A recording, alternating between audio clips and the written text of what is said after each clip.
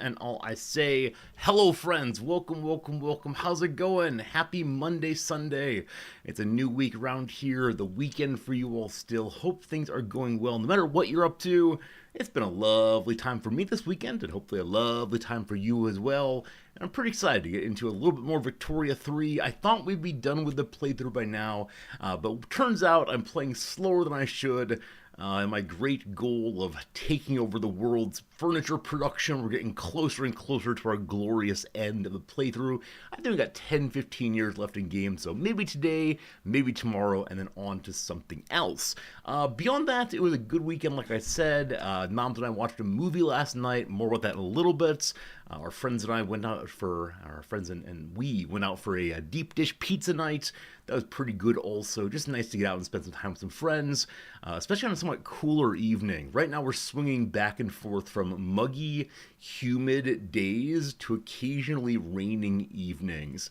And after a hot summer day, there's just about nothing better than the humidity breaking with the rain coming through. And I know disasters here. I know in Texas things have been pretty rough recently. So if you're from that area, good luck. Seriously, hope it's getting under control. Absolutely crazy flooding there.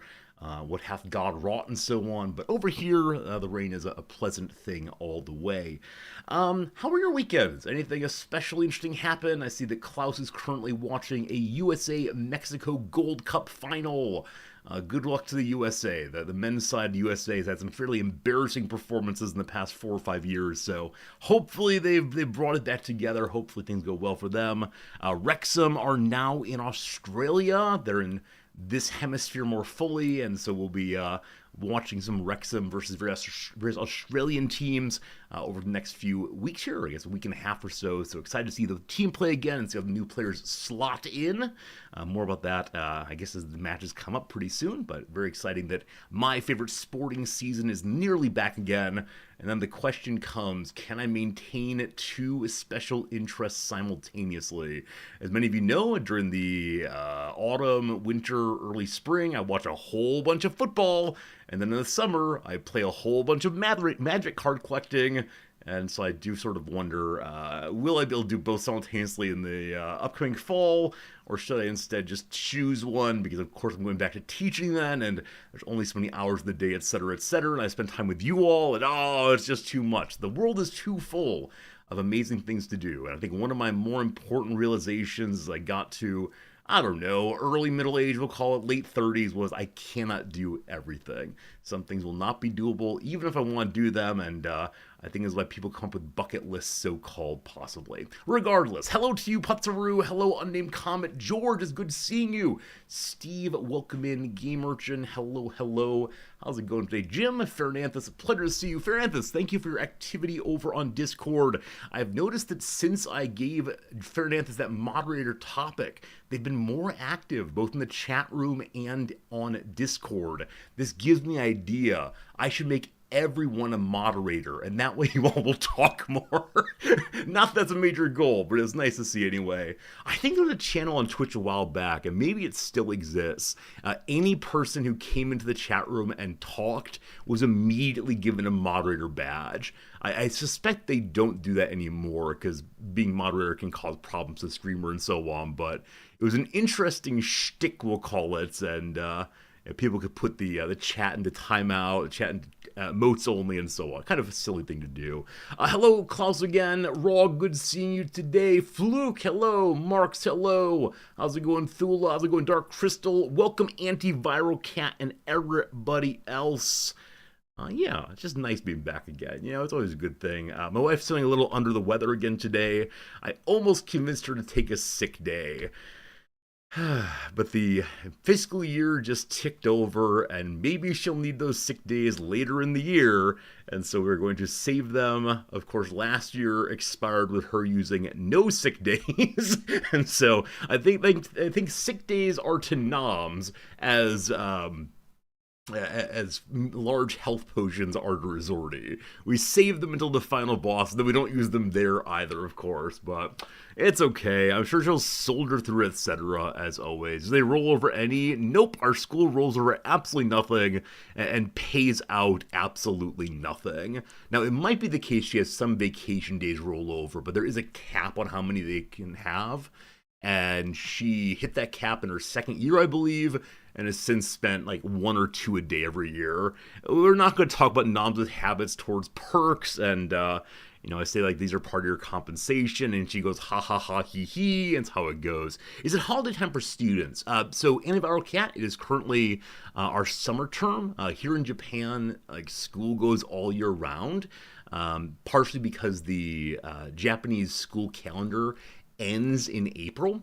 And there's an expectation that college starts very soon thereafter. So it is a trimester system in some ways. That's right, a trimester system in which the summer term is primarily new Japanese students, and then the fall term is primarily new students from all around the world, and then the spring term is primarily American transfer students coming in. But yeah, here the summer term is a real term, accelerated, of course. Instead of being 16 weeks or 15 weeks, it's I think 11 weeks. So you got to go pretty fast all the way through, maybe even 8 weeks. I can't remember now. But yeah, we do real teaching year round, and so it puts a lot of pressure on Noms, as she's always having to plan and operate this and that. So I don't know. There's a long weekend coming up next weekend, one extra day off for, I don't know, Emperor's birthday or something perhaps, and so I'm trying to talk her into taking a few days off, and we can go hang out in the mountains somewhere, or otherwise get away for a little bit. I think it'd be good for her, and I guess good for me also, though. I think she needs a little bit more, perhaps. But we'll see. I think taking a summer vacation is a very nice thing. It's one of my favorite things we're able to do here, because there's so many places not too far away that seem really interesting as Americans. We live in a tourist destination. I know in the U.S. we did also, right? In the U.S., people love to come see the mountains, love to come see the wide open plains from around the world, and it's always strange how the place that one lives and grows up and is used to is for other people wild, amazing, so different. I've read a few authors talk about how they grew up on the coast in New York City or even California, and when they first found a job, a professorship usually out in the middle of the cornfields in Iowa, in Illinois, they become profoundly disoriented by looking out over the fields and seeing nothing. It was just fields and fields and fields until the horizon, and how strange that was as someone who grew up, in really tight, compact city areas, and how they would even feel a little bit disoriented, like one might get seasickness, that feeling of just infinity in some sense. And so, as someone who grew up in that area, I do not have that experience at all. It's just, the way the world is. And so I do sometimes wonder, both culturally speaking, what are things that people are used to that I would not be used to, but also geographically, right? If this is just where one lives, probably its beauty or its rudeness could easily be forgotten, I suppose. Anyway, enough about that. Friends, yesterday night, Noms and I watched a movie. We usually watch a movie once a week or so. And this week we watched a movie called The Last Stop in Yuma, I believe. Is that the title? Possibly. The Last Stop in Yuma County. Yeah. It's a little violent. I'll say that up front. A little violent, but it's a fascinating little movie, in part because it was made on $1 million budget, in primarily just one location. And so it's one of these films where it's very claustrophobic, congested even, because everyone shows up in one place and just can't leave. It's a tight rotation on location, and man, I love that. I love the idea of people not being able to storm off or not being able to go to their jobs. It maintains a kind of emotional intensity throughout that we probably don't get that often in real life, but for films, I think it's very engaging to me. I saw a review that said it's just The Hateful Eight in the summer.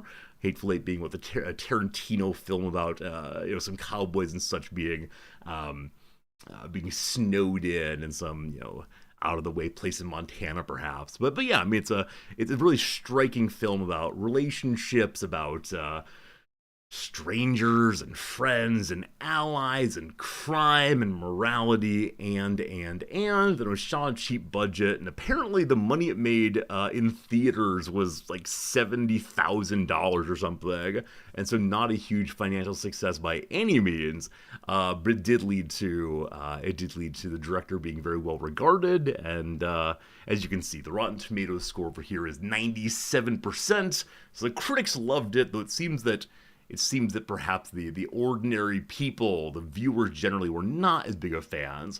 I think, unfortunately, I'm with the critics on this one. I really enjoyed it a lot. And Noms often jokes that in so many Sunday night films, I just kind of fall asleep.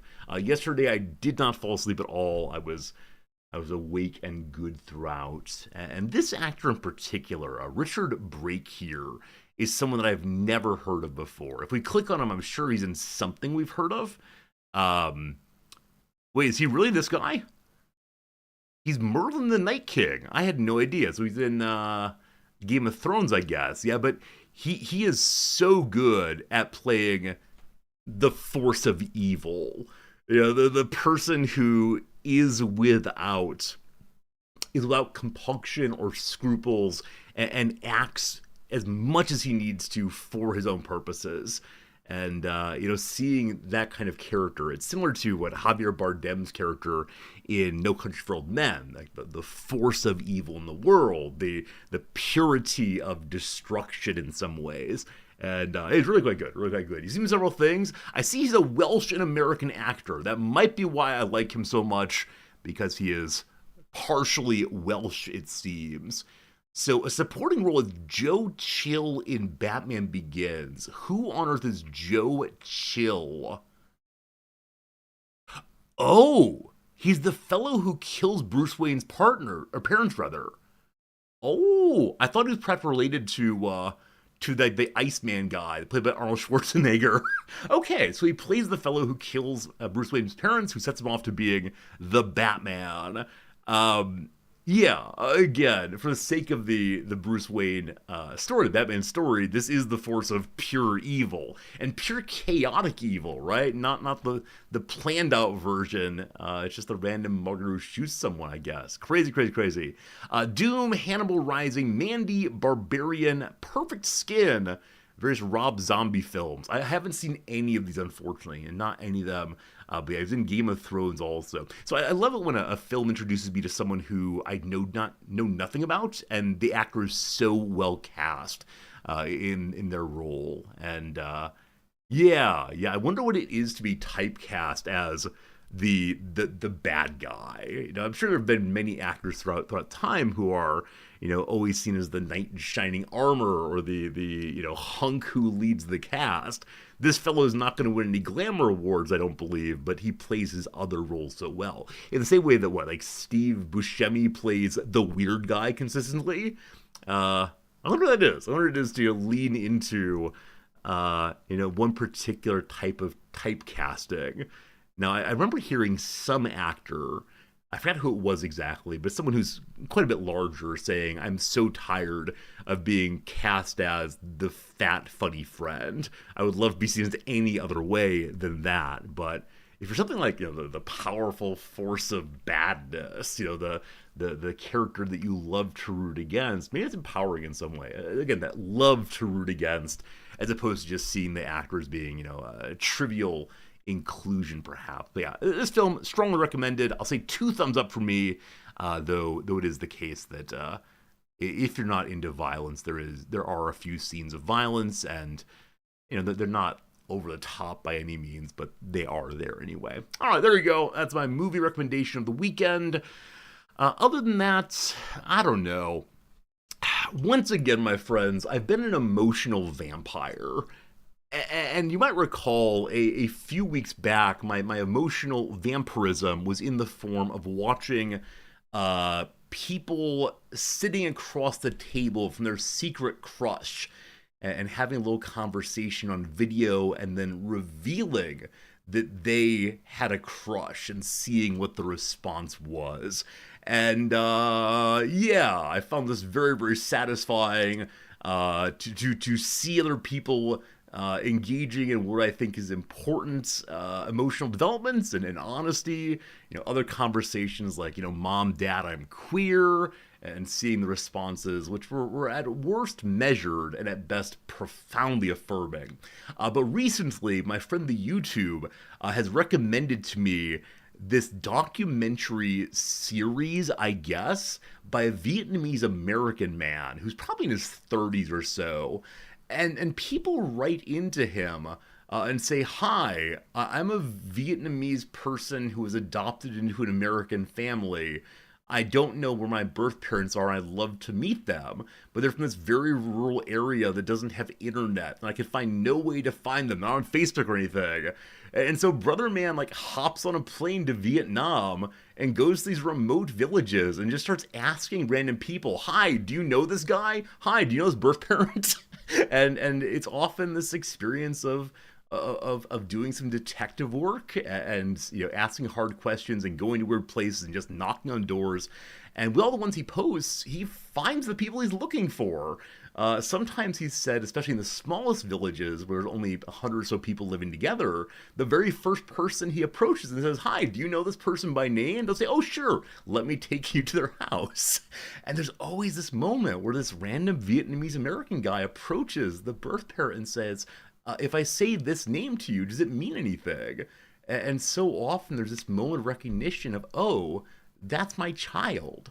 And then the documentarian sets the little video that the person has sent along, and "Hi mom," or have set up some kind of voice communication or Skype call, I guess. And it's really, really striking seeing these people who are strangers but also about as intimate as you can be with another person. Like, I came from you, and seeing how they navigate that profound relational mismatch. And then, the part that's really got me is in the past decades, it's come to light that many adoptions out of Southeast Asia were carried out on false pretenses for profit, because by comparison, wealthier American families were willing to pay adoption fees and adoption help to get the kid over. And so there were a number of adoption agencies who were telling parents, "Oh, we're going to take your child to a school, and in 6 months we'll bring them back." And the agency would instead sell the kid into adoption in the US. And so many of the parents say, "I never meant to give you up. I wanted to raise you." And like the emotional complexity behind that kind of thing, like, it's a horrible thing, of course, to at some level steal children. But for a lot of the youngsters, a lot of the people who are adopted, it's such a beautiful moment for them, right? A beautiful moment of, "Oh, my parent wanted me. I'd always been told that they weren't able to raise me, or all they wanted was for me to live in freedom in America." And I think for a lot of them it's very healing. They're doing it willingly, but it seems exploitative. Yeah, we talked about this previously, right? We talked about this previously when it comes to like the recording of, tell your crush that you have a crush on them, or, let your parents know something important. I think in this case, the documentarian is only able to fund his missions by doing documentaries about it. So yeah. I mean, like I said, I'm being an emotional vampire. I recognize that. I'm feeding on the beautiful and challenging experiences of people in the world. And maybe that's gross. I'm not sure if it's gross. I mean, that I use the language of vampirism says it might be kind of gross, but I'm just glad it's happening, I guess. I'm glad there's opportunities for people with disconnections to find those connections. And, maybe it's one more place that we can only make work by ad supporting. But, yes, this is a place where if you want to boo me for my recreational habits, I'll willingly accept the critique. I think you're probably right. But I think this is the way in which I've been able to explore emotions more than usual, because I have a fairly stoic life ordinarily. I kind of go through my routines. If I sell a card on the old Mercari, I have a little smile.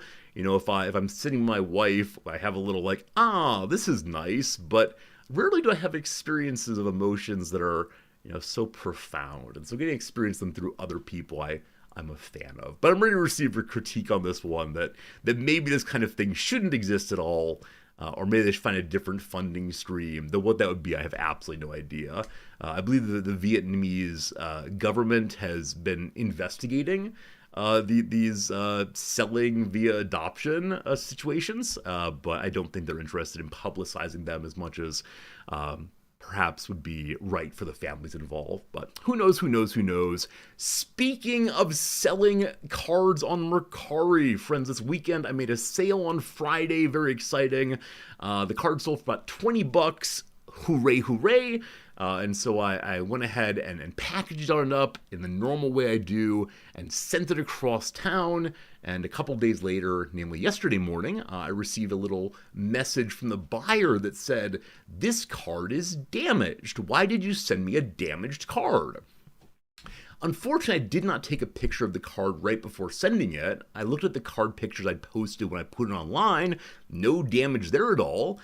Usually when I send it out, I take a moment to glance at it, make sure it is the right card, and I said, "Hey, would you mind sending me a picture to Trouble? Mind sending me a picture, please?" And they sent me a picture of a nick, a dent, a little bit of discoloration maybe, in a fairly obvious place right in the middle of the card art, in a way that I'm almost certain I would have noticed before I sent it out. It's central enough that when I glance at the cards, you're good, it would have stuck out surely.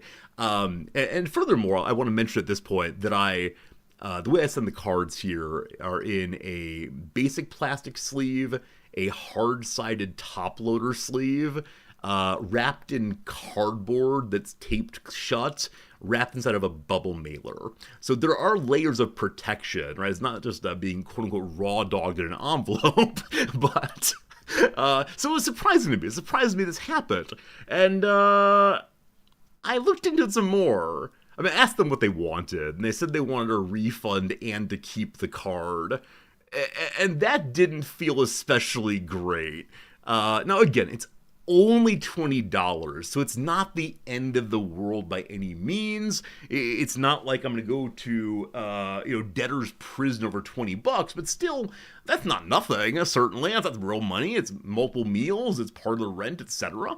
And the card, is something I like. It's a nice little card I listed because it's pretty attractive. And so I asked them to send me a picture that was more zoomed in on the dent. Because I wanted to see, is it a dent I made with my fingernail? Is this discoloration from, I don't know, did I rub it too hard? I don't know how this works. And so they sent me one that's more zoomed in. And friends, I hate to say it, but I am nearly certain that they photoshopped a blemish onto it. Because the kind of depth of the zoomed in picture just didn't feel natural to me, I guess. Didn't feel right to me. And so that seems like a lot of work, though, for $20. And so I'm not sure. So I went ahead and showed us the picture. It's on the computer upstairs. I'll show you tomorrow. I don't want to go upstairs and send it to myself via phone and so on. Too complicated, but yeah, I'll show you tomorrow for sure. But the story's already resolved, unfortunately, so not too much going on here. But I wrote back to them and said, would you be comfortable if I gave you a partial refund and you send the card back to me? Sorry, a full refund, you send the card back to me. We call it like it didn't happen. You have to pay for shipping on this one. Actually, I didn't say it, but they realized, no, I'd pay shipping on this one. I'm not going to pay shipping on this one, etc. And so they're we'll just reset it. This never happened. I've spent money on shipping. They spent money on shipping. That's the end. They said, no, I'm not willing to do that. If you do that, if you cancel it, I will leave you bad feedback on your little review page, right? And right now I still have a 100% positive feedback rating. I'd like to keep that for mostly personal pride, but also, of course, having people trust me. And I said, okay, well, how about this? How about we go ahead and just meet in the middle, right? I'll give you I'll give you half of the money back, and you keep the card, we'll call it good. And they said no to that also. They said no. I want my money back and to go ahead and keep the card also. And of course, this is ridiculous. So I said, I don't know what to do in this case. I don't know exactly how to remedy this one in a way that's satisfying for both of us. So let me go ahead and reach out to customer support here and see what advice they have for us. And at this point, he backpedaled immediately. 100% backpedaled. If you just give me half of the money back, we'll call it even. So though I probably could have pushed and got to keep the money and he gets the card and so on, or he sends it back, I said, okay, fine, that's good enough. So I gave him a half refund, and as I did so, and I swear that's true, as I did so, I thought, I know a couple of chatters are going to say, Resorty, you're a very bad businessman. And one of them is the not like this right here. It was just not worth the trouble. And again, I don't want to say $10 is nothing. Obviously, for some people, that's almost an hour of work. Obviously, it's a case that this and that. But yeah, that was not exactly the happiest of moments. Block the buyer, I've already done so. Absolutely. I don't want to deal with them again. There's someone I've never sent anything to previously, but yeah, it was, so even if I had damaged the card, and again, I'm fairly sure I hadn't, but even if I had damaged the card, it was obviously an unreasonable response to that, right? The appropriate thing, if I said, just reset it, send it back to me, I'll give you your money, would be a fine result. But it was clearly something spooky was going on. But there you go, team, a story of me being a business person. The ability of people to leave reviews, and this is true of any business these days with Yelp and so on, the ability of people to leave reviews that are permanent, it gives a lot of weird power to the buyer. And I think it is important to be able to review and let people know your experience and hold people accountable in some ways. But yeah, this is the last thing I'll say about it, and we'll leave it exactly at this. The person's name is not a Japanese name. The end. All right. Friends, we should probably play some little games. Friends, we should probably go ahead and check out the word of the day. Friends, we should probably get on to the Victoria 3, because one of us is interested in playing some chess a little later today. Did not have time for any chess this weekend, unfortunately. Didn't have time for lots of things I wanted to do, but here nonetheless. Also, yesterday morning, friends, I had a situation happen that I knew another one of you, this one right here, would be disappointed with me also. Yesterday morning, my wife was not feeling great emotionally, and so I said, okay, sweetie, let's do something fun that you like. Let's go to Denny's for breakfast. And so we went for Denny's for breakfast, and as I stepped in, I said, you know what I want? I sure would like, no. What, you know what I should get? I sure should get a piece of toast and a hard-boiled egg. That is the Denny's meal and coffee. That's the Denny meals that's appropriate for me, given my life goals right now, etc. And then I looked at the menu, and I saw that Japanese Denny's has now gotten a not quite grand slam plate, but a little bit of everything plate. And I looked at that and said to myself, oh, pancakes, French toast, scrambled eggs, French fries for some reason, and then also bacon and a hamburger steak. I was like, okay, that's a lot of things I like. Maybe just this once, I should go ahead and go for the big meal. Just this one time as a treat. And I felt very, very bad about myself, don't worry. I mean, I loved it. It was very tasty. It was a nice little treat, so-called, but unfortunately, the just a little treat does show up perhaps a little bit too often. But as I was ordering it, I thought of friend Eka, whose comments often, you sure don't eat very healthily, do you? And the truth of it is, unfortunately, no, I don't. But there you go. It was a nice time, though. And Nam's got her, what'd she get? It's currently Momo Fair here, a Peach Fair here. And so there were lots of like peach inclusions in different dishes, and I think she had like peach flavored, I don't know what it was, some kind of like a big good thing. But you're not mad, just disappointed. I mean, right, you are. Unfortunately, life's too short to diet. There's a lot to say here. You've heard me say it before for probably 3 or 4 years now. It's been a rocky period on that front, but I'm so interested. I'm so interested in being around for Noms longer because she's Japanese and will probably live to 120 years old, so I'd like to have more time with her and for her, but that's a grim topic, I suppose. Anyway, had Denny's, fun time all the way. Don't worry, this morning, though, I returned to my normal good kid breakfast of 2 eggs and a banana. 2 eggs and a banana. Good. All right, let's do the word of the day. Here we go, team. Today's word of the day is, oh, I forgot. 2 of you subscribed just before stream started. I don't know if you mean to not get thank yous then, to have it unacknowledged, but consider yourself acknowledged. Putzer and Pepper, thank you both for the resubscriptions.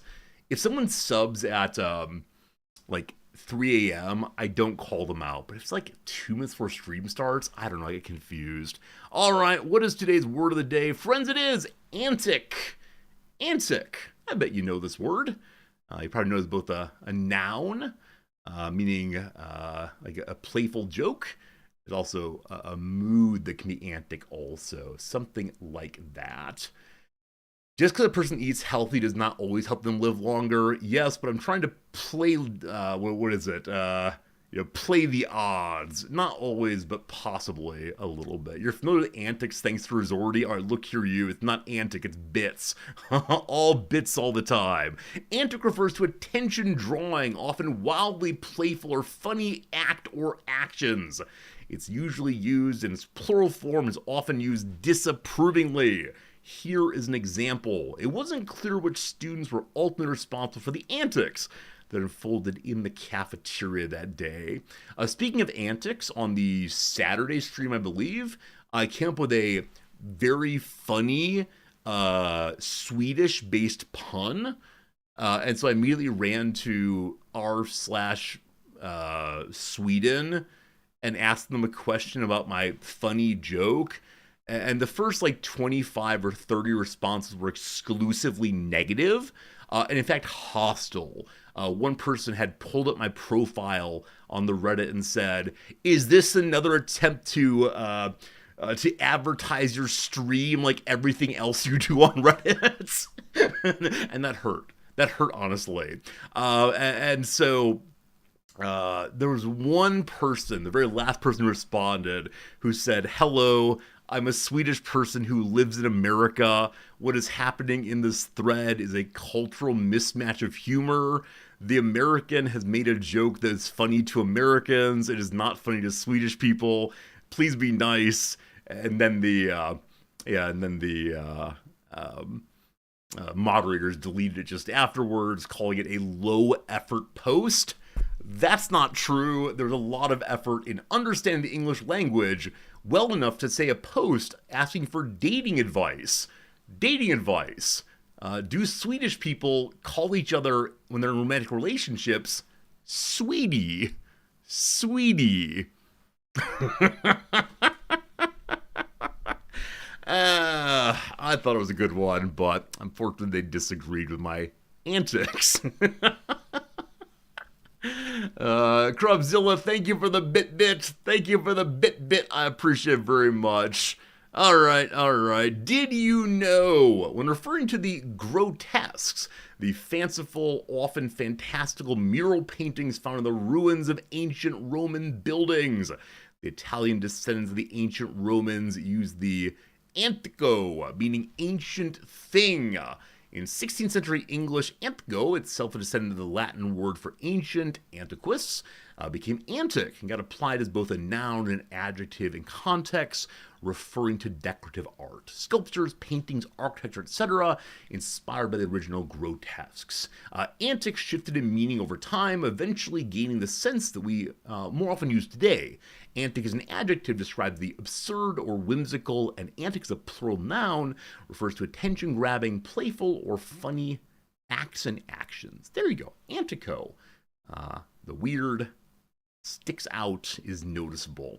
While reading this, I remembered that you might know this already, but let me just type it in, and then we'll be surprised together. If you type in cathedral grotesques, yeah, the various like goblins and gargoyles and so on. That's a rough one. Various goblins and gargoyles and so on large old buildings like cathedrals are called together grotesques. Did you know that? Is that new information for you? Yeah. So just various grotesques up there. Again, the attention getting, the weird and outlandish. I don't quite know why they're put up there, I suppose, especially in Christian cathedrals. They do not exactly seem part of Christian artwork and narrative, but there we go. That's a thing. Element of architecture in Renaissance and medieval. Scholars describe them as being used to ward off evil, as reminders of the separation of the earth and the divine. Oh, that's interesting. So outside of the church is the material evil of it all, and then inside you don't see this as a place of sacredness. That's really fascinating. Really fascinating. Anyway, the word grotesques can be used to describe that kind of architecture as well. I wish I knew more about architecture. Unfortunately, like in so many other fields, I know a few pieces of trivia, and that is genuinely all I know. But there you go. Gargoyles as grotesques. Fantastic. All right, let's go back to the word of the day and see what the other word is. Test your vocabulary. What 7-letter plural noun begins with H, refers to a carefree antic or horseplay? Plural noun, horseplay, H. I mean, the word hullabaloo comes to mind, but that's definitely not correct. H word meaning horseplay. Hijinks. Hijinks. Yeah, HPG, I think you're right. Hijinks is probably correct here. Is that good? Hijinks indeed. Very good. Boisterous or rambunctious carryings on. Carefree antics or horseplay. What on earth is the origin of the word hijinks? Well, not listed there. It might be listed in high jinks separated. Yeah, I've only ever used it jammed together, which apparently is less commonly used. Okay, let's find out. Hijinks. Etymology? From jink? Well, that's not terribly useful. May high them meaning excessive. No AI. Here's Merriam-Webster with a little bit more knowledge. Rambunctious, boisterous, very good. Heyday in mid-1900s. The original jinks and high jinks referred to some sort of dice game. Huh. Earliest use we can find is an English translation of Erasmus, where it shows up in a vaguely familiar setting. And so is to all those shooing horns of drunkenness, the keeping everyone his man, the throwing hijinks, the filling of bumpers, the drinking two in a hand, the beginning of mistress' healths, and then the roaring out of drunken catches, the calling in a fiddler, the leading out everyone his lady to dance, and such like riotous pastimes. This might be fiddler or a fiddler's dance, possibly. Hijinks, a game of chance, showed up in other writing as both hijinks and hijinks. And eventually, hijinks, a play at dice who drinks. The jink might come from a Scottish verb to mean quickly or unexpectedly moving, and later mean to trick or to deceive. All right, so fascinating. The word jinx itself, meaning you said the same word, same time as someone else, is not the origin. I like words. I like words a lot. Absolutely true. I had some other question I wanted to ask you all. What on earth was it? What on earth was it? Something to do with this. We talked about grotesques. Well, no idea. It'll probably come back later. For now, though, it is time for the most exciting part of the stream. I don't think Cajun Kill is back, but if you missed the Saturday stream, the Mongol Empire finally came up with an answer. We have one viewer who spams Mongolia in every single redactyl. And they were not here on the day it's finally Mongolia. Unfortunately. Friends, will go and play. I'm not going to put you in slow mode right now. I trust you to not put too many words in at once. Give me a word. YouTube, Twitch, anywhere you are. Give me a word and we'll see what we get. And yeah, thanks so much for not spamming. All right. How about the word French, possibly? 0 French. First, 6 of those. Author. 5 of those. There are 3 men also. Is it English? It is not English, unfortunately. It's a modern thing. There are 3 moderns. It is a he. Well done, Amherst. He has 250. There's 1 era. There are 4 days. Is it a singer today? There are no singers today. An official. There are 3 official words somewhere. Is it a people? There are 21 peoples. Is Latin involved? No Latin today. Is there a discovery? Nothing is discovered. How about a book? There are 21 books somewhere. Is it a draft? It is not. Is the word antics involved? There are no antics here. Very serious. Is it a language? There are 2 of those. Is there an artist? None of those. Is it Cortez? Thank goodness it's not. There are too many people out there. Is it a discovery? We did that one before. Is it an explorer? Possibly. There's 1 explorer. There are no explorers. An author we did before. Is it America? There's 5 Americas. If I missed you, I apologize. The word into is a preposition. Is it governments? There are 45 governments. Is it painting? Is it a painting? There are no paintings at all. Is it philosophy? Maybe it's philosophy. No philosophy. Or sorry, 5 philosophy. I apologize. I always assume there's no philosophy ahead of time. Is it fiction? I mean, all philosophy is, but not that one. There are 31 works or work. Is it all science? There are 9 sciences somewhere. Good job. Is there a reach? There's no reach here. Do they write treatises? There are no treatises. Are they European? They're not. Not spelling at least. Is it history? There are 13 histories. Are they British? There are 4 Britishers. Are they involved in research? There are 14 researchers. Do they do politics? Politician. There are 2 politicians. Is it Isaac Newton? No Isaac Newton. Are they in Ireland? They're not in Ireland, unfortunately. Is there a colony involved? No. Is it the natural sciences? There are 3 naturals somewhere.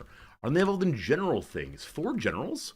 Is it a physical thing? No physicals. Is it social thing? There are 13 socials somewhere. Is nature involved? None of those. How about the future? 2 of those. A general. I did general a bit ago. There are 4 generals still. Is it Darwin himself? There are no Darwins. Involved mechanics? None of those. Natural? Unfortunately, no. Or we did it before, rather.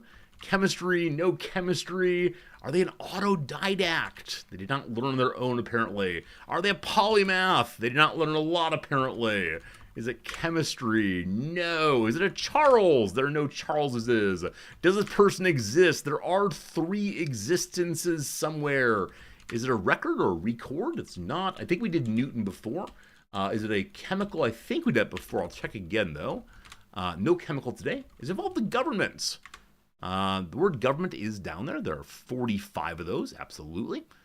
Is a theory involved? There are 22 theories. Well done. Is it a form? There are 4 of those. Is physics involved? There are none of those. Is the word or involved? Hey, good seeing you, Sevenfold, but no or, unfortunately. Agent. There are no agents here. Is political covered in politics? I'm not sure. Politics, there's 1. There's 1.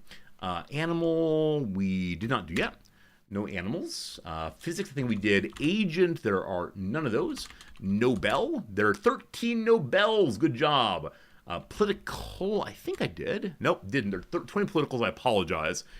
So politics, political, and politic are all different words here.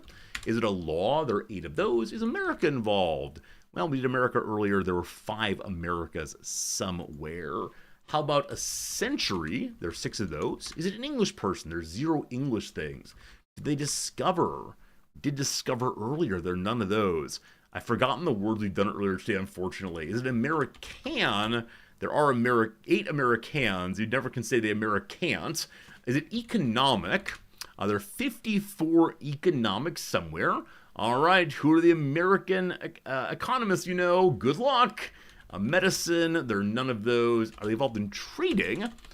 There are no tradings. Is it African? Nothing African. Is it an arrow? No. Is it a Paul? No, 2 Pauls. Is it an energy? None of those. Is it a John? 4 of those. Is it Solo? It's not Solo. Nope. Is it an Ameth? Nope. Hey, well done, Eka. That's where I'm going to.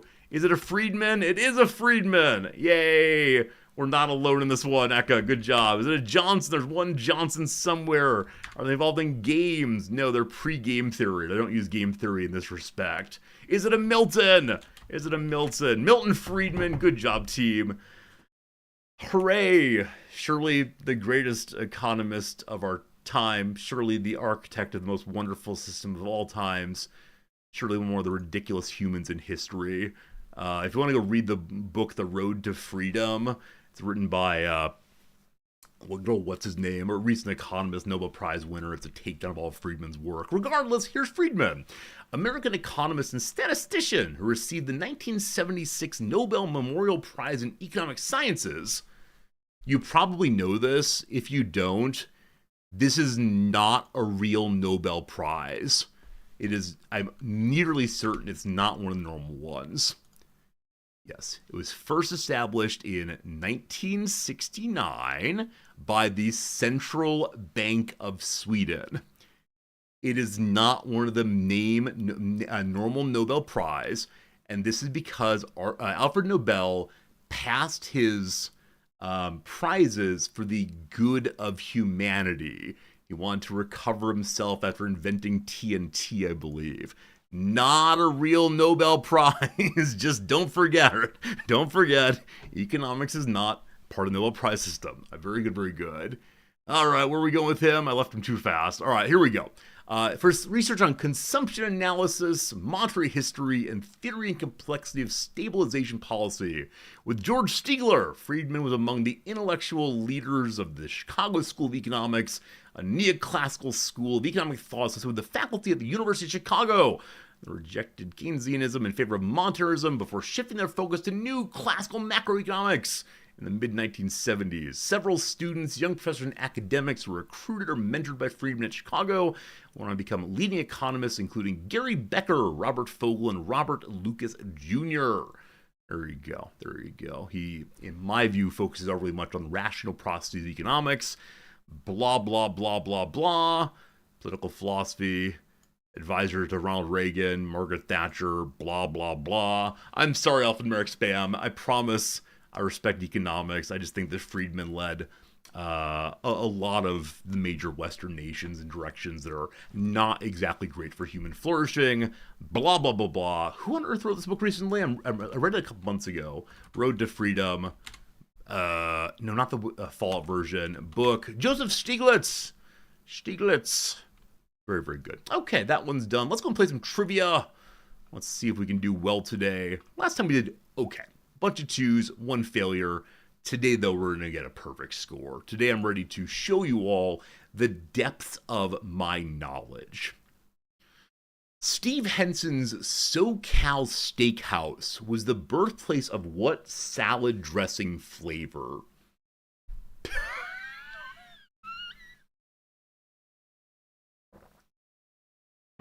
I will now list salad dressing flavors. There's ranch dressing. There's Thousand Island dressing. There's Italian dressing. You put nacho cheese sauce. I have absolutely no idea. So SoCal is probably South California. So that's an area that is like inspired by Mexican foods. Maybe it's a spicier one. I have no idea. I'm gonna say ranch, but I have no idea, honestly. Thank God. Thank good. Okay. Very good. Very good. Very good. In 13 states from Florida and North Dakota, what's the best-selling flavor of salad dressing? And mix together equal parts buttermilk and mayo, stir in a seasoning packet, and you have what dressing makes a really good veggie dip? Ranch dressing, indeed. I remember looking this up at one point and being surprised that ranch dressing wasn't created in somewhere I'd think of being a ranchy kind of place like Montana or something. But there you go, ranch dressing. This reminds me, there's a salad dressing from Nebraska, and maybe other nearby Midwestern states also, that is an Illinoisan I'd never ever heard of. It's called Dorothy Lynch, I believe. Do any of you know of Dorothy Lynch dressing? It's like pinkish red. Yeah. This is really, really popular in Nebraska. Exactly, Klaus. It's sweet and weird. and I'd never heard of it. Now, non-Americans, I'm not surprised, but other Americans, I'm surprised if you. I mean, no, I'm not surprised they haven't heard of it. But given its popularity in the U.S., I'm a little surprised. So it's made of tomato soup, sugar, various oils and spices. Tomato soup and sugar. It's from St. Paul. Is it really? Is it really from St. Paul? I had no idea. So it's not from Nebraska. Oh, it's from St. Paul, Nebraska. Oh, okay. I thought you meant St. Paul in Minnesota. Okay, this makes a lot of sense now about why it's popular in Nebraska. Like, it's made of like soup. Yeah, like Campbell's tomato soup. I'm not saying it's Campbell's brand, but this kind of thing right here. Delicious. That said, we learned a few weeks ago that this is probably not soup, but instead colored glue. So it looks like it sticks to the bowl and sticks to your stomach, and so on. But yeah, soup with sugar in it. Nebraska never changed. All right, question 1 good. What's question 2 today? Though the event was in August, Lord Byron wears a coat under an overcast sky in Fournier's painting The What of Shelley. I have no idea. So I'm guessing it's some season word or month word.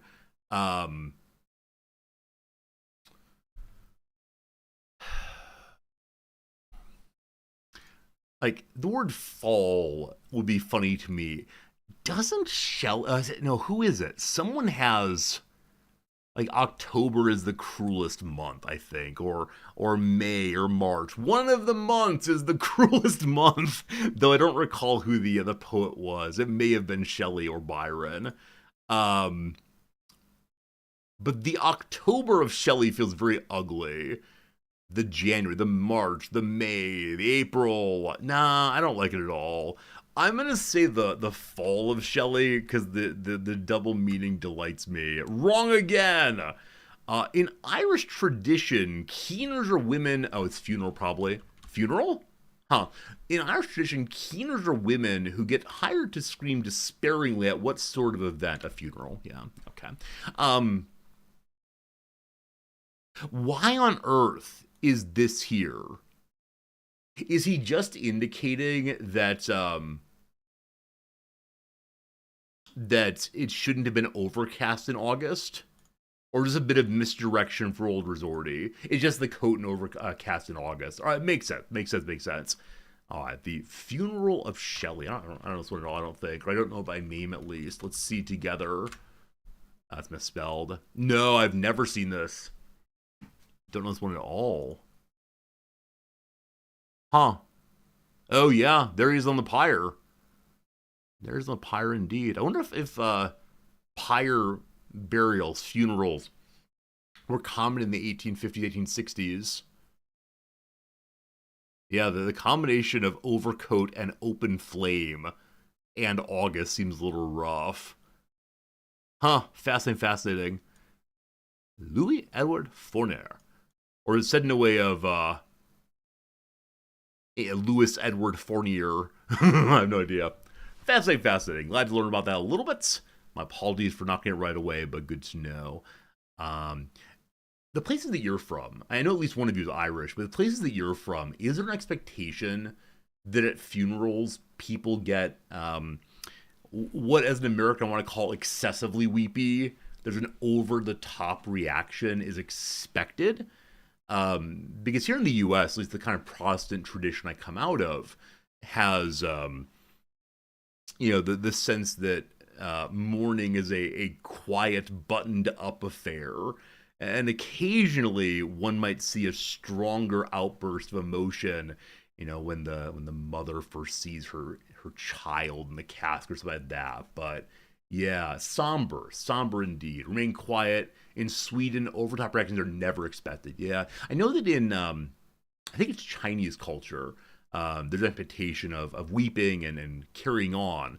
And so I believe there are people to be hired there also. And this is like so strange to me. Like, I don't know. Like, I understand different cultural expectations of behavior in lots of situations. Like, at the bar, do you get loud, or at the bar, do you get quiet and talk to your friends? Different cultures. But if it comes to like funerary practice, and there's, how do I say this? There's not sufficient emotion happening in the family. Why on earth do you then hire people? At that point, it seems so unbelievably performative. And maybe that's the point. Like, I don't know if it's because there's an expectation that, it sends the person to the afterlife in a way that shows them that you really are sad. You're so sad that you'll spend $100 to go cry, to get someone to cry for them. Or, the word keening strikes me as being a word I've heard in relationship to ghosts, possibly. So I wonder if it's a tradition of scaring off bad spirits because of one's loudness. Yeah, I don't know. I mean, cultural practice is different in very cool ways. Marks, who is Irish, is saying funerals are somber affairs. So you've never hired a keener. Very well, very well. In Jewish funerals, there's a booth or shut-off area for mourners to weep. Okay, so you are permitted, maybe even encouraged to express yourself openly, but to do it in a closed-off place. I get it. On the Irish side of your family, they all get drunk. I mean, that's the kind of stereotype I've seen in movies, right? The Irish funerals are a joyous and libidinous, I suppose, sending away, in which people are experiencing all their desires and feelings in an open way, more a party than a funeral in some measure. But I don't know if it's an Irish American habit. Regardless, 2 points. Let's keep it going. In her film debut, who earned an Oscar nomination playing Robin Williams' mom in The World According to Garp? I've never seen it. I have absolutely no idea. We might just start guessing names in a moment here. What's her name came to mind first? Meryl Streep. That's a person who gets Oscar nominations. But I don't think it was her film debut. Shelley Duvall. That's a person. Jodie What's Her Bucket from Silence of the Lambs. That's a woman also. I'm gonna say Meryl Streep. I'm nearly sure this is incorrect. All right. Between harvesting puppy skins and leading Nova Corps, who voiced Tarzan's Mama Ape in the 1999 Disney film? We're going for 0 points this time, my friends. I'm not going to deceive you. Harvesting... Okay, this is a reference to Cruella de Vil, I believe, in 101 Dalmatians. Leading Nova Corps, which sounds like Novocaine, I do not know that's referring to. So some, cartoon actress...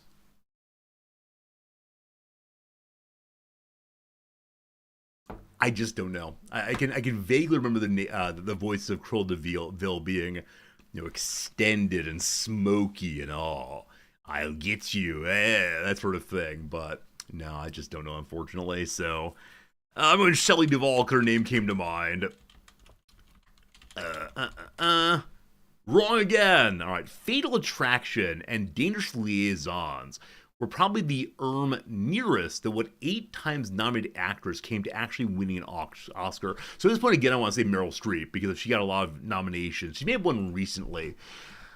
Oh, so Fatal Attraction, I believe, is the film. There's that one really well-known scene involving maybe a costume malfunction, but probably not. So I'm guessing it's that woman. I haven't seen either film.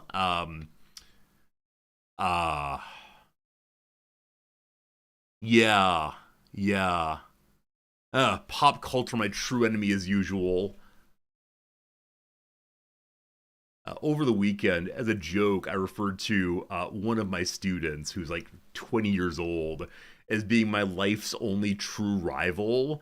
And one of our friends was very offended over that because they said I shouldn't have those emotions towards a student. And I don't really. I thought it was a joke, but he's my true rival in life. Yeah, I don't know. I can't remember. I think it's with a J, maybe. Is that right? Jennifer. I'm just gonna skip it, friends. I give up on this one. Who is it? Glenn Close. Yeah, we've never ever gotten that one. Nova Corps' Guardians of the Galaxy. Glenn Close. Okay. Got it. Oh, it's Sharon Stone. Is Sharon Stone in that film or no? Sharon Stone instead of Glenn Close. My apologies. Oh, it's Basic Instinct. Basic Instinct I'm thinking of. Well, I have nothing more to say other than, fine.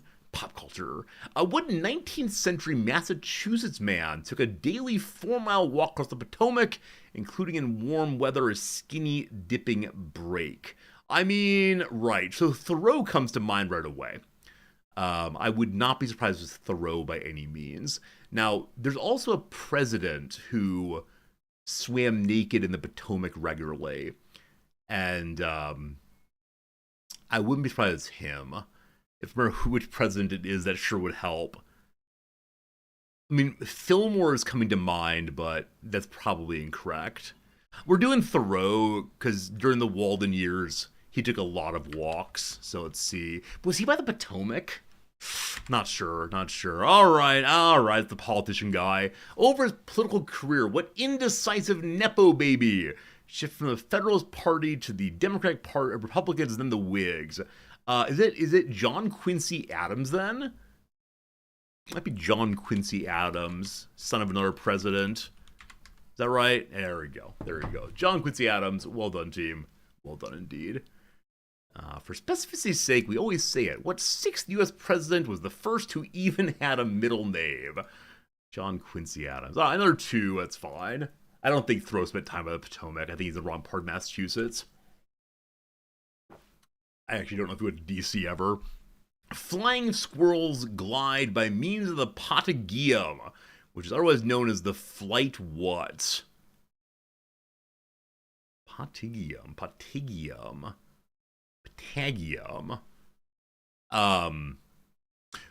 So, I mean, I want to say like wings or membranes, but I actually don't know.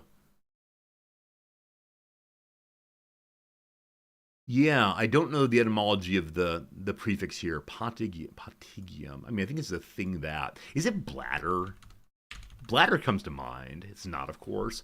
Since a sheet of skin separating 2 parts. Okay, it's a membrane. It's a membrane. I'm not going to read the rest. It's a membrane. Good job, good job. Yeah, I was thinking it was just the wing, but all right. 2 points again. We got 9 points today. That's 1 point better than last time. Flight bladder would have been fun, I think, but oh well, oh well. All right, thrice is done. Redactyl's done. Word of the day is done. And so I believe it's time for a little game called the Wikipedia Game. If you have suggestions for the Wikipedia Game, you're welcome to send them my way. I believe I have 4 or 5 of them already in the queue. So we're not going to get through all of them today, but I do enjoy doing some of yours regularly. But for now, we have one of mine we'll begin with. So in a moment here, I'll be looking at a philosophy page, or a Wikipedia page, and that will give us an opportunity to ask any yes or no questions and find out some more knowledge about the world. So friends, I begin with a Wikipedia page before me. Please ask me any question you want to that's about the content of the article, not the form of the article. For example, questions that simply attempt to turn my beautiful work into a series of letters are right out. HPG. Whoa, calling you out. Thank you, Fred. Does it burn when exposed to a flame? Yeah, it would burn when exposed to a flame for sure. Is it a person? No. Is it a place? No. I like saying no that way. Is it a font style? God, no. One of these days it'll be font style again. And then won't that be glorious? What else you got, team? What else you got? Is it smaller than a bread box? In some cases. Is it man-made? No. Is it tangible? Yes. Is it a physical object? It is indeed a physical object. Yes. Is it alive? No. Does it begin with the letter A? U. Is it expensive? No. Is it Mongolia? No. Is it made of wood? No. No. Is it disposable? Everything's trash, man. I don't know what that means. Is it disposable, unfortunately? Is it a tool? It's not a tool, no. Do people possess it? People can possess it, yes. Is it unique? It is non-unique. No, it's not unique. Does it have one-time use? That's a fun question. Yeah, it has a one-time use. Is it a natural resource? Sure. Is it in the typical American home? I think yes. I think yes. Hey, Aris, good seeing you. And you do have my appreciation to everyone for stopping in today. Hopefully, it's being a good part of your weekend to hang out. Is it meant to be eaten? The word "meant to" is very interesting. I'm gonna say no. No, it's not meant to be eaten. No. Is it a food substance? It can be, yes. Is it a firework? No. Is it charcoal? No. Is it mined? No. Was it once alive? No. Is it a syringe? No. Is it made of wood? It's not made of wood. No. I do enjoy the halfway questions. I do enjoy the ones that make me think a little bit about how the world fits together. Is it a mineral? It is not a mineral. Is it an ingredient? It can be an ingredient, yes. Is it a byproduct of a living thing? It is a byproduct of a living thing, yes. Was it invented? It was not invented, no. Does it come from a tree? It does not come from a tree in all cases. I mean, it could, but not in the sense you mean. What else could it be? Y'all are getting close, you're getting close. Was the living thing a plant? No. Is it a gas? No. Does not come from a plant. It is not a gas. Is it honey related? It is not related to honey. No. Is it made of hair? No. No. You feel like it can be eaten in the same way you can eat flakes of paint from the wall? That's funny. Is it silk? It's not silk. Is it related to food flavorings? It could be. It could be. Could be absolutely. Yeah, the three food questions have been one, is it meant to be eaten? I said no on that, but meant is a very strange word. Number two, I said I was asked, can it be eaten? The answer is yes. And then three, is it an ingredient for food? And I said yes on that one. Is it made of leather? No. Did Native Americans use it? Yes. Is it a product from a mammal? No. Do you use it to make a cake? Yes. Is it commonly eaten? Yes. Is it a gum? It's not a gum. No. No, no, no. Could you buy it in a grocery store? You could buy it in a grocery store. Is it an egg? Yes, indeed, it's a bird egg. Don't go eating babies. Don't go eating babies. It is a bird egg. That's what I meant to, the very strange word. Depends on who you are, I suppose. I wanted so badly to do an emu egg this morning. Or an emu egg. I can't remember how to say it, because it's huge. If you've not seen an emu egg, you're missing out. Yeah, this thing is giant and green. I love it. And I think it might be larger than some bread boxes. Eggs are alive? Are they? Wait, why are eggs alive?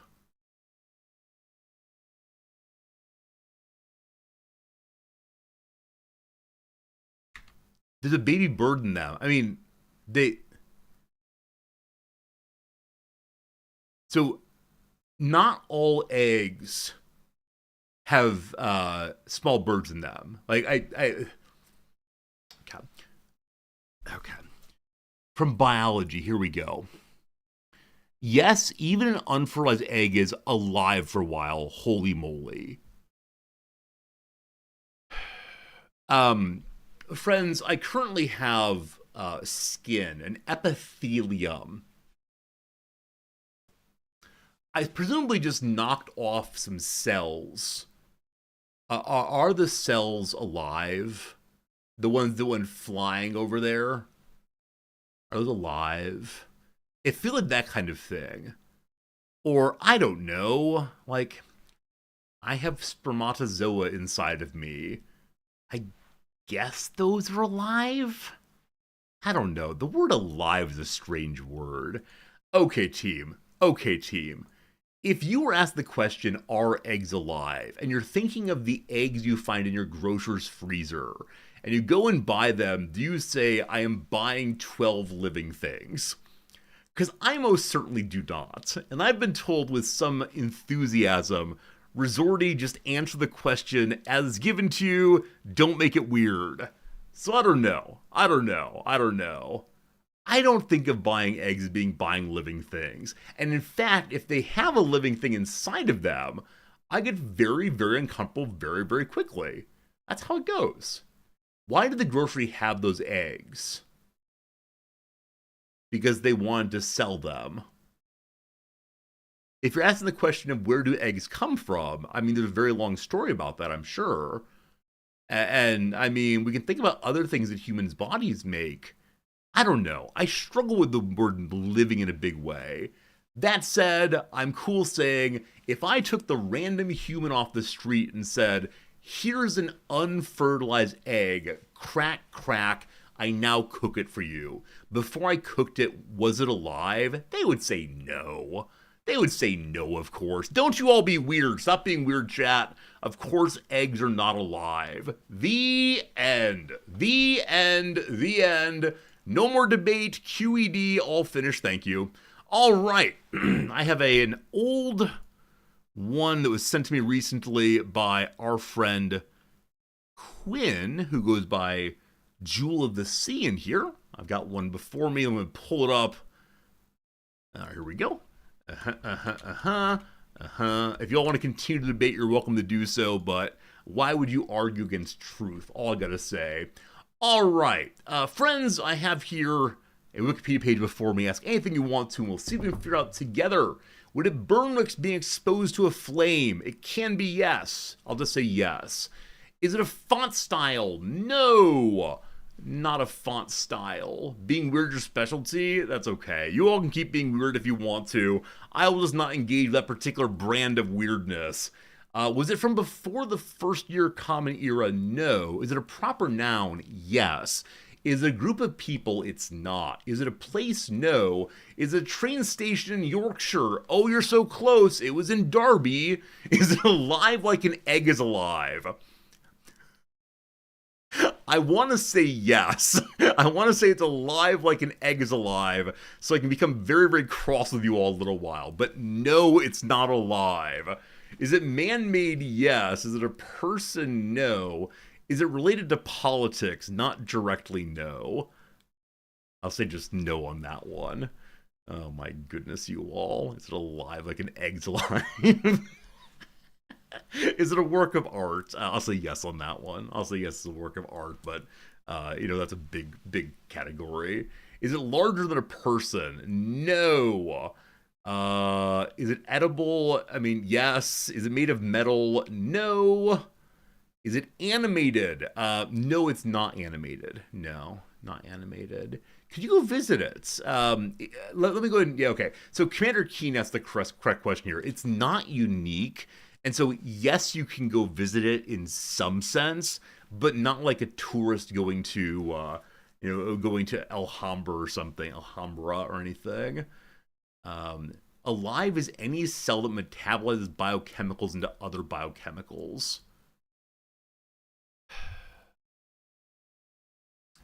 I don't know how batteries work, but batteries have like chemicals inside of them, and the chemicals do stuff to make power.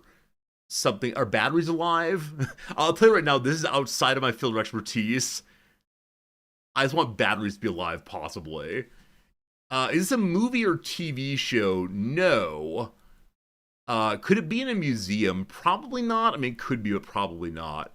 Is it edible and has batteries? It does not have batteries, to my knowledge.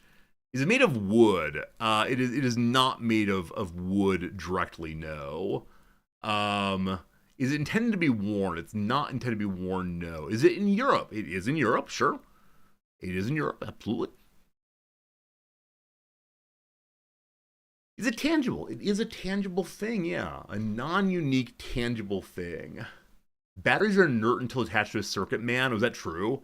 I mean, don't they like wear out though? And isn't like the wear outness non-inertness? I don't know. Is it in England? It is in England. Yep. Is it made of plants? Not directly. No. Is it associated with a certain culture? I mean, I guess yes, but probably not in the way that we often say that. Can you enter it? No. Is it used in transportation? No. Is it used in sports? No. Is it outside Europe? It is outside Europe. Absolutely. Absolutely. Absolutely. Is it mass produced? It is mass produced. Absolutely. Very good. Is it manufactured? It is manufactured. Yes. So, okay, I'm going to give you all a few more guesses, then make a correction that will help us a little bit. Does it have a religious relation? It does not have a religious relation, no. Is it bigger than a horse at the size of a bread box? I would say it is not bigger than a horse the size of a bread box. Nor does it have legs. Does it have a certain je ne sais quoi? Of course, there's a certain je ne sais quoi. But then what does it? In this our world of existentialism, in which everything's essence is determined by me, it is the certain something of my determination of the world that gives it its je ne sais quoi. Is it used in cooking? No. Is it bigger than a handful? Yes. All right, here is the slight bottom. Is it intended to be art? Yes. Now, earlier there's a question, is it a work of art? The word art I really struggle with, and I don't want to go into the what's art game anymore. I want to do the what's alive game. It is art, but you won't find it hanging at the museum, certainly. Do you learn to use it or use it in school? I don't know if you did, but I did, sure. Yeah, I use this in school, absolutely. Is it digital? No. Is it a nail? No. Yeah, I would not. I mean, I guess I could say like fingernails are works of art. It's incredibly popular here in Japan to have fingernail art in some ways that makes a whole painting across all of your nails. I can't imagine the time and effort, skills and skill it makes to do that. Just make me happy. In some measure, it makes me happy, but it also makes me sad. Decorative, no. Is it usually made of paper? It is usually made of paper, yes. Is it attached to the outside of buildings? No. Is it a slide rule? No. Is it written on? Yeah, it can be written on. Absolutely. Absolutely. Is it a lantern? It is not a lantern. I don't think a lantern burns when exposed to flame. Is it a book? It is a book. Yes, it is a book. Does it relate to a season? It does not relate to a season, to the best of my knowledge. Is it a cast? It is not a cast. No. I like that. Things that you write on. Casts are things you write on. It is a book. Friends, are books alive? That's what I want to know. If eggs are alive that I get in my grocer's freezer, are books alive? They're cells? Huh? Okay. Is there one of these in my home? There is. Is it origami? No. Is it a popular fictional novel? If you're saying popular in a sense of like it's meant to appeal to everyone, no. If you want to say popular, like it's not technical, yes. Books can't be turned into chicken. It's true. Is it a reference book? No. No one said the egg was in a fridge. Okay, fine. Like I said, I was focused on grocer's freezer eggs, but I agree. There are some eggs out there that have been fertilized. I agree. Is the author alive? No. Was it written before 1400s? No. What else we got here? A lot of good comments about the question of are books alive. A calendar? No. Is the author British? No. No. You are delightful for sure. I think we'll get this one as a community. But it is a book. Does it involve a whale? It is not Moby Dick, thank goodness. Is it part of the Western philosophical canon? It is not.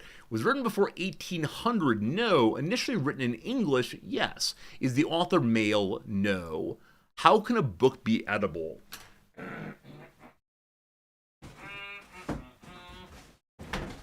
Oh, funny stuff. This is the book I couldn't remember the author of earlier.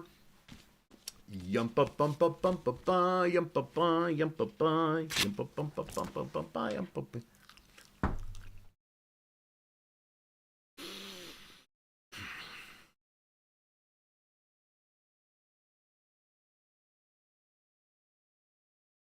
Ta-da! QED! QED team. Is it religious? No. Was it written in the 1900s? Yes. 1900s, yes. Religious? No. Harry Potter? No. A novel? No. Frankenstein? No. Did Jane Austen write it? No. Is it related to comic books? No. Are all the characters in it human? No. Is it science fiction? No, it's not science fiction. To Kill a Mockingbird, no. Is it prose? It is a prose piece, yes. Have people burned copies of it en masse? I don't believe so, no. That said, in America, who knows? The Hobbit, no. Is it a fantasy novel? I mean, kind of, but I wouldn't read into that. Are we looking for a specific book? We are looking for a specific book, yeah. We know so far that it's a woman author who's not alive, who is writing in the 2000s. That's true. Related to women's rights. It is not related to women's rights. No. World War I? Nope. Nope. Oh, Jewel to see. I hope you're here to see the limitations of your fellows. Is it the Bible? I don't believe a woman wrote the Bible, but hey, who knows? I said the 1900s. It is the 1900s, yeah. Frankenstein? Nope. That is written by a woman, though. Good job. Is it a crime novel? It's not crime, no. Is it the D&D Monster Manual? I don't believe so, but I believe this person would probably appreciate the D&D Monster Manual. The Handmaid's Tale? Nope, not that one. Did the author win a prize for the book? They did, yes. Yes, they did. Is it by Lovecraft? No. Is it Anne Rice? No. Published for 1930? No. Is it Beowulf? Your edition of Beowulf may have been published in the 1900s, but Maya Angelou? No. Is it by Lovecraft? No. Is it the author Ursula K. Le Guin? The author is Ursula K. Le Guin. Virginia Woolf? It's not Virginia Woolf, no. The author lived past 1942. She did live past 1942. Is it Earthsea? It's not, but I wish it were. It's not Earthsea. Is it Left Hand of Darkness? No. Someone asked a bit ago, is it a novel? I said no to that. Is it The Ones Who Walk Away from Omelas? Gary, a big win for you. Well done. Well done indeed. If you don't know this short story, which has been published as a book apparently, that I would encourage you to check it out. It's a lovely little story that is meant to delight and challenge simultaneously. My students love it, and then they hate it, and they love talking about it, and then they hate talking about it. It's a very, very good piece. And Le Guin in general is a very fine writer. She does do some science fiction, but this one's just kind of like semi-fantasy fiction. Anyway, that's a good one. Thank you for sending that one in, Jewel of the Sea. Let's go and do one more of them. They got it. Fun idea. Thanks, Cat. Next up in line is Radicus. I'll go ahead and do... Yeah. Alright. I'm going to do this one. This is a good one. Friends, Radicus sent one in. I am now looking at a Wikipedia page. What Wikipedia page is this? Good luck. Would it burn if exposed to a flame? No, it is not. It would not burn when exposed to a flame. Is it tangible? It is not. No, it's not tangible. Is it a person? No. Is it French? No. Is it a place? No. Oh, I hate the world and what's become. Is it a fictional character? No. Was it thought of before 1900? No, sorry. Is it a group of people? I'm going to say yes on that one, though there could be some debate about this. Is it a concept? I mean, I'm going to say no, but also yes. Is it digital? No. I'm going to say it's a group of people. I think that would help. It is a group of people. Fine. Is it a movie? No. Is it a corporation? Yes, thank God. Corporations are friends too. No, no, no. Corporations are people too, my friends. As Mitt Romney, the presidential candidate, reminded us. Ugh. It is a company, yes. It is a corporation, yes. Is it the internet's not? Is it American? It is American, yes. Is it still in business? It is indeed still in business. Is it the subject of discrimination? I don't believe so, no. If they take the sunrise, sprinkle it with dew, cover it in chocolate and a miracle or two. They're not in the candy business, no. Car manufacturer, no. Does it sell services? No. Do they have physical retail locations? I don't believe so, no. No, almost certainly do not. Is it on the stock exchange? No, it's not. No, it's not. AT&T, no. Do they manufacture a product? They do manufacture a product, yes. Do they make food? They do not make food. Is it a defense contractor? I did say I hate the world today, but no, not in that way. It's not a defense contractor. My hatred of the world stemmed only from in the US, corporations are legal persons, which introduces so many problems. I see why it's that way, but so many problems. Are they a non-US company? Nope, they are an American company. They're proud to be American. It's after July 4th, so I promise I did not choose this one for reasons of America, heck yes. They manufacture consumer goods. They do indeed. Are they a tech company? They're not a tech company, no. Does it involve technology? All right, Klaus, everything in them. Not in the normal sense, no. Do they make food? They do not make food. Are they global? Yeah, I'd say they have a global footprint, sure.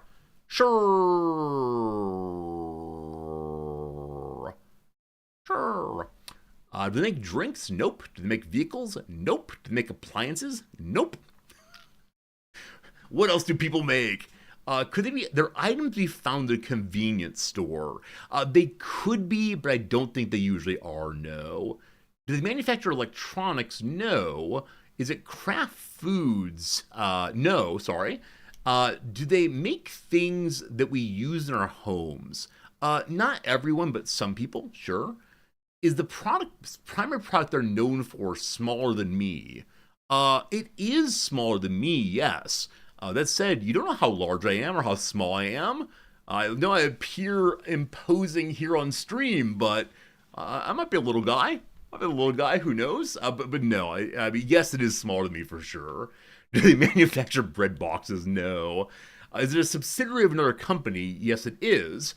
So it's not wholly owned independently. Do they make something you use in school? Probably not in school, no. Do they make computers? Probably not computers, no. Nope. What else do companies make? Apparently, many of you think they only make cars. Do they primarily sell to other businesses? Yes, they primarily sell to other businesses.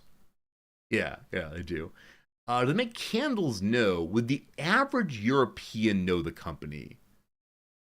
No, the average European would not know the company, no. Agricultural products? No. Do they make something used in the workplace? No. Do they sell services instead of physical products? No, they sell physical products primarily. That's how it goes. Physical products, probably not known to the average European, but yeah, I'll say that. Do I miss my beard? No, not at all. That's that I haven't shaved in about a week or so. Is it Uline? No. Are they based in the Midwest? I don't believe so. No, they're not based in the US. Sorry, not based in the Midwest, rather. Do they sell chemicals? No. Do they sell machines? No. Gasoline? No. They don't make writing supplies? No. Nor chemicals. Are the products primarily recreational? Yes, they sell recreational products. Do they make something out of paper? Yes, they make something out of paper. Absolutely. Do they use petroleum in their production? Yeah? Question mark? I honestly don't know. I honestly don't know the answer to that. I'm gonna say no, they don't, but I'm ready to be corrected if they do use petroleum. Let's see. Are they a book publisher? They're not a book publisher. Do they make boats for the United States and Vietnam? No. Is it Rainier Advanced Math? Is it a publishing house? No. Sports equipment? No. Bookstore? No. Is it? This was not mine, it was Radicus's. Is it Wizards of the Coast? Yes, friends, it's Wizard of the Coast. Not mine. I didn't submit it. Good job. They make things of paper that are smaller than I am for recreation. Oh, they do make books? Oh, do they? Well, I honestly didn't know that. I did not know they made books. Now that said, the question was, is it a bookstore? Are they a book publisher? I'm very sorry. I'm very sorry. This is my own lack of knowledge. Oh, they now own Dungeons and Dragons. Got it. So they own Five Rings Publishing Group. I'm very sorry. This is my lack of knowledge. I thought all they made were card games now. Thought all they made were card games, but good job, good job, good job. Very sorry for deceiving you. All the way. Had no idea. Had no idea. They've owned it since 1997. Okay. Who first made Dungeons and Dragons? Because definitely there's a company I think of who makes Dungeons and Dragons that's not Wizards of the Coast, but I probably learned about it like 1994 or so. I'm not really a D&D guy. No, I don't mean the creator of it. Yeah, TSR. Thank you. TSR is the company that I was thinking of. My apologies for getting off on that one. Had I said that they are a book publisher, do you think you would have gotten it more quickly? Do you think you would have said, like, oh, it's obviously Wizards of the Coast? Because my guess, if I said it was a book publisher, is we'd be heading down to like the Penguin, Farrar Straus Giroux path first. So I told you no to help you, actually. It's not ignorance, but instead the attempt to keep the stream moving. Let's go and do one more and then get in our Victoria 3 playthrough. Just one more today. Let's go and see who else sent things in. Radicus sent in another really good one, but I want to make sure we use different people as well. So, our friend Odd Blue Turnip has one. I give the people what they sent to me, saying the average European wouldn't know them as bit misleading. Wait, is that true? Is that I'm considering grabbing some random frau off the street of Berlin and saying, "Hi, what does the American company Wizards of the Coast make?" You think the average German person or the average Ukrainian person would know what Wizards of the Coast is? I think I'm going to say no on that one. I think I'm going to strongly say no on that one. Exactly right. Because I can say it's the case that the average person may have heard of Dungeons and Dragons. Probably. May have heard of Pokemon cards or Magic the Gathering cards. I don't think it's the case that the average person would know the publisher's name per se. I only read half your comment. Yes, it's intentional to get more interaction. If I read an entirely sensible comment, then it doesn't get interaction. So I truncate your comments. I give a bad quotation because it's funnier that way. Friends, I see a Wikipedia page before me. I give the people what they want. Before me is a Wikipedia page. Here we go. Here we go. Magic Gathering extremely popular all over the world, including Europe. Oh, sure, I'm in Japan and we play it. The matter is, do they know the publisher's name? Is this an abstract concept? I mean, depends on how abstract you want to be. I'll say it's non-unique, non-specific, though. Sorry, non-unique, but non-abstract. That's what I'm going to say. Non-unique, but not especially abstract. Would it burn when exposed to a flame? No. Is it safe to lick? Okay. A little while ago, we had the Ones Who Walk Away from Omelos. And the problem with that one, as many others, is you can't lick the story. You can lick the sheet of paper on which the story is written. So I really struggle when we're talking about a concept that is also instantiated. So, like, can you punch the Chicago Bulls basketball team? I don't know. So, would a burn exposed to flame?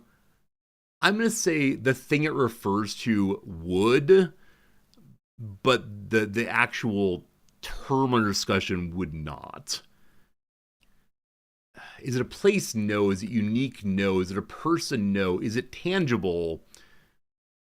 The same answer as before. We're kind of stuck in the middle. Is it communism? No. Is it quantum physics? No. Exactly, Tufts Core, right? A digital copy of the book, you can lick the screen, but you can't lick the digital copy, etc. It's very hard. Group of people know. Who hired a philosopher for this? I mean, I'm just trying to answer truly. Is it entertainment? It is entertainment, yes. Is it tangible? Yes. Is it a published work?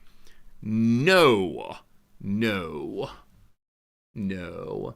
Is something that is suitable or safe to eat? No. Well, that's true. Edible means only, safe to eat, yes. Suitable to eat, probably not. I hate the word edible so much. Is it a TV show? No. Is it an audiovisual product? No. Does it have audio and visual components? No. This says fit or suitably eaten. Okay, I'm gonna start saying, are books edible? No. No. Yeah. We'll change our understanding there. Edible does not mean swallowable, but doesn't it mean like that from which one could get nutrition? You can get nutrition from things that aren't food. Anyway. Is this typically represented on paper? Yes, this is typically represented on paper, absolutely. Is it a book? It is not a book. Is it a written work? In part, I suppose. Did it exist before 1400? It's not existing before 1400. Is it a game? Yes. It is a game, or sort of. This was the only other one in the heap right now. It's not my fault. It is a game. Is it tic-tac-toe? No. Is it crossword? No. Did it come around post-1900? Yes. Is it a deck of cards? Not exactly. Crossword? No. Clue 1. Tic-tac-toe? No. Beowulf? No. Ouija board? No. Is it a board game? No. Can its creation be attributed to a single person? I mean, that's hard, but I believe the answer is yes. Is Monopoly? No. Is it in the newspaper? No. Nice question, though. Is it Hangman? No. Is it Gwent? Oh, if only, but no. Is it a game for a family, including children? Yes. Is it a trading card game? I swear it was the next thing in the list. I'm just trying to give the people what they want. A collectible trading card game. Yep. You gotta send me other kinds of things, friends. You gotta send me other kinds of things, or we get stuck with this. Anyway, is that a good end to today's guessing game? Is that a good final one, or should we do one more that I come up with to avoid ending with this one here? If you want to see one more, give a quick gift sub to the channel. One gift sub and we'll do one more. If not a gift sub, we'll move on. That's fine too. This is me shilling for sure. It's not a game with a type. Yeah, but if I said it was not, so here's the issue, not possible. If I say it's not a game, and then someone says the word game is in the title, of course it's a game, it'll be pretty bad. It'll be a pretty bad moment, and so, I struggle. Like, is this a tangible thing? No. However, can you touch it? Well, it's instantiations you can't. Oh, man. Flug, thank you. We get one more today because of Flug's generosity. Thank you so much indeed. Friends, tell me. If the question is this tangible, do you say yes or no? Because I want to say, no, it's not. But avoid categories and lose specific things. Well, that might be a very good idea. Is this lickable? Some say yes, some say no. Some say typically it's a generic, so no. Some say yes. Yeah, it's tough. In the same way, like, can you punch Chicago Bulls football team or basketball team? The answer is you can punch individuals in it. And I guess if you lined all of them up and had one like super punch, you could punch through all of them. But I think the normal, I don't know. Generals are hard. General cat are very hard. I get confused. Maybe the game has flaws, possibly so. All right, let me go get one more going. One more that's fun today. What do we want to do? I think we should do, yeah. Let's do that one. How's that spelled?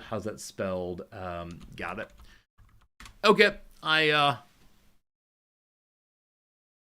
see a Wikipedia page before me. What is this thing? What is this thing? Maybe say both yes and no possible. Is this thing non-trivial to spell? It took me a moment. To spell it, yes. Would it burn when exposed to a flame? Yes. Is it Beowulf? That would have been good, but no. Oh boy, Flug's gift sub started a hype train. They're starting very easily these days. I need to change that. Is this an activity? No. Could this thing be punched? Yes. Is it an abstract category? No. Would I want to touch it? No. Is it a person? Yes. Friends, thank you for the generosity in the hype train by giving subs and tips now. You'll see the little line go up, and we love lines going up in chat. Also, it'll be generous and help me do things, and also you get some emotes, I believe, for fair trade. Is it a female? It's not a female, no. Is the person deceased? They are not deceased. Emu Farmer, thank you for your generosity. Keep that hype train going. Hype. That's totally radical, man. Awesome train. What's another word for train? Monorail. We got the mega monorail going. Is the person alive? Yes. Are they over 6 feet tall? I don't believe so, but I don't know for sure. Were they born before 1900? No. Are they American? Yes. I apologize on being super Amerocentric today, but what's some other words like train, commuter line? Be part of the cool commuters. Hop on that hype train. Do they play sports? No. Are they a politician? No. Do they own a sports team? I don't believe so. We're scrolling through to make sure. They do not own a sports team, to the best of my knowledge. Are they an artist? No. Do they still work? Yes. Are they an entertainer? Yes. Are they wealthy? I don't know. I'll say that they're at least solidly upper middle class and probably beyond that, but I don't know. Do they own a company? They do own companies, yes. Or a company, I'm not sure. Have they been divorced? No, I don't think so. Are they a comedian? No, they're not a comedian. No, not a comedian at all. Do they own a technology company? They do not own a technology company, no. Is it a Twitch streamer? It's not a Twitch streamer. Is it Warren Buffett? It is not Warren Buffett. Bobby Boucher. It's not Warren Buffett, no. I'm trying to think of other funny names for the hype train. They had to all be alliterative and use different words for the train part. There's like the caboose. The cash caboose. Got to work on this. Are they older than 40? Yes. Klaus, thank you for the 100 bits. Happy Sunday, friend. Appreciate it. Are they the CEO of Wizards of the Coast? They're not. I'll say it's not related to any of my hobbies. Have they gone to a buffet? They absolutely have gone to a buffet. Yep. Do they star in any movies? Nope. Would I be surprised to see them on the front page of a major newspaper? Yeah, a little surprised. To see them there, sure. Would they view the D&D Monster Manual positively? I don't think so. I don't see this person being into D&D, and they might think it's a lame hobby, I think. Can they throw a slider? I don't think you're an American. So I'm saying, maybe you are an American. No, they can't throw a slider, meaning a baseball pitch. Do they own a finance company? No. Would more than half of chat know who they are? Yeah, I think so. I think more than half of chat would. Is it Joey Chestnut? It's not Joey Chestnut, but congratulations to him for winning the Nathan's Hot Dog Eating Contest, eating, 71 and a half hot dogs in some brief period of time? So stupid. Are they in the music industry? No. Do they own a restaurant? Yes. Yep. Are they a cook? Yes. Do they appear in TV shows? Yes. Are you an American? I don't know. There's a joke I want to make, but it's only unfair. It's only fair if you're an American. Is it Bobby Flay? It is not Bobby Flay, nor Warren Buffet, nor Bobby Boucher.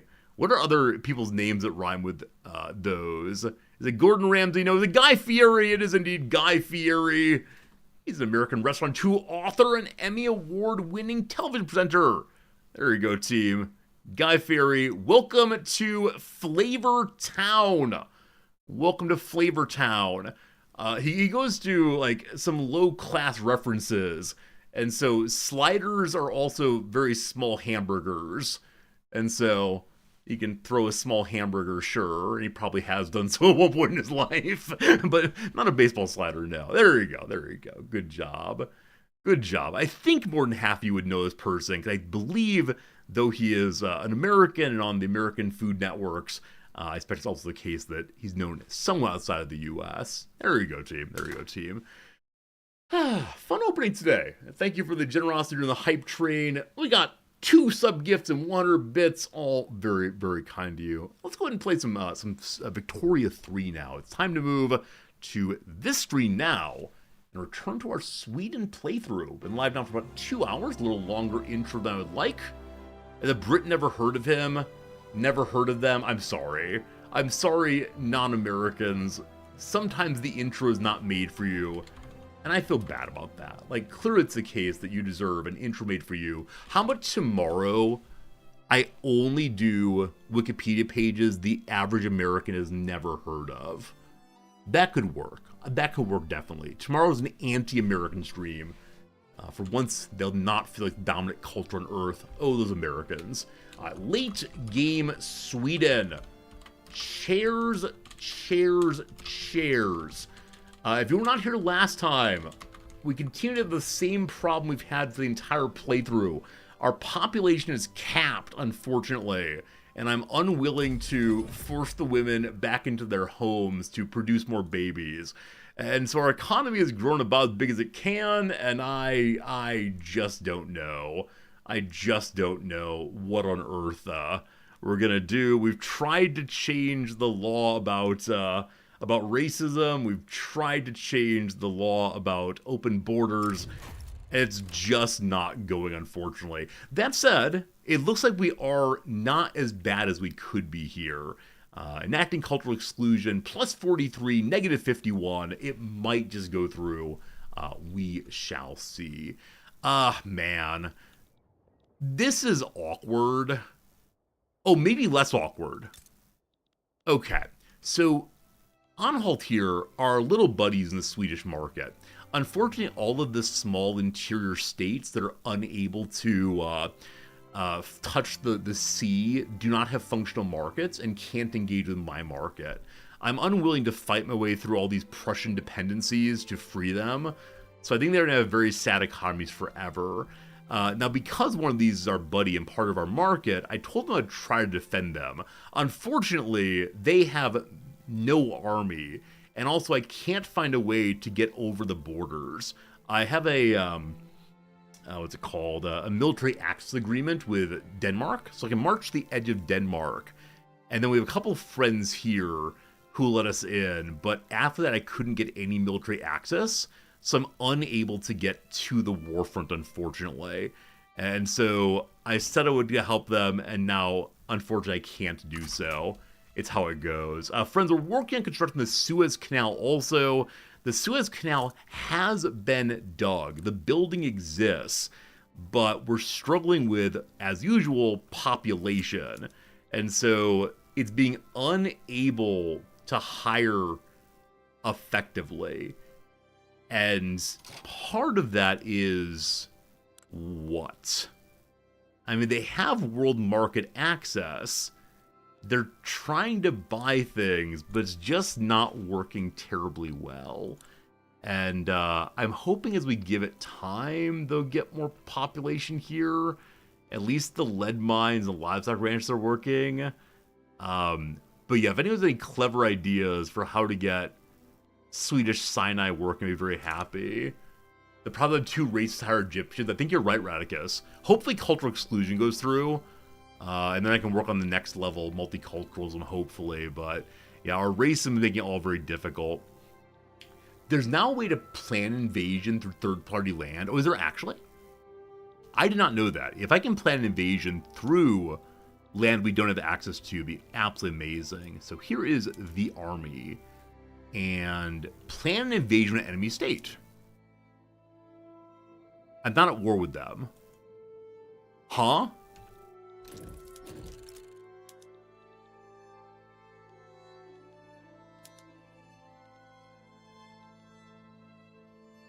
So I'm supporting Anhalt.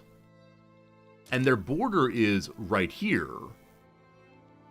And definitely the war is ticking along. If I push the plan invasion button, you're not at war with them. Do you have to be the primary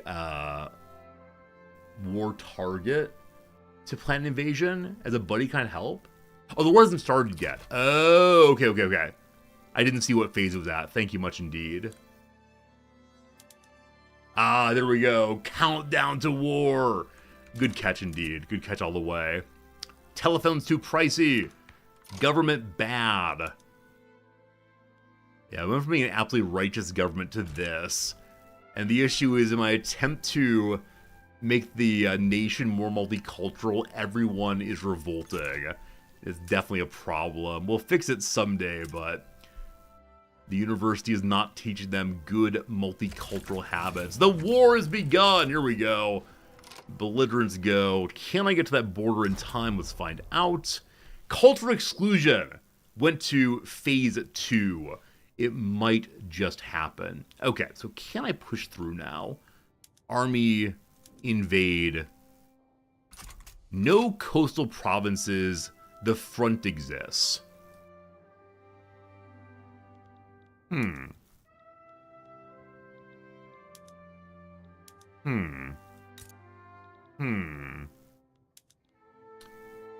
Station at headquarters.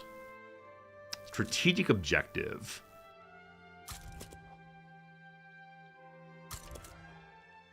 Okay, I've given them a strategic objective. Will you now go there? Adolf Friedrichsen, the leader of the Industrials, made a remarkable play for power in the capital to secure a spot for the Industrials within the government. However, it's not entirely clear if they're rewarded for their novel tactics. So the Industrials are kind of angry with me right now. They're not giving me their taxes on manufacturing, and their overall clout's 11%. Now, what are their beliefs about the world around us?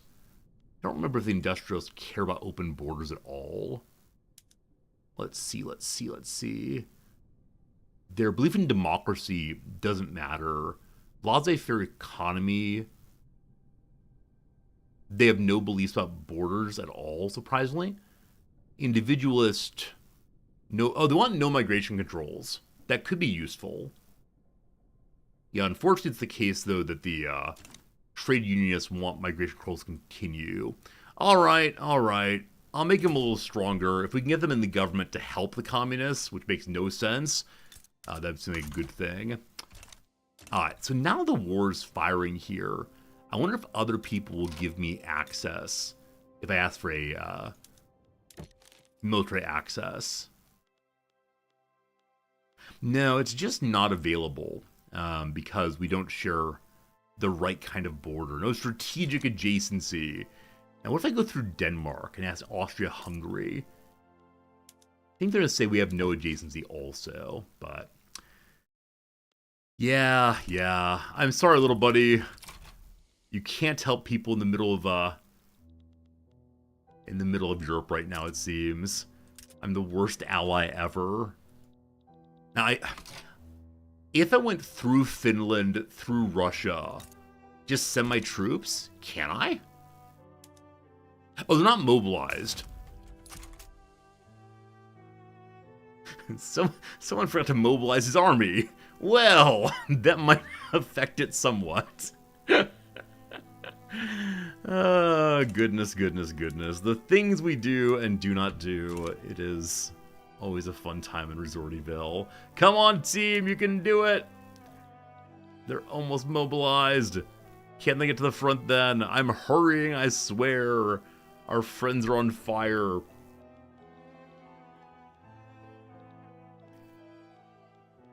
%95%. Go, little line, go.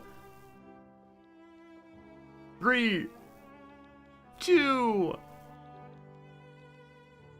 If they actually will go, they'll be absolutely wonderful. I think it'll be stuck, though.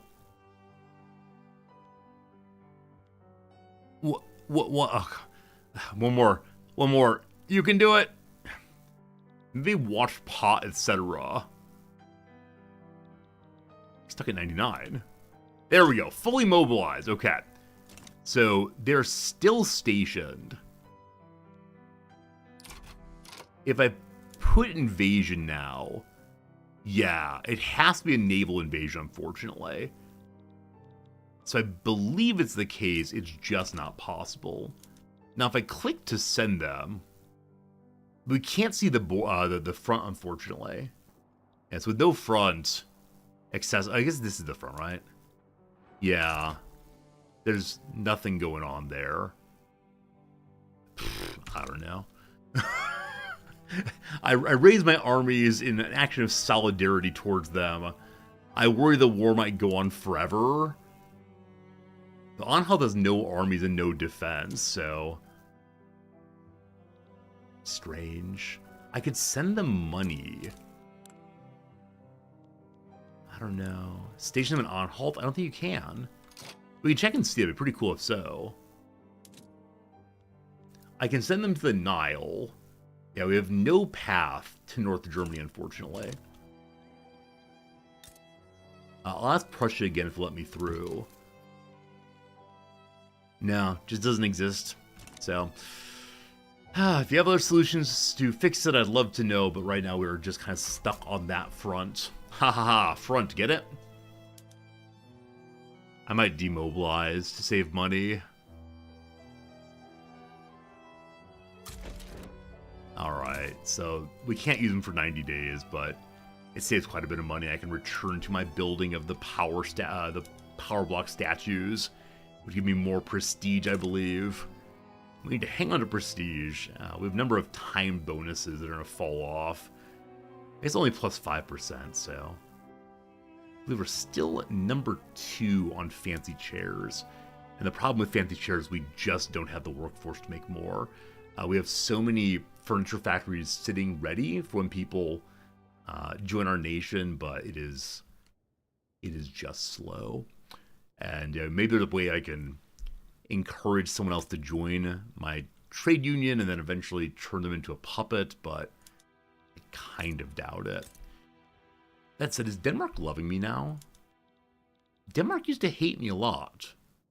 Desirable ally. Huh. This does change things. I wonder what changed there. Okay, so as far as power blocks go,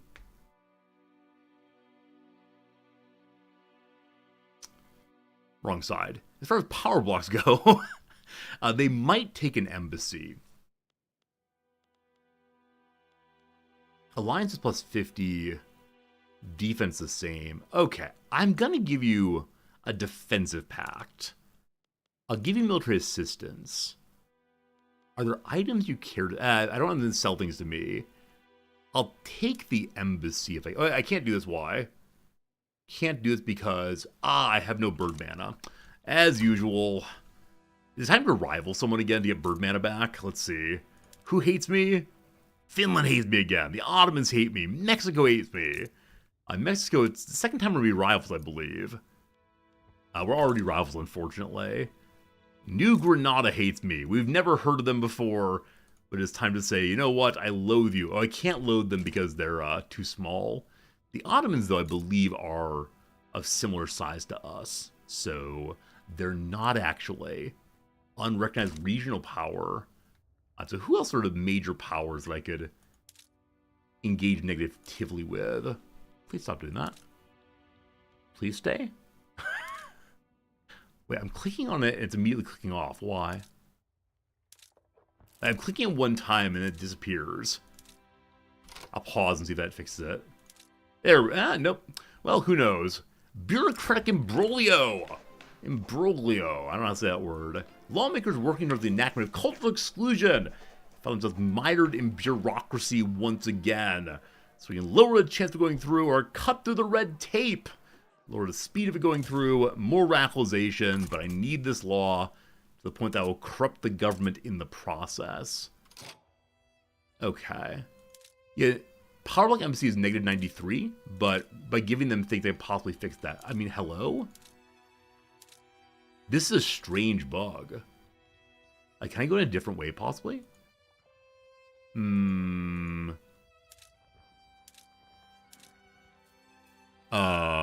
Okay, the ledger brings it up. It pushes that button instead. Fine. Yeah. What's Mexico's flag there? Wow. Junta flag. It must have some modification, because it's not the starting flag, I'm pretty sure. I don't know. I mean, are there things I'm spending Birdman on I don't need right now? Yeah, various kinds of investment around the world. Japan is never going to join our power block. They're just too self-sufficient. And so I think we'd like to end treaties we can. We're stuck with it right now. I think I looked recently through the treaties we have to see which of them, if any of them, I can kick out. But I believe it's the case. Or we can get out of Lubeck. But Lubeck still is not joining me. We have some leverage, but not enough. Hawaii, I like building in Hawaii. I like the chair monopoly. But we'll see. Belgian states we're stuck with. Vietnam we can end, but we can't invest anymore in them. That might be right, though, as far as they've joined me. Hamburg, you are part of our faction already. Oh, the chair monopoly. All I want is chair monopolies. Britain is sending us a variety of things. I'm okay ending that for now. And that will... Never mind, it's only Bird on their side. You have to do things on your side to to lose Bird mana. If not, no luck. Okay, so the power block they've agreed to for 30 months. I'm going to end this one. Good. Up to 157 then. Am I on beta patch? I don't believe so, Stymie. I didn't intentionally patch to it, so I'm probably not, no. That said, the prestige goods have seemed a little weak to me.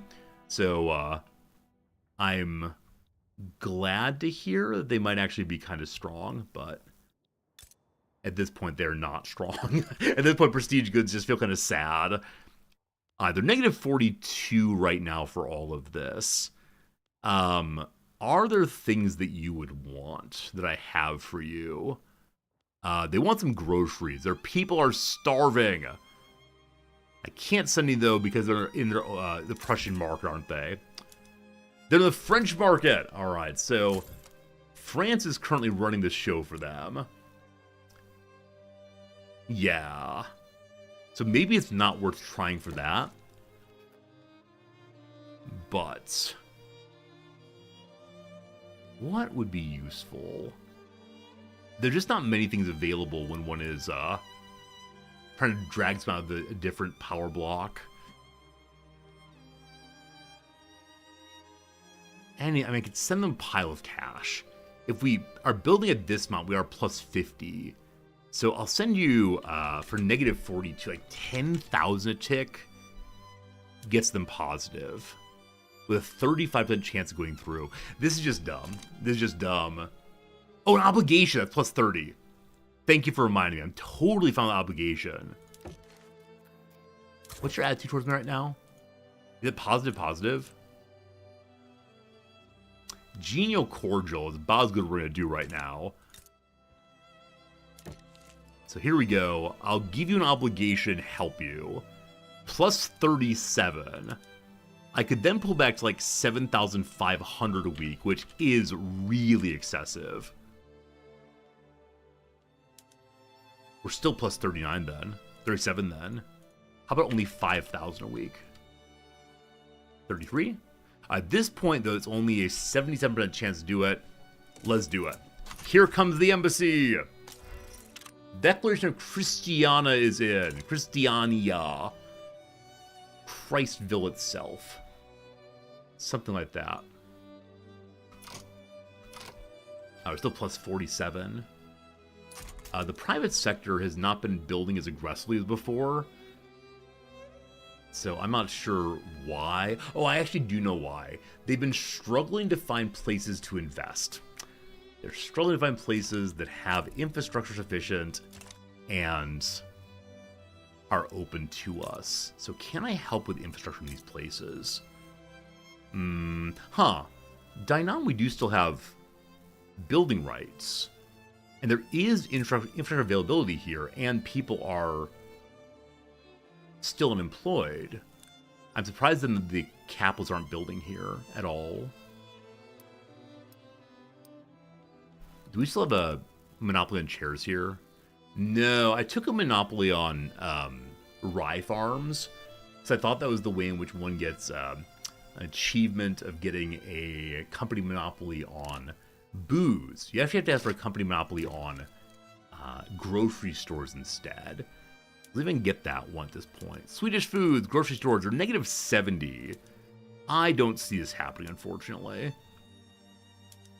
Unless I just throw money at them again, but I don't think I want to send them enough money for this, so never mind. All right. An obligation owed to us by USA will end in 1 year's time. I don't know what obligations can be used for.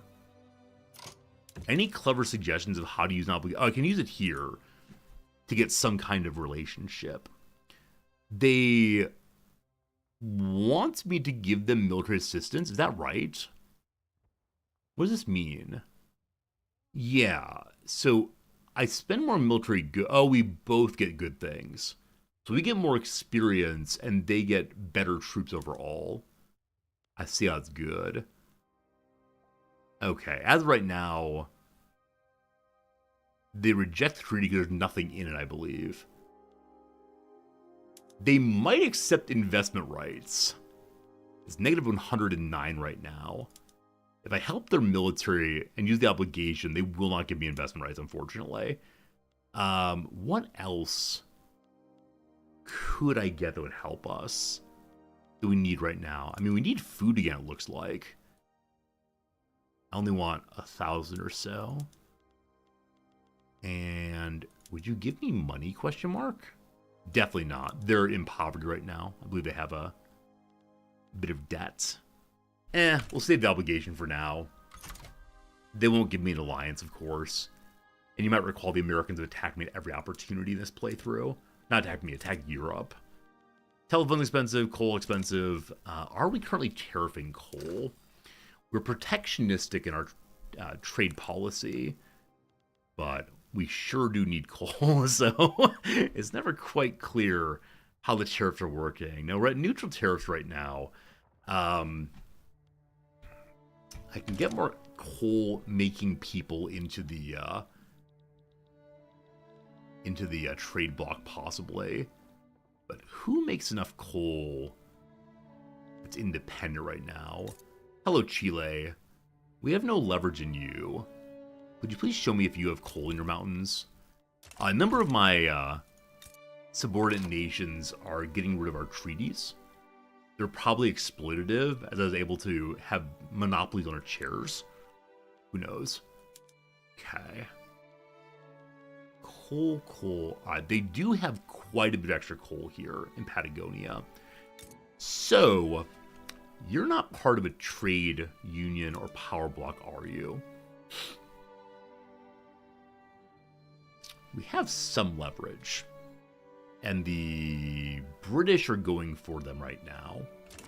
I need coal badly. So, we have enough mana right now for go for this. Okay, but the power of birds, they want everything. How much is your national debt? 107,000, absolutely. They want to give me trade privileges.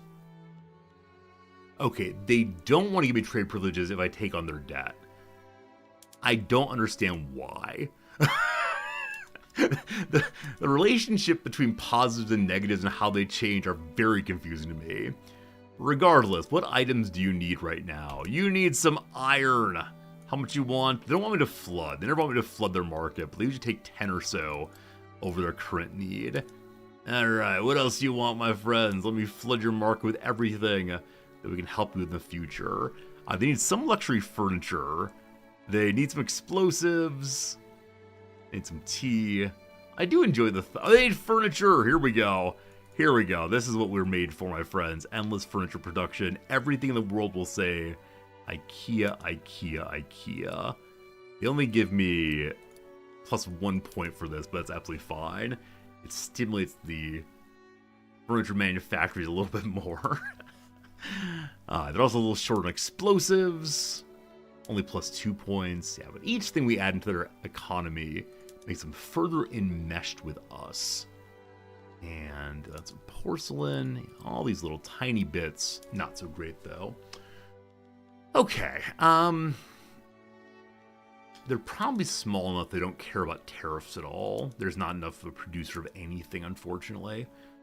Their market is questionable. Now, I'd love to take coal right away, but that would lead to their getting some leverage against me, I believe. So I'm going to call this treaty Hope for the Coal, to remind me why I'm doing it. And would you give me 10 years? Ooh, they're strongly opposed. Why don't you want me to take on your debt after adding in these things? Huh. Are they worried about leverage? Okay, they're cool with me building in them. But they're not cool with me taking on their debt anymore. It just doesn't say... Oh, is it the loans are small enough that they don't care? That must be it. They don't want to use it as like a power move, possibly. Very confusing. I will give you an alliance, take care of you. And we're at plus 77, so it definitely goes through.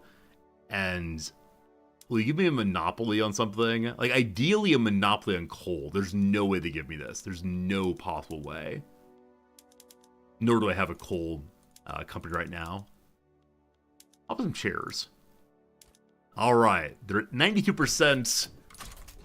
And there we go. Hope for coal is on. I need building here. My national debt can't quite handle that, but could be very good indeed. Our troubles with taxes are all in the Sinai, where we can't find any Egyptians to work, unfortunately. We treat people down there very, very poorly indeed. My military has been stood down. We can't help here, unfortunately. The endless war continues. I think it'd be interesting to lower the military wages. Our taxes went higher again. Yeah, for a while we had the taxes quite low. But then we started building in Sinai, and the economy has never been quite right since then. Also, we did raise standard of living for everyone substantially. There's no more upper class. Everyone's heading towards middle class. Everyone's sharing their things more. Because everything that's productive in our nation is owned by the people. Has the canal been worked? Unfortunately not. We're too racist to hire people. People come to our job fair and say, I'm looking for work on the canal. And we say, do you speak Swedish? And they said, I'm a 50-year-old Egyptian man. I got nothing. That's a bit of a shame. So, yeah, we're... Alright, so we are hiring on some Sunni people, but there's violent hostility against them, which is to say, it's possible that... I don't know who, but someone here is violent, wanting them to go away. I mean, are there any Swedish people down here to be racist? Or do we tell them to be racist to one another? There are genuinely no Swedish people here. There are genuinely no Protestant people here. So who's being racist to whom? Shopkeepers expressed opposition to the equal treatment of the French under cultural exclusion. We have to say shame, shame, shame. And lose 10% chance of it going through. Around to 3250, so definitely going the wrong direction, it seems. Yeah, there's a frontier that's inaccessible to us, unfortunately. Okay, so it is now time for us to make things nice in Chile as we can. What do they need most of all in their market? What is the thing that would help them the most? Okay, so tea is super expensive, and luxury clothes are. So clothes we can probably help them with. What's your current state of livestock ranches? I mean, they have quite a few. That said, let's go ahead and add in 10 more of them. And that will give them clothing to then run more textile mills. And I'll make far too many of them to help out. But I'm guessing it's the case the price of fabric is not especially high here. Clothes are fairly cheap. Fabric is not being traded right now. Fabric, oh, actually might be more expensive than I thought it would. Hey, we know about analytical philosophy. We use more paper to write down articles that nobody wants. That's how this thing goes. There's fabric. It's a little expensive here. So yeah, we do need to go and build a bunch more livestock ranches. Alright, it's time to let the analytic philosophers take over the university, depoliticize the university. What's the question of the day for the analytics? I don't know. When you say that you know something, what does it mean to know something? Do you have to have a belief about it? Is it essential that you are justifying that belief? Can you ever be tricked about that belief? What's it mean to be tricked about a belief you have? Hard to say. Must the belief be true to be knowledge? I don't know. What's it mean to be true? Analytic philosophy, a blight upon the world. Alright, the universities go to analytic philosophy, and my economy has a bit of a hiccup. I know I'm building right now, but something changed. Led to quite the hiccup just there. Their interest payment at 60,000, so that is a bit of an issue. The price of paper spike, possibly? No. We need more power in northern Norway. I did build you a power plant. I will subsidize it for right now to get it going. We've brought power to the western states. Sunlight has begun. Intensity of harvest conditions at 3.8. I like the idea of weather in this game, but it feels so, I don't know, so fussy in some ways, like inconsequential and fussy simultaneously. I don't know what I want weather and climate to be, but just the occasional pop-up saying, hey, you're growing more, hey, you're growing less, is a little bit less than exciting for me, I'm afraid. What did I send Chile again? So we are spending money in buying these items, but all of them are available in our market, I believe. So it shouldn't be that expensive. Let's see here. Trade pacts. Yeah. I mean, 13,000 we're spending on all the trade pacts. So, not too bad. A favored party! Hamburg owes us an obligation we use to force the trade unionists into the government. Hamburg, what is your government, please? Show me what you got going on over there. You are part of the, it's so hard to say this. Extraordinary League here. Your government is currently a free city. Show me your population if you can. The communist movement's the strongest growing. They have some decent social security. They have universal suffrage. I mean, sure. It'd be a nice thing to include the trade unionists in their government. That's more in line with our government here.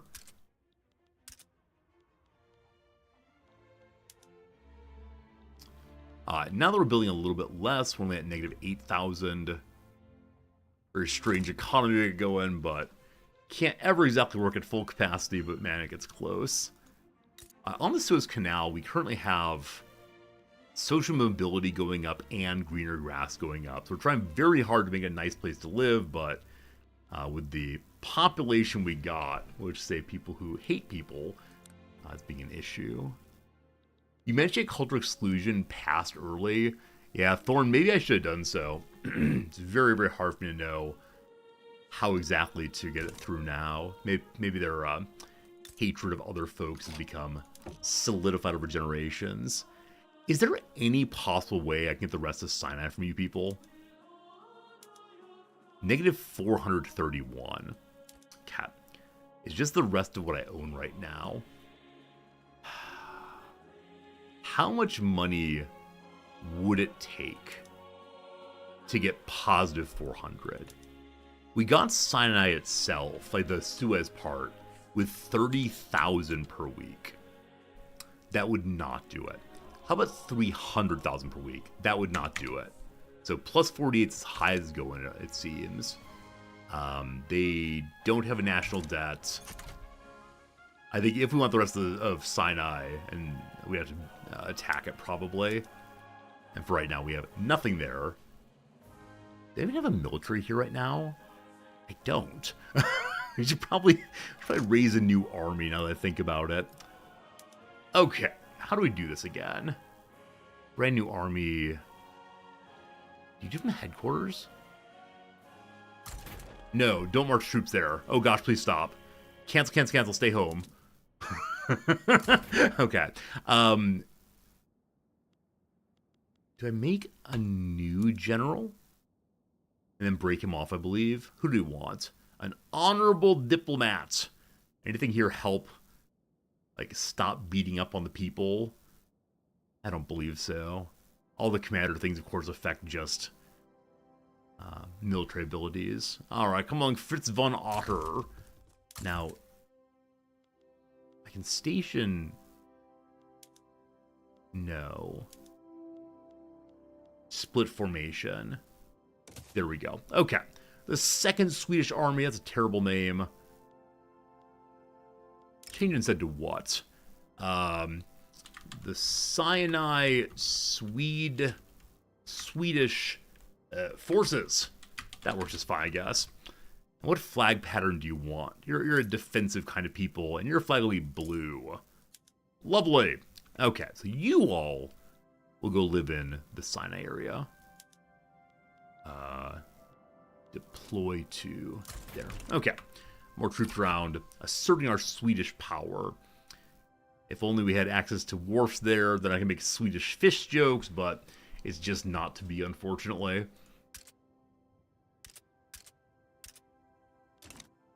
Alright, so all the building that's happening is in Patagonia.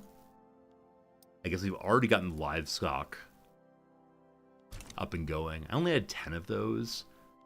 Also, we've gone to spending way too much money again.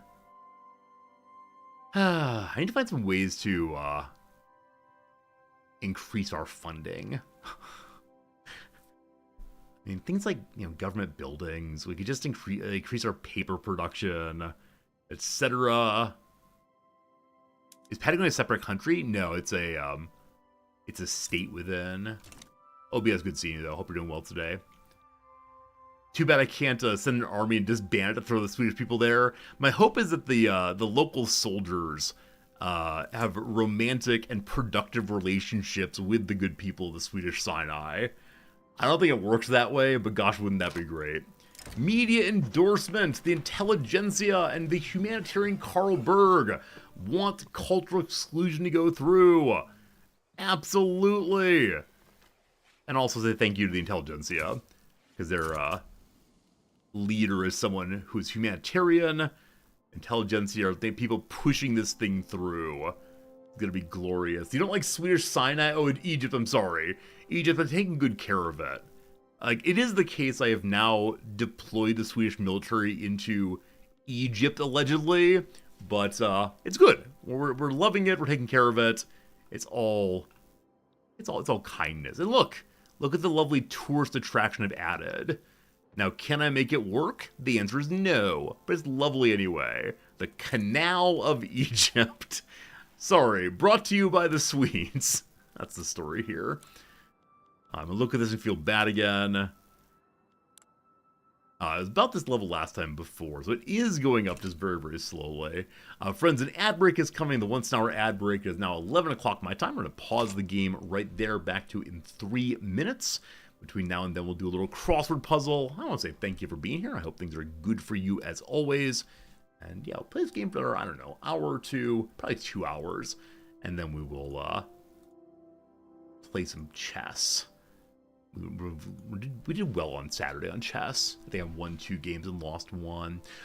This is a puzzle from January 12th of 2024. It's called 'Tis the Season. So this is going to be a little bit rocky, unfortunately, because it's old. But it looks like we're just starting our way through, so we'll see. Bollywood star blank Roy Kapoor, no idea. Denny's competitors IHOP. Used a floor cushion as sat. Enthusiastic response to who wants another bedtime story? Ooh, I do.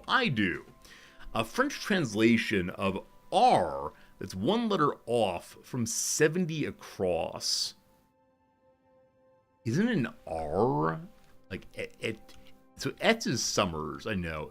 Ethers? No, there's an E in there, I think. Oh boy, we struggle here. We struggle. Spanish translation of R, it's 1 letter off from 33 across. So, Eris, I believe? So, is et's the same thing as, summers? Maybe not. Grimoire, I appreciate it, but a little purple message here.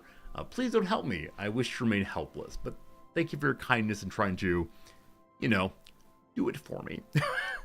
Derek Cote, who wrote the poetry collection, Tender. I don't know. Rice porridge. I had rice porridge. I don't know. Nickname for Sporty Spice. Is she Chic? No, she's Mel C. A blank pit of mosh pits. Emotion said to counterbalance greed in stock market behavior. Fear. The Fear and Greed Index over on CNN, I believe. Anti-apartheid activist and author Fatima, do not know.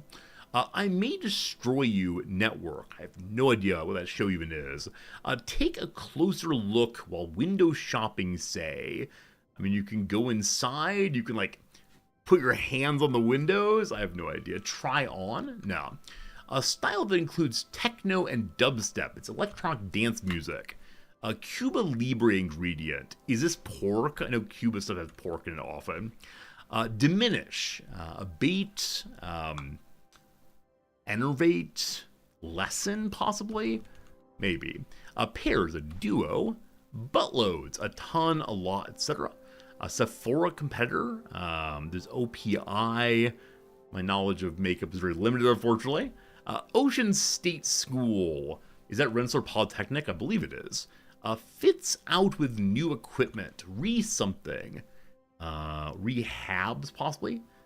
Remakes, not sure. Quantum Mechanics Pioneer Paul. Shoot. What is it? It's an Ach name, I believe. Harder to come by is that rarer? Maybe it's not. Rensselaer. Ocean State. Isn't that New Jersey? Oh, it's an abbreviation, though. So it doesn't need to be, RPI. It could be some other word. I've completely forgotten. Regions that abuts. Region that abuts the Urals. I guess it's Eastern Europe. No. Well, no. Eastern Europe. Good. ERI. ERI. I don't know that school, I don't think. Maybe it's Eastern Rhode Island or something. It's just not there. Units used when measuring fabric. Yards, I think. Love that choice. Something like Tariff, maybe. I'm not sure. Harvest, probably reaps. I mistyped Europe, thank you. Oh, it doesn't fit, does it? Europe. That doesn't fit at all, thank you. I have no idea. Thank you for catching my terrible spelling on Eastern Europe. Good stuff. Ignore one's budget, perhaps. Overspend.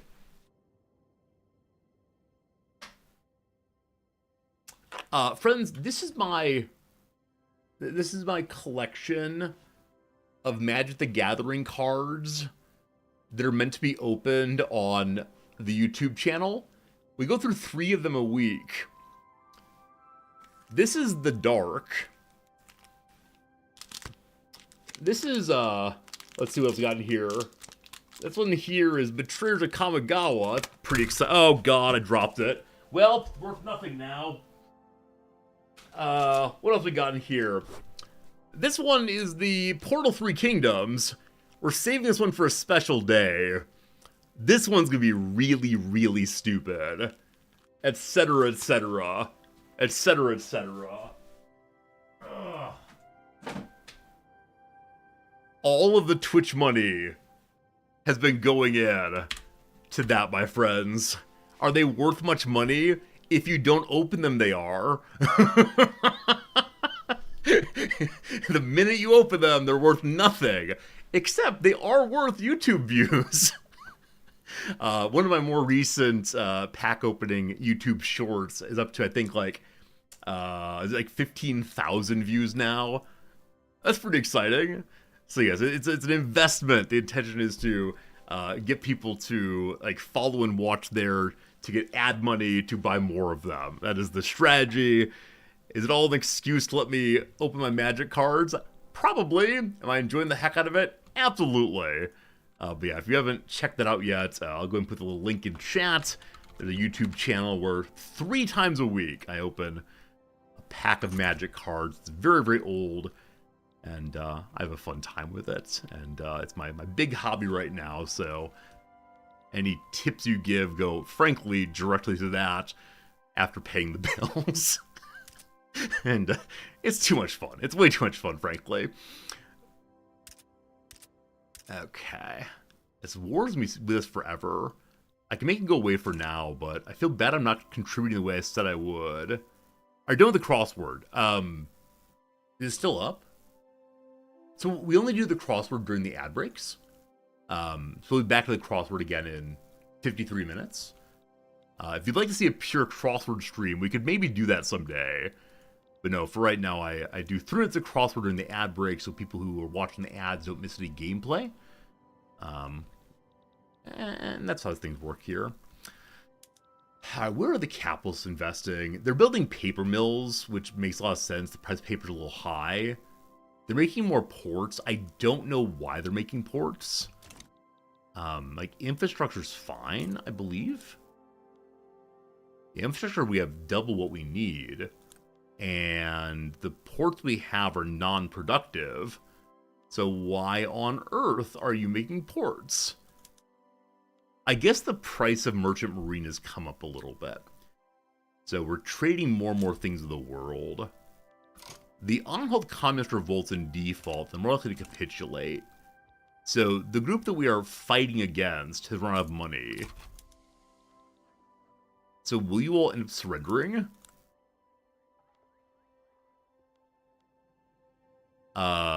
So the revolt would accept white peace. I don't recall what white peace means exactly. In this case, I think that they stop existing. That's not true. I think they get to be an independent state with white peace. They do split territory? Okay. Okay.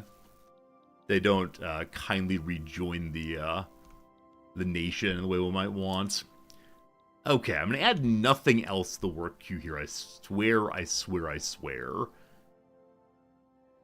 Even though I recognize that by my not going to the work queue, the capitalists aren't using all the money. Or whoever runs this thing now. Who runs this thing now? I guess the workers are. Something like that. Hardcore crosswords. I don't know how to do the hardcore crosswords. I struggle enough on normal difficulty ones on stream. The industrialist view of change overnight. Once again, Carl Berg is engaging in trickery, expressing corruption. I need the corruption, though. Sort of fail a second time. Start it one more time, 40 to 54. If we get another fail condition, yet again, our attempt at cultural exclusion falls apart. And that's not great. I've been building in Chile for a while now. How's our leverage looking? It is plus 62, so we are growing pretty quickly here. We have that embassy there. They're taking our supplies directly. I'd like to add even more, but I recognize that my current economy can't necessarily sustain with me dumping more things in Chile. Yeah, we have enough problems at home. Why are you investing elsewhere? Rabble, rabble, rabble. And I get it, but I need their coal pretty badly. Yeah. I'm actually a little surprised that Vietnamese coal, which we built quite a bit earlier, is not really supporting us as well as I'd like it to. Is there a way to see what buildings they have? I think you have to go through each county to do so. Yeah, their coal mines are rocking and rolling. Believe we built up all of them. Yeah, we built up all their coal mines. Now, they have universities. Universities are being built there because it looks like they're having trouble getting the more specialized jobs operating. That said, chairs look good. Everybody loves chairs. Oh, their chair manufacturing is no longer owned by IKEA. I need to have an infinitely long contract to get that to work. We have dough rollers. Excellent. Why did I choose dough rollers? I had a particular reason for taking dough rollers. I think it gave fewer people. Is that right? Yeah, I think it's like 1,000 fewer people at the food factory. 2,500. So we're freeing up laborers now, and thank goodness for that. We need to look for other technologies that do the exact same thing. Is there a way to like start discovering oil? Or is that not a technology, it just happens automatically? I'm going to push compression ignition. Maybe it'll help me actually find oil in my territory. We know that Norway has some. It's hiding from us, though. We go now to our food buildings. They're in the big city. We go now to that. And we say, here, use the automated bakery. The price of fish goes up, the price of meat goes up. Poor Swedish Sinai can't maintain it right now. Okay, so we need more fish and such. Are there still places where we can get more fish and such? That's right, fish and such.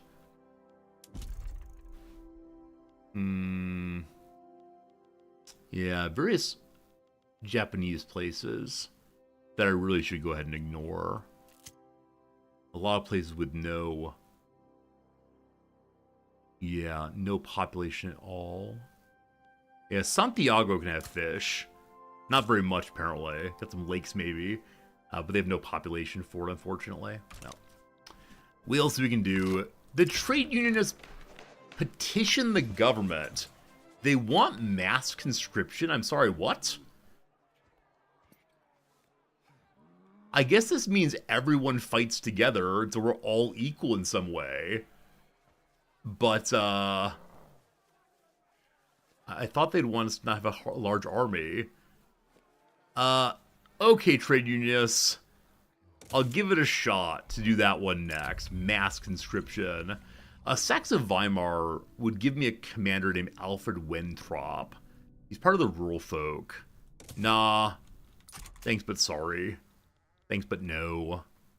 Thanks, but thanks. 91. Yeah, numbers climbing very, very quickly. Very quickly. Now, we're taking some from the British Empire. We've pushed out, I believe, the Prussians entirely. Zollverein, that's Austria-Hungary, maybe? Zollverein. Prussia, actually. So Prussia's been pushed out now. The law is stalled! Oh, no. Cultural exclusion's gonna fail again, my friends. Differences aside, impressed by the work imported from the British filmmakers, the armed forces want to join the Swedish-British Association. They're willing to collaborate with the trade unionists. Sure. We've kind of ignored the various lobbies throughout, but the Swedish-British people are happy enough right now, though. Only the PB really care about it. Alright, well, we're hanging out. President William Pirie, an ethno-nationalist of the British Republic. A period of great nationalism, I'm afraid. Seems like they don't really want anything. They're only a little opposed to me. So, what can I ask for would be useful? I mean, a defensive pack would be cool. They're kind of opposed to that. Are we already, like, in pretty positive relationship, or is more needed? It's pretty positive. Pretty positive indeed. So, who knows? I could renegotiate the Stockholm Agreement. That's withdraw, sorry. Renegotiate it. They're pretty positive about it right now. I guess them send me more goods, possibly. Any tariffs you don't want? Yeah, because they're a huge place, they don't want tariffs on anything. I don't produce very much rubber. Fine. So with that, how much would it take for defensive pact? So it's negative 55. They're only negative 13 right now. I think I'm fine with giving them an obligation. They haven't been warmongers this playthrough. No subventions on sulfur. It's not a big part of the economy. We also don't care about what? What did not make a lot of up in Sweden? Tobacco, we're fine. Plus 36. Is there anything I possibly want past that? I think we're low on at least. It would help the economy.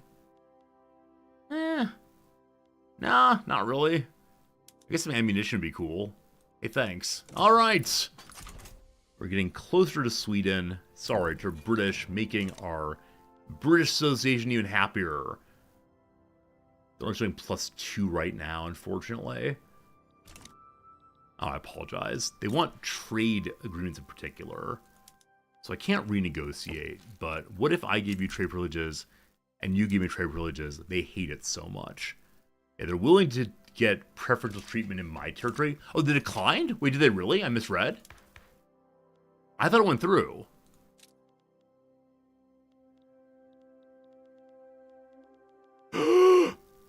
They declined. Thank you for reading, as opposed to assuming everything's good in the world. Wasn't it guaranteed? I thought it was green thumbs up. What? What? What? Yeah, they did reject it. Maybe it wasn't thumbs up anymore. Made a move to a possibility I missed. Regardless, what would you like? What can I give you to help out some? Now they really hate it. Well, whatever. Forget you, buddy. You and your buddies are now forgotten. Our eyes turn to the new world and the important, soon-to-be member of our community, the Chileans.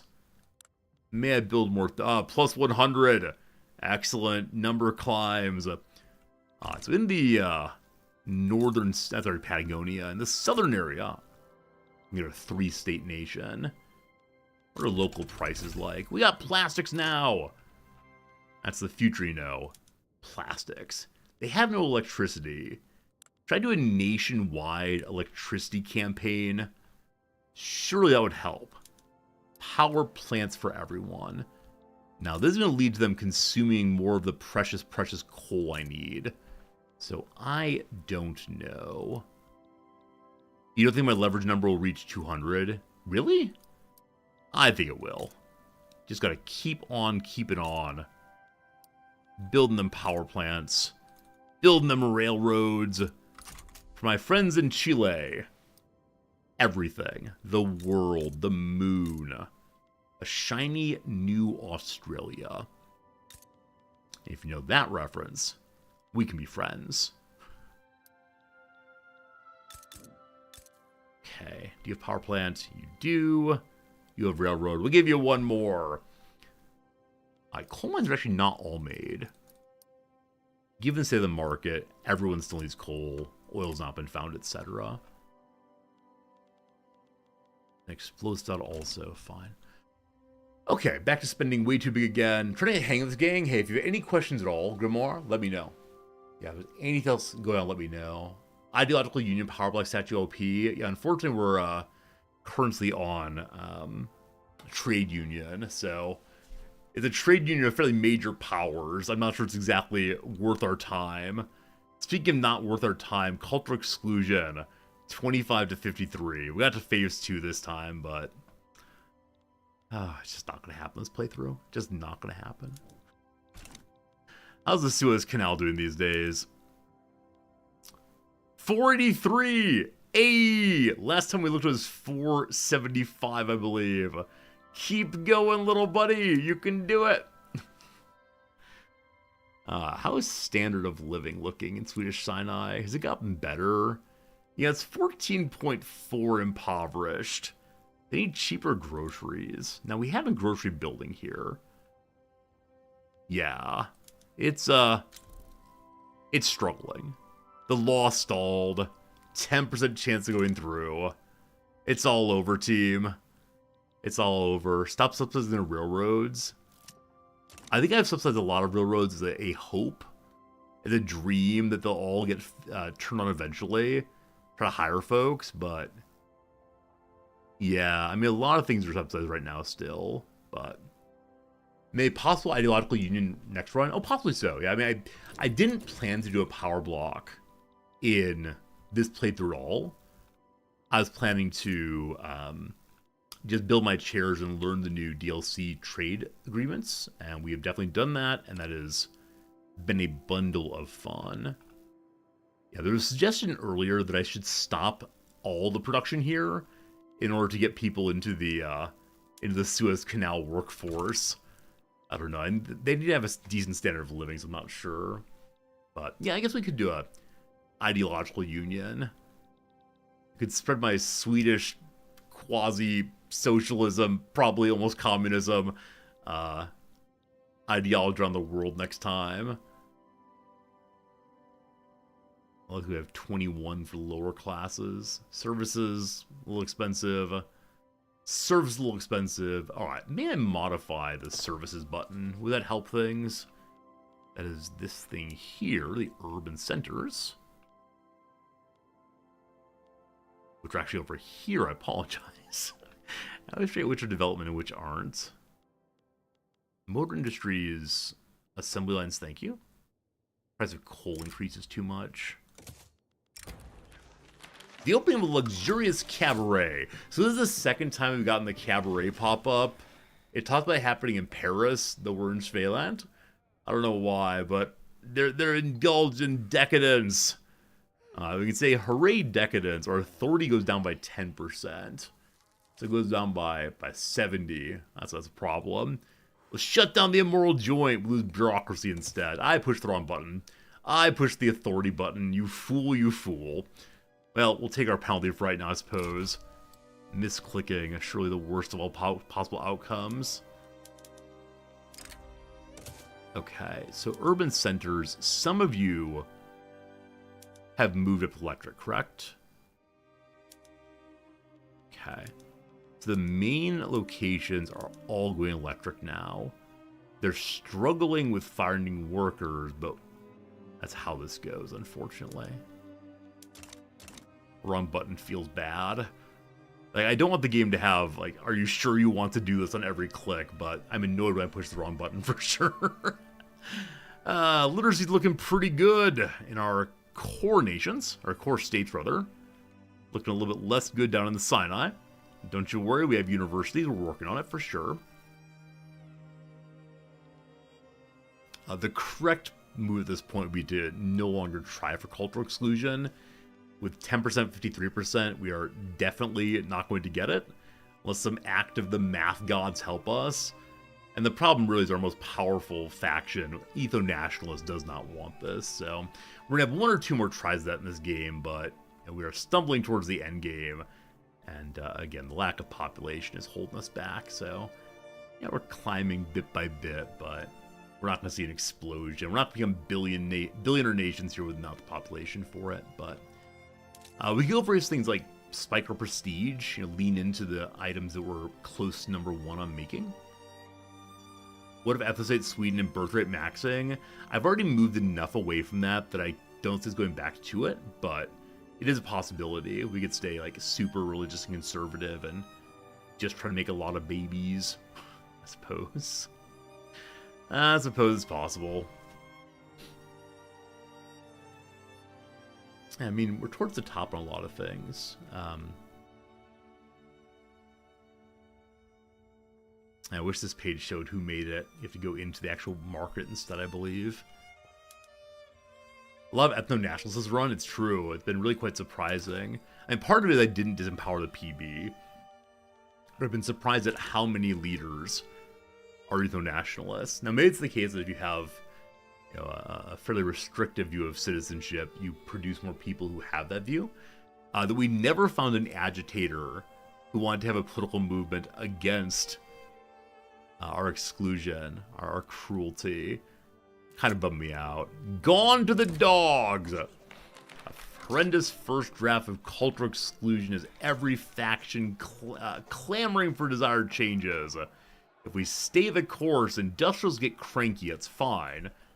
Yeah, it's fine. And we get 10% bonus. So a positive outcome for sure. I'll take the guarantee plus 10. We're to 20 again! 20 all the way. Yeah, we had intelligentsia ethno-nationals also, which really should not be the case. Big old dum-dums. Let's go and check on Chile again. 156 and still climbing. Oh, yes. Oh, yes. Predicted leverage is 456. Currently 433, so 23 higher. We're not quite there yet. We are building more things for them. Would Russia make a good ideological union starter country? I've never played as Russia. They begin with so much poverty and so many people. And you can't go in the direction of let's make everyone's lives happy at the beginning. Because there's just too many other problems, and industrializing is a challenge for a state of that size. But it could be fun anyway. Maybe Russia playthrough would be fun next. That said, we're not doing another Victoria 3 playthrough after this one. It'll be on down the road, because in just a couple days here, a little later this week, RimWorld's new DLC is coming out, and we'll absolutely be playing that, and should be a very, very, very good time. For some reason, I have a steel mill locked in to make it the capital. Let's go and check the agitators. Have I played as Japan yet? Zed, I've not played as Japan yet, because I keep saying I want to wait for a Japan DLC before doing so. That said, what do you think? Should I go ahead and try Japan as it is right now? I know it's different in some ways than other starts, but I want lots of Japan events. It feels right and decent to do it that way. So let me look at taxes real quick. Yeah, I don't want to tax the things that everyone uses by any means. Harvest conditions in Sweden. Still optimal sunlight. Japan's your favorite to play with. Why is that? Is that because you get to start with like a strongly closed economy, and so it gets to be you against the world for a while? Have you ever heard of or played RimWorld? Friends, do we do the bit or no? Do you want me to do the bit, or should I be honest today? The Communist Party is receiving election campaign support from the anarchists in Brazil. It sure sounds good. Do the bit? Do the bit? RimWorld? RimWorld. No, I haven't heard of that one. Would you tell me what it's like? The game RimWorld? If you've heard it, it must be pretty good, but no, it's the one I completely missed all the way through. Has some interesting DLC. DLC for RimWorld. You'll have to explain that one to me. But yeah, I don't know about RimWorld. No, Drew, I'm being a jerk here. I played like 2,000 hours of RimWorld. I like it quite a bit. So often when I'm in the RimWorld category and someone raids me who's also playing RimWorld, I'll pretend that I don't know what RimWorld is while playing the game. It's just a dumb bit I've been doing for genuinely 4 or 5 years. Where people say, hey, have you played this game? I'm like, oh, no, tell me all about it. But no, I apologize for teasing, I suppose. But yeah, I've played a tremendous amount of RimWorld to the point that I've become burned out on it more than a few times and had to stop it. But yeah, it's a really great game. It's a really, really good game that we'll be playing in just a few days here. I promise to play it soon, and that'll be a lovely time. Oh, we've been swinging back and forth between really quite high loyalism to very low loyalism. We have like 200 loyal. Oh, it's okay. It's okay. I'm sorry.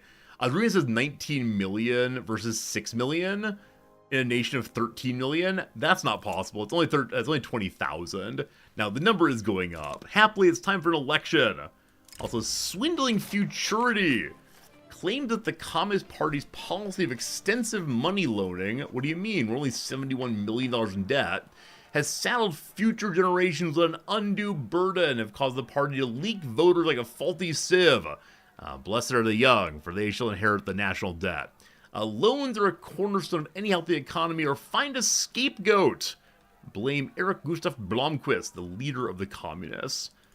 The Communist Party is going to win again, so we'll go ahead and take a little momentum off them, but they're 350. My goodness. Yeah, what I like in RimWorld is that I get to tell stories, and I'm given such amazing material for the stories to tell. You build and you explore, and I want to hide my base so badly, but this next achievement is definitely going to have, or not achievements, our next DLC is going to have a real incentive to leave home regularly, and gosh, I'll try.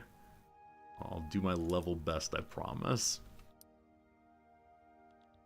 I believe if we just stop building, the economy is fine again. Is there anyone I can get to give me a $73 million buyout on the old debt? No, so Britain is in debt. How much? No. So that is asking them to take on the 73 million. Wait, really? They're only negative 57 on this. No. Wait, we're good. They're negative 57, but also negative 1,000 because they rejected my last. Treaty proposal. Well, that's no fun. Hello, Spain. How's your economy looking?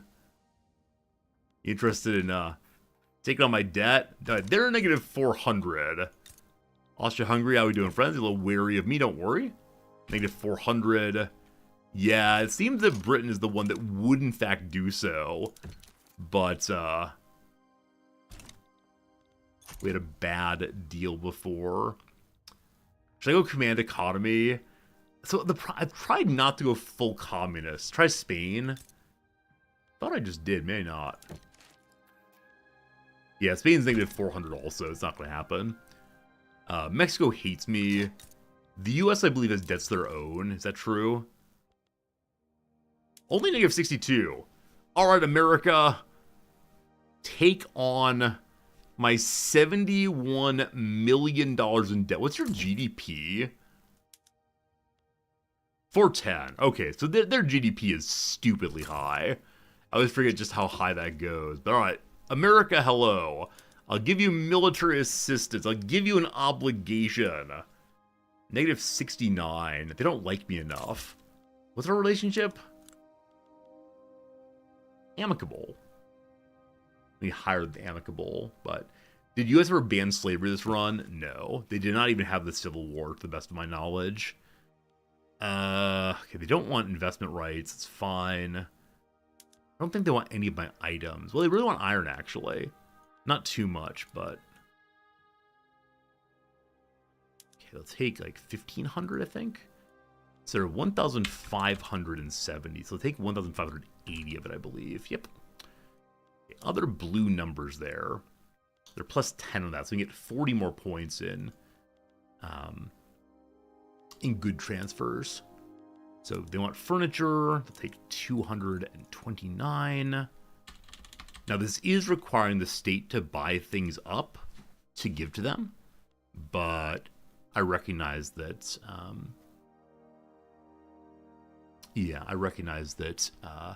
the money we'll have them take on is sufficiently more than what we're spending to keep them happy. Are there any laws you want me to change? Yeah, thus far, we've never found a country that cares about a law. It's always thumbs down these things. Now, I wonder if countries are more like ideologically specific. if they'll then demand certain laws are passed. But no, genuinely no interest in that at all. Yeah, I don't think it's getting 85 more points, unfortunately. Like, they want to give me a bunch of things, stimulate their economy that way, but at most it'll be 50 points. And I can go for, like, the no subvention. What is 40 more points this way? At most. And so the math just does not work out in my direction. So we need to make them like us more before we go to that. So, hello, USA. My debt's not that big. So maybe we have to make things happy for them. Force them to ban slavery. No, probably not. The good old days. Giving a speech on behalf of the Conservative Party, Ludwig Axelson extolled the virtue of strong homes, strong borders, strong men. When someone think that children or he's out of touch. Clearly he's out of touch. Our hope is that in calling him out of touch, he'll leave his position. And in that way get us a non-ethno-nationalist run of the show. Who knows, who knows.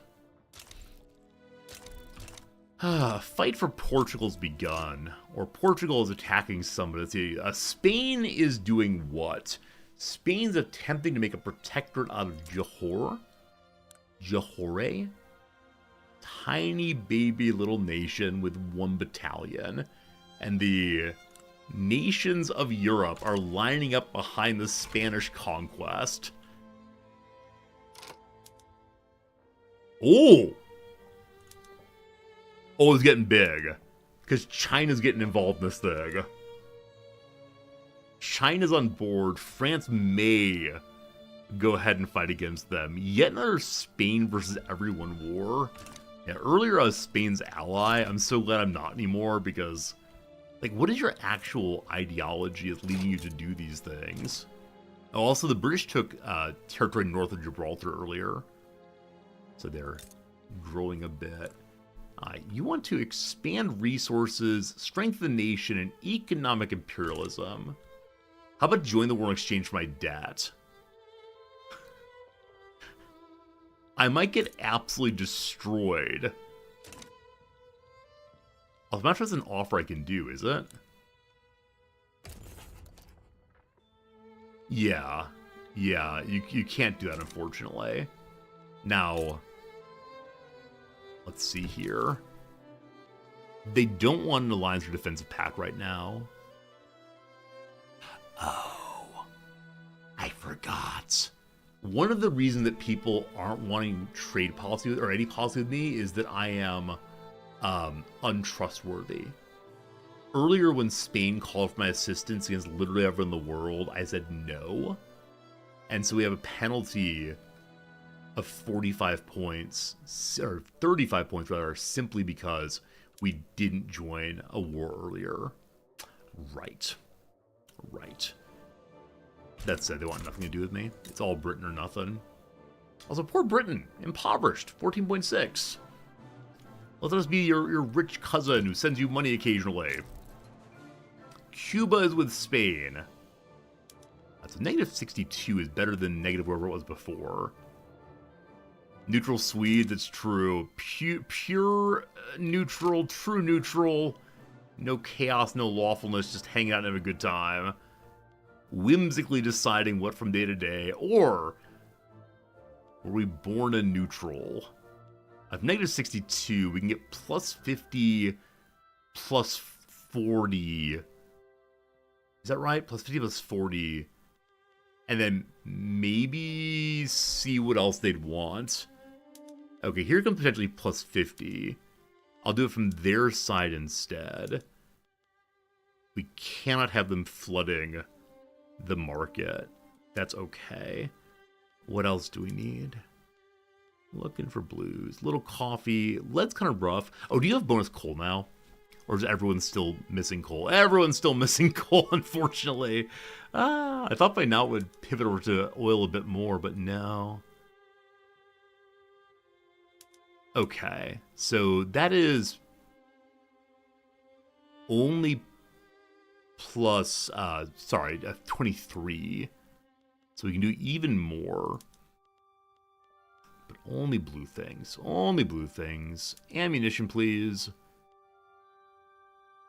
It's not clear they want to give me ammo. Anything that's close to 0? Now, these things we really would want to have if we had a substantially higher population. But we're perfect size for a population. I give them an obligation. They might harm me, but for taking on my debt, doesn't matter. Please don't force me to fight all of Europe, thank you. No subventions on tools. No subventions on Merchant Marine. Alright, tools is only +6. I'll change over to anything that's a +10. Fruits a +10, good. And I promise not to tariff. I do things I don't care about. So, wine, don't care, +10. Is this gonna happen? Am I gonna get Britain to take on an $80 million, or $70 million debt? This always feels very, very gamey indeed. T-fine. +35. Will accept. Watch the red line.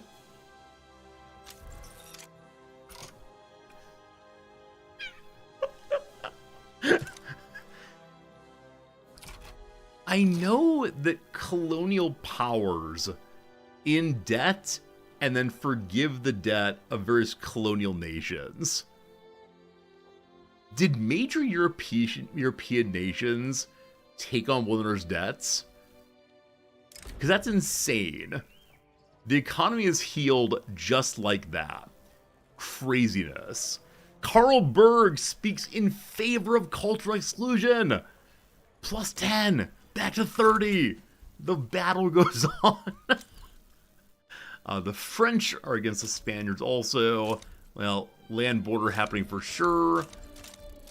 I can go beat up on Spain, but I see no reason to do so.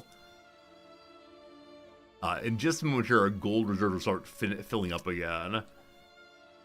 43,000 in gold somehow. Hey, the communists finally backed down after quite a long time. So our friends all halt here in our market. Things are good again. No, they can't use the market, but it's good at least. Chile, how you doing? +188. Oh, how it grows. Where's it gonna get to now? They're saying it's gonna get to leverage advantage of 134. What does that mean exactly? Is that over anybody else? Is it gonna go from 188? I'm confused. I see line gets bigger. And line gets bigger is good for me. Past that, I'm very confused. So we'll see. Oh boy, so many messages. Number 1, the Anti-Russian League wants a rivalry with Russia. Is that a good idea? I mean, their army is huge, of course. My army is not so huge. The British did not promise to protect me. Number 2, I don't know. If I say no, the Anti-Russian League gets very angry. It's the intellectuals are really into it. Say yes. All right, I'm going to look into it. I'll rival Russia. I don't think they'll care. As long as I don't try to break off Finland, which I really do want to do. Well, we'll see how that goes. More bird mana, more good. 1,000 bird mana, awesome. Explicitly partisan newspaper found by members of the Swedish supremacist movement. Oh no. It's published its first issue. It's a grotesque critique of the government. How long could they last, or deny them a printing license? Political activism goes up, but they get weaker. I can't have them pushing against my current law attempts. Supporters of the old ways have been suppressing other people. Arrest them all. And lastly, well, in support of the People's Party, a member of the large amount of parties that met. They have a debate. Who's more convincing? People's Party or the Conservatives? The People's Party. All right. So 62% of the Communist Party. They were over 70% for a while back when we had fewer radicals. But, I mean, our nation's really nice. Most people are really on board with the kind of things we've been doing. Oh, we're so close to passing over 25 standard of living for everybody. I wonder what the highest playthroughs, the highest standard of living in any playthrough's been. Would have a landed voting run? Maybe. I mean, as you know, there are so very many playthroughs you can do with this game. I tend to feel bad when I do anything that's overly conservative. Like, if I refuse to let women out of the household, feels bad, man. If I say only people with land can choose things, feels like, if I do that, I may as well embrace slavery. That feels pretty bad also. I don't know. The Communist Party is making cheap paper. Sure. Make the leader of the Communist Party even more ambitious. Holy cow, the PB are up to 50% clout. Please stop. Oh boy. Oh boy. They're only a little angry. But yeah, the etho-nationalists with 50% clout in a nation I'm trying to liberalize. I guess I should just say, the communists win. I guess I should just say, like, we should accept this and stop being trade unionists. Now, what I actually need to do is just change off of corporate government. I did get the achievement I need. If we go off corporate government, we lose one company. That's the grocery store one's not that important. Though it does give birth rate, I'm not sure. This is the best government we can do at 55%. At least it's no longer unacceptable. It's also no longer righteous, unfortunately. Gotta keep working on that. Alright. Yeah, I mean, it is the case that all the super wealthy people gradually lost their standard of living. That would have been fantastic to keep around. But it is the case that, on average, the standard of living is substantially higher here than it was before. Authority is getting too low now, so...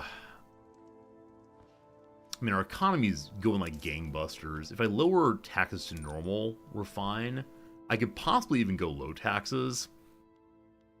Sure. Happy days for everyone. And then I need authority back. So I'm going to remove the tax on luxury furnitures. Good. Okay, we're not pulling that much money, but I may have misclicked there. Should still be on. Remove this tax, thank you. Alright, not making as much money right now, but we're still pulling in gold. I've given the wealth, the lucre of the nation to our people once more. Hooray on that. 204! 204!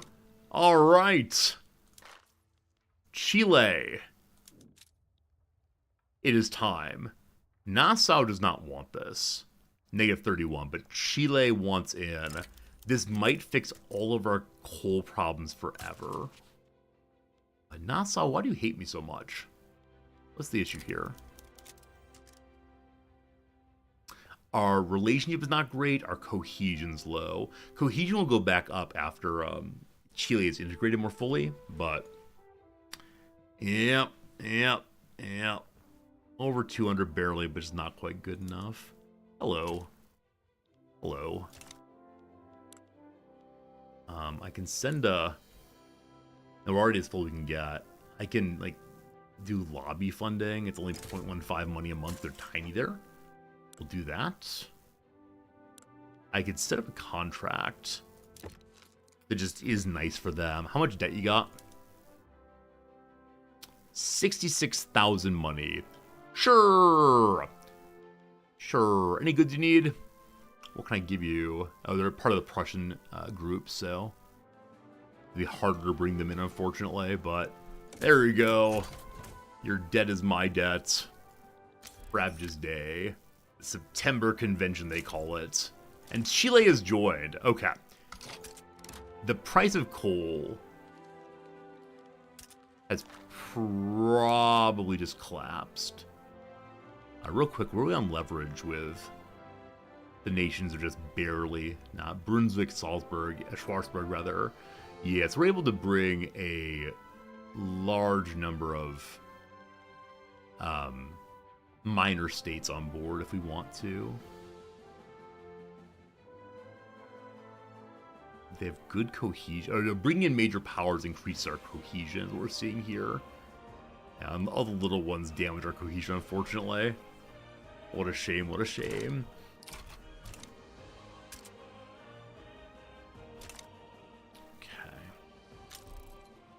Okay. With 31%, we're on the third phase. 31 to 35. The PB are no longer angry, so it's 20 points less against us. Roughly even chance of this law going through or this law being potentially thrown out entirely.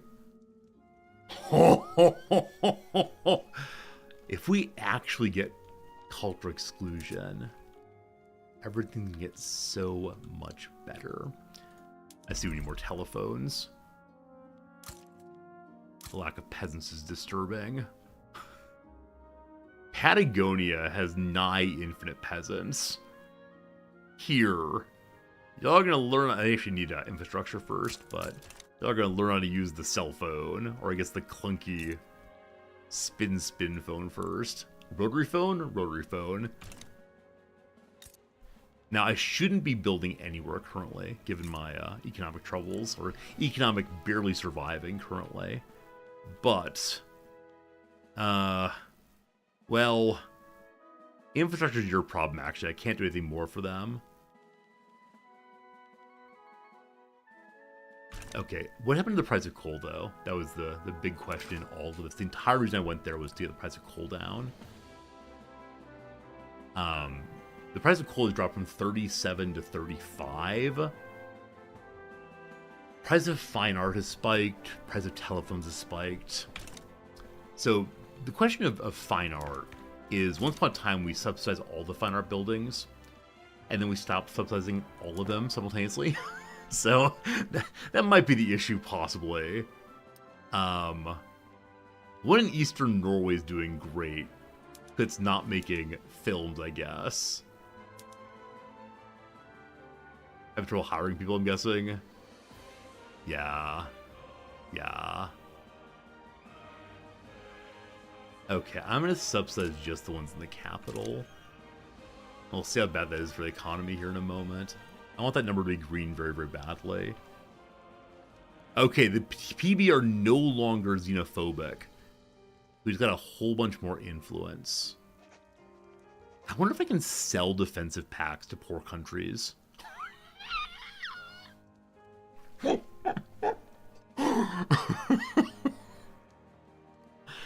Alright, look at me and my monstrous conduct. Hello, Amon, you don't have any oil yet. I don't see you, unfortunately. I absolutely can. I mean, yeah. Yeah, I can. Yeah, I can. Here's a defensive pact. Would that be cool? Would you like that? Well, how much do you like it?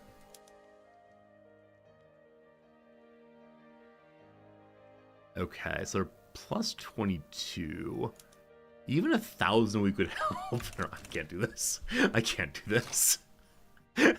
There are certain limits I have in my playthroughs, and protecting minor powers from Brazil are probably not what I want right now. I'm going to leverage in Brazil. All right, for a while, we lost 15%. For a while there, we had really high leverage on Brazil, but they built up their own economy pretty well. Automatic machine guns online. Oh, good call. I still am untrustworthy also. That'll drop off, I think, at the end of the playthrough. How's it going, Argentina? Your economy's pretty big and strong. How's it going, Uruguay? You could use some help, my friends. You could use some help. So, hello. I'd like to build in your nation. I want to give you a power block also. That might be unreasonable. I will protect you. I'll give you my military to help. And what do you need? You need clothes. Your people are unclad. What else do you need? You're neutral on iron and tools. That's impressive. Here's some furniture. This part's ridiculous. This part's very silly. It can't be that I'm actually selling like 20 chairs. I need to do like 20 loads of chairs. Just 20 chairs feels very, very ridiculous. Like, if they're super luxury chairs, and we're sending them to like the president's residence, okay, I get that, but they're normal boring chair, that's all it is. I'll give you, actually, we don't want any tools. Fair enough, fair enough. You don't care about the subvention and such, right? Yeah, not at all. Things you want to send me? They want to send me coffee. You know what? I need coffee, and so I say thank you very much.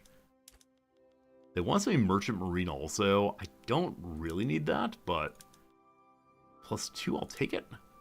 +10 overall, 50% chance right now. Alright, they have no sulfur, they don't want even a little bit. They'll take some luxury chairs, just a tiny bit of it.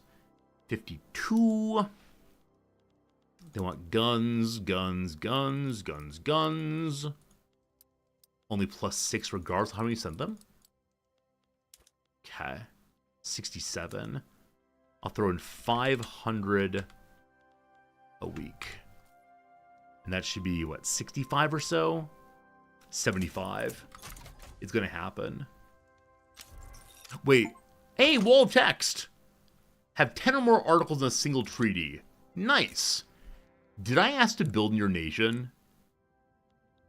I did. We're good. I was worried I just took coffee. Anyway, got an achievement for having a very, very long treaty, despite not knowing that was even something that one could do. Alright, show me your market. What's going on here? What's expensive where you live? At this right now? Oh, can't. Can. Iron, coal, stuff like that. Do you have access to iron and coal in your nation? You appear to be just one state, little buddy. You have oil. Heck yes. You can sell that for quite a bit, actually. But no, they don't have iron or coal available here at all. Poor buddies. Poor buddies. Okay. They don't really have infrastructure, but can't support it either. Okay, we'll leave it some time. Did they not want coal? Thought we offered them some. Or are we still short on coal ourselves? We may be short ourselves. They want more clothes. They also want porcelain and paper. And now that we're friendly... Oh, being untrustworthy is the worst, isn't it? Never mind, that's enough right now. What will that do to our leverage? It's going to go up. It's going to go quite a bit. Holy cow. So no one is trading with them. There are no embassies there almost certainly. That's wonderful. All right. Uruguay will be ours, ours, ours. Do we see... Nassau is how against me? -17, so it is getting better. Just kind of slowly. We dropped being the number 10 greatest nation. As long as it's not a drop off in chair making, I'm fine. Number 2 still. Awesome. Speaking of power blocks, are we still the second lowest power block? We have the members. We are, yeah, we're still 8th, unfortunately. The Grand Coalition is only Mexico and Costa Rica. What determines the number? It's overall prestige. So their prestige is 16.9 to our 15.7. That's really what determines it. So I need to find people with more prestige to join me. Obligation time! The limit of Hamburg's expiring soon. That's fine, we don't need it. Chile, what is your prestige? I'm sure you have a long and important history. There we go, 91. Uruguay, yours is 24. Oh, buddy. We're never getting there, unfortunately. 1928's upon us. We got a 16 to 36 chance of getting my law through. I still believe. I still must believe. If I bring the industrialists into power, the industrialist leader is what? The Democrat. If I bring him in, I don't believe anything will change. Oh, it's the whole old person party. Nah. Also, legitimacy's gotten over 60 again. Lowering taxes to just low has been very, very good. If I'm not building, I may be able to get our taxes down to very low. People keep the money, hopefully putting it into the system. Hey, standard of living is over 25 now. That was my goal for today. That we've done that is so good. Also, friends, the ad break is coming. I don't know if I said that yet. Happy ad time. 3 minutes ads. Hope you're enjoying yourself enough to consider following the channel. If you're really enjoying yourself, consider getting yourself a subscription also for, what, $5.99, $6.99 a month. You can support the channel and then also not watch ads. Isn't that nice? I think that's nice. Okay, check the fit of. Let's try on. There's one earlier I thought would be try on, but try on. A tampon alternative, probably pants. Simply must. Has to, I guess. Downs now. Phenomena which have frequent activities, such as gaming, patterns, unrelated thoughts. Tetris rather. Tetris Effect. I've never heard of that, but when I was playing World of Warcraft every day, you better believe I was thinking of a lot of life in terms of World of Warcraft. Like when I go and get some food, it would be a quest to the grocery store. Oh, ridiculous. Region that abuts the Urals.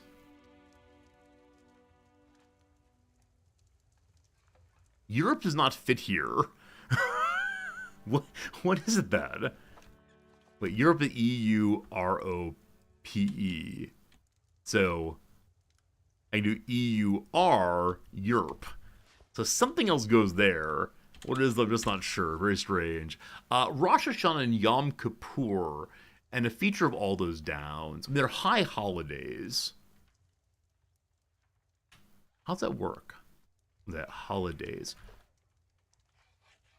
So I see the word holly here, H-O-L-I.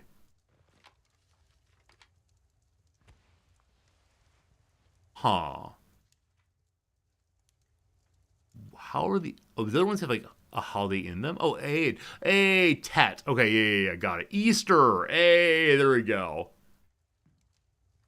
If I spell it correctly... Wait.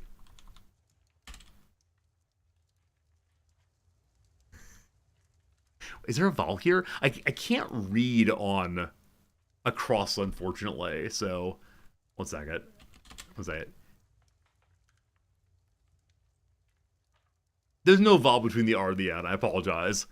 Again, I struggle so much with reading up and downs. I don't know why. It's bad. Beethoven's Ode to Joy. A Baltimore Ravens mascot whose brothers are Edgar and Allan. Poe is the Raven. ISP with the yellow Running Man logo is our friend AOL. Toi or Toi? Dirical. Interesting. Follower of Revolving Her Next. Door.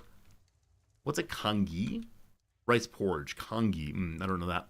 A Blank of Honor. Probably Mark of Honor. Devices for enjoying page turners without turning pages. The e-readers. Ending of alumni email addresses.edu. Do any of you still have email addresses from your colleges or universities? No school that I've gone to permits that. At the end of your time, they say, in 1 year, your email goes away forever. Have a nice life. Domain for Google's self-publication platform. I have no idea. Granola grains. Granola grains. Pork may be wrong. The Blank. A nickname for a Boston skyscraper. Is it the T, maybe? Not sure. Fish whose testicles were sought by Sigmund Freud during his university studies. Yeah, he definitely studied eel testicles, I believe. Last one for now. Model and activist Carmen. I have no idea. Very good. Progress made. Very happy with that. Yours was 2 hours of commits, and I got rid of it. Fair enough, you still have all of yours. And Radic, you say that you just got a notification your .edu password's expiring. Yeah, I have .edu passwords, right now for the university at which I teach. But no, as a student at my community college, my bachelor's school, my master's school, and my PhD school, they did not offer the continuation of the email address. Or they did and I didn't care. I'm honestly not sure about that. I'm pretty sure they didn't offer it. I think I would have thought it's neat to keep it. And certainly some of my accounts from way back then are linked to that address, unfortunately. But, yeah, strange times, strange times.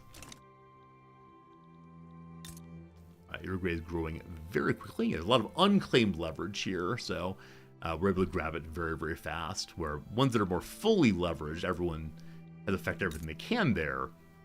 It's harder to go. The British hold it all. Ecuador is part of the USA. New Granada's unaligned. And I'm kind of just grabbing whoever locally. And I'm a little surprised that no one has pushed back against my... I guess this is trade union. Who cares about trade union? The proposal for the cultural exclusion is sat in a deadlock. The politically unaligned are making overtures to get the trade unions to join. 20% increase. More trade unions on board. Back to 36. I'm considering running a poll to see if this thing will ever go through. Again, the strategically correct thing to do is not to stay on laws that have a low chance of passing. The leader of the intelligentsia has left. Next up is Peter Gustafsson, another humanitarian. Happily, the intelligentsia are staying humanitarian.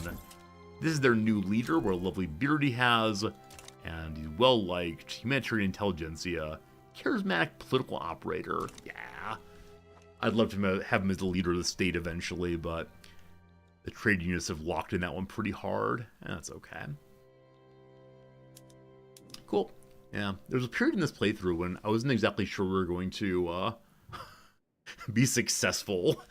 I was fairly sure it was all going to fall apart and our economy was in absolute shambles. I think we've had someone take on our debt 3 times in this playthrough. Also, I think I hear a package outside being delivered. They might ring the doorbell. I'm waiting for a package from Canada. They'll require me to pay tariffs when they show up, so it might be that. We'll hear in a moment. We'll see. Okay, our population's up to 13.2. We're still competing with the big guys as far as prestige goes. Yeah, I mean, Canada's the only one ahead of us right now. And the Netherlands. Oh, the Netherlands are showing off now. They have a population of 13.1. But a GDP over 45. Oh, my GDP is higher than theirs. It really is prestige, though. So where are the Dutch getting their prestige? GDP of subjects. Yeah, so the Dutch have the Dutch East India Company, don't they? And that gives them a, yeah, tremendous bonus around the world for prestige. We need a Swedish East Finland Company next playthrough. Poor Gotland here has struggled with population the whole way through. I should subsidize their railroad. Because they're struggling with connection to the mainland. Coal got expensive again. Alright. Hello, Chile. Do you have more coal I can build up? I ran through all of Patagonia, I know. Nope. Patagonia coal mines are all full. Go to the west side now. They got logging camps and sulfur mines in earnest there. Up to the north, all vineyards and open land. No, so no more coal mines. Time to find another nation that has some. Uruguay, I believe you're too flat to have any. Yeah. Argentina, how's it going? You like me fine, Argentina. Lots of unclaimed leverage in Argentina. Do you have any mountainous area with coal? Hey, it happened. I didn't hold the poll, but the answer is yes. Cultural exclusion has gone through. This is not the best, but it's nicer. Now, we lost authority for not being, trans-ethno-nationalists. Okay. So, if the culture shares no commonality, we still like them a little bit. So I believe this helped us really like people who are like Northern Germanics. But life for Pops at lowest acceptance now, not pleasant, but manageable. There's no longer, I believe, violent hostility against them. If you're second tier people, yeah, no violence now. Okay. This might help the Suez Canal go online very quickly. We'll see what happens. There are going to be big changes now. And no one revolted over that, actually. I'm very pleased to see that. The supremacist movement only got to agitating. The fascists are still getting more and more powerful also, but that's a wonderful, wonderful thing that people are actually involved again. Okay, we have even less in the way of authority again. I'm going to end on our tax, I believe. I'm going to end the tax on cars for now. Positive again, fantastic. Positive again, fantastic. Positive, positive, positive. All fantastic. Okay, I told the trade unions I'd try to pass mass conscription for them. Yeah, no one's really against it. All of my agitators support it, so what's it mean? Large number of infantry constantly active as needed to supplement the professional army. I have absolutely no idea why they want it so badly. Maybe they decided that Sweden should become a military power by having literally all their population go to the battlefront. With that law passed, the earlier one, show about migration controls. So unfortunately, no one wants the borders strongly open.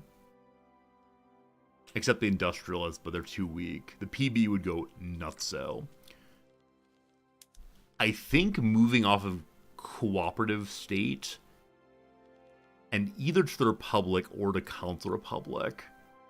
Now, if we go Council Republic, everyone but the communists freaks out. Very unhappy. So the rural folk will go nutso, landowners go nutso, the church goes nutso. Of these things, only the PB are concerned. They have 50% political power. So I guess we move to one of the Republican forms as a way of weakening the PB some. And using it as a prelude to the Council Republic, maybe. But I think we'll probably end the nation as a democratic place, most likely. Swedish Sinai are struggling again with market access. So I'll go ahead and give you subsidized ports and see if that helps a little bit. The barracks is hiring troops there, the one group they need. Suez Canal's back to 450 again. You can do it. You can do it. It's gotta do it. One of my agitators just died. God. Hello again, agitators. Who might join?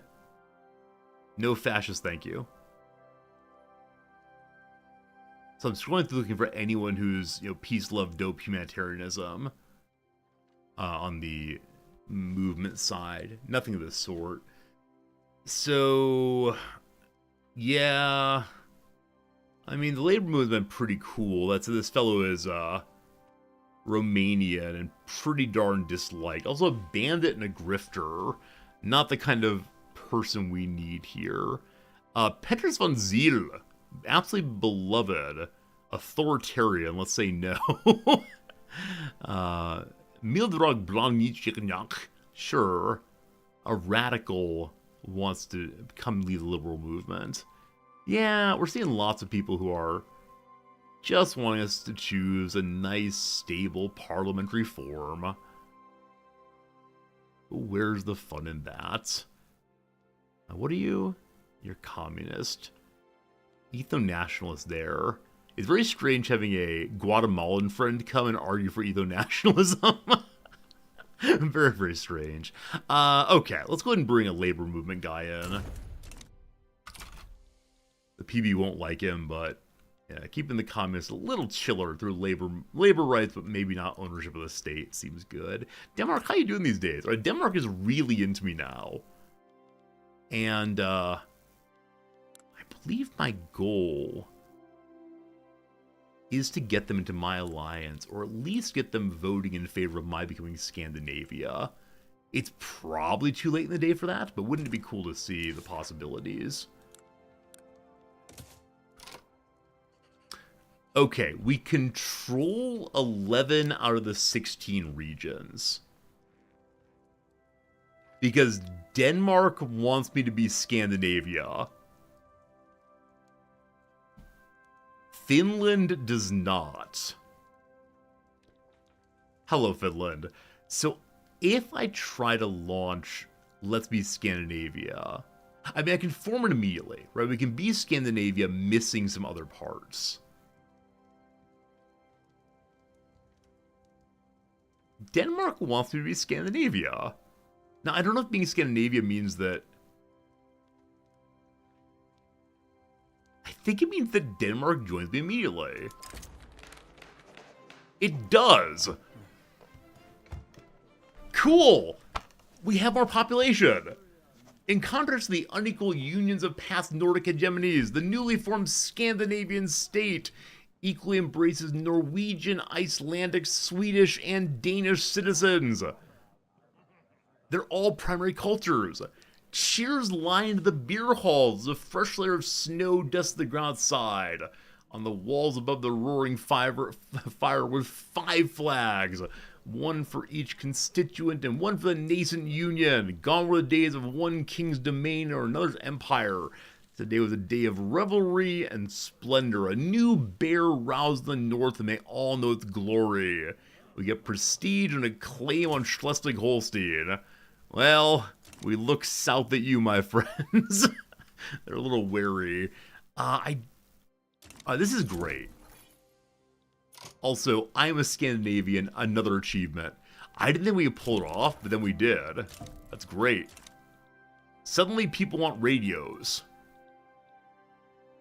I don't think I've invented the radio, have I? Okay. So the market has some kind of weird situations now. We'll do that in a second. Our population's gone up by 3,000 now, of whom 57,000 are unemployed. Fantastic. There's a Vietnamese radical revolt happening. It looks like everyone is siding with Vietnam itself. And I think I'm immediately drawn into that. Is that true? No, I'm not. But the Dutch East Indies are protecting the, what are you? What's your current, government form, Dynam? The absolute monarchy against people who want to vote.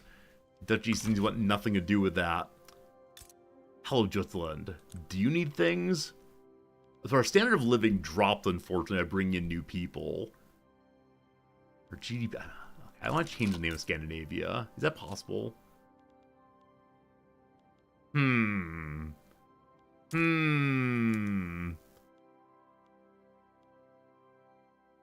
want to change my name to Big Sweden, or Biggest Sweden. But it may not be possible to change these things. The game may be a little bit too, what's the word? Realism-based? Fine. So no one's making radios right now. I wonder if one of our cultures already knew about it. But Jutland, you have peasants. Which means there's a bunch of arable land still available. You never made logging camps? I'm sorry, what? You have a company called Dorfus Mig at Sea. What's it meant to do? It's clothes. Clothes, clothes, clothes. Am I allowed to have all these companies? Huh. How do I have this company? It's all parts of... I'll be curious to see how the companies work. Like, do they exist as not mine, but instead they exist because they were created by someone else earlier? I'm not sure. What I know, though, is, friends, I need radios, if you please. Okay, I believe... How many telephone factories are there? Are they in place I can deploy differently? Man, some of our new places don't even have gas streetlights going yet. They need a lot more automobiles. Crazy. Crazy, crazy. Okay, I'm looking for telephones. There we go. Are you in different places? You are. You are. So, I believe the price of telephones is really expensive still. So I need more in these places. I'll have the ones in Patagonia. We haven't invented the radio. They want the radio, and yet. and yet. We have more interests also. We have one open interest. Who do we care about? Who might matter? I'll grab the rest of, or more of South America. Our authority has dropped substantially. We just need government authority buildings. How have taxes changed? Everything's expensive and confusing. Nassau still does not want to join me by -1 point. -1 point. We're so close. If my cohesion goes up by 2, we're good. Oh, they're teasing me. I believe they just left a treaty we had together.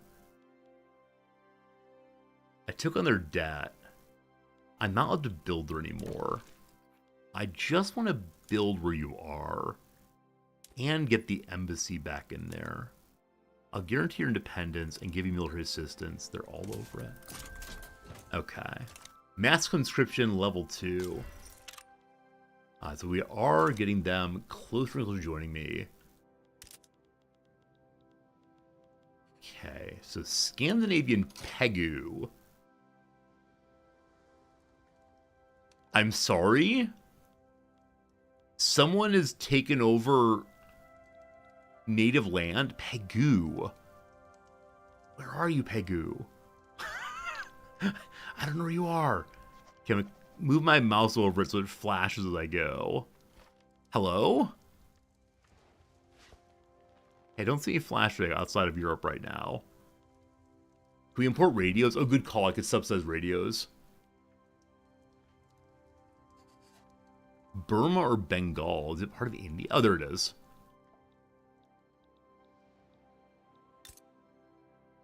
Well, we have an island resort, it looks like, friends. Can I release you all? Can I let you go free? Is there a release button? I mean, I can incorporate them. I should probably do that, but I'm a monster. They have oil. Never mind. Never mind.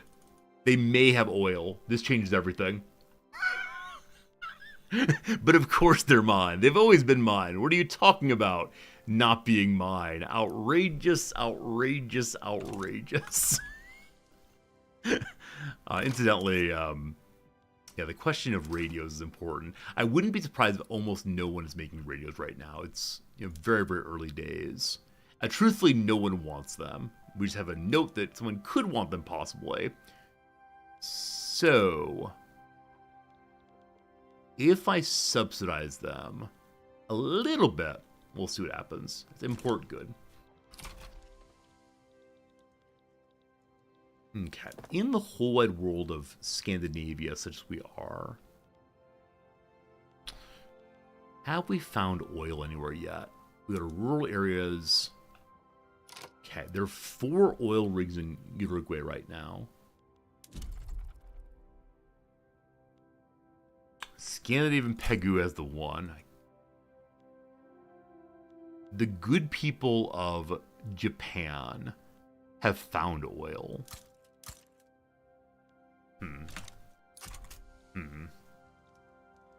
Back over 25. Fantastic. The upper class have a lavish lifestyle again. There shouldn't be an upper class. Oh, are we going to immiserate the Danish?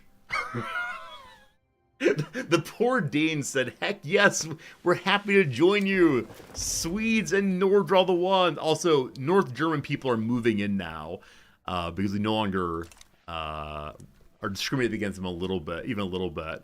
Yeah, the poor Danes joined, not knowing that we believe in communal ownership of everything, and ultimately we will not be having an upper class. Yeah, look at the little line goes down. Line goes down. Poor old Danes. They have beautiful lives right now, but very soon they'll have average lives like all the rest of us. I don't know how we get their wealth. Please don't ask. Okay, so we just had a big population influx. 3,000 unemployed.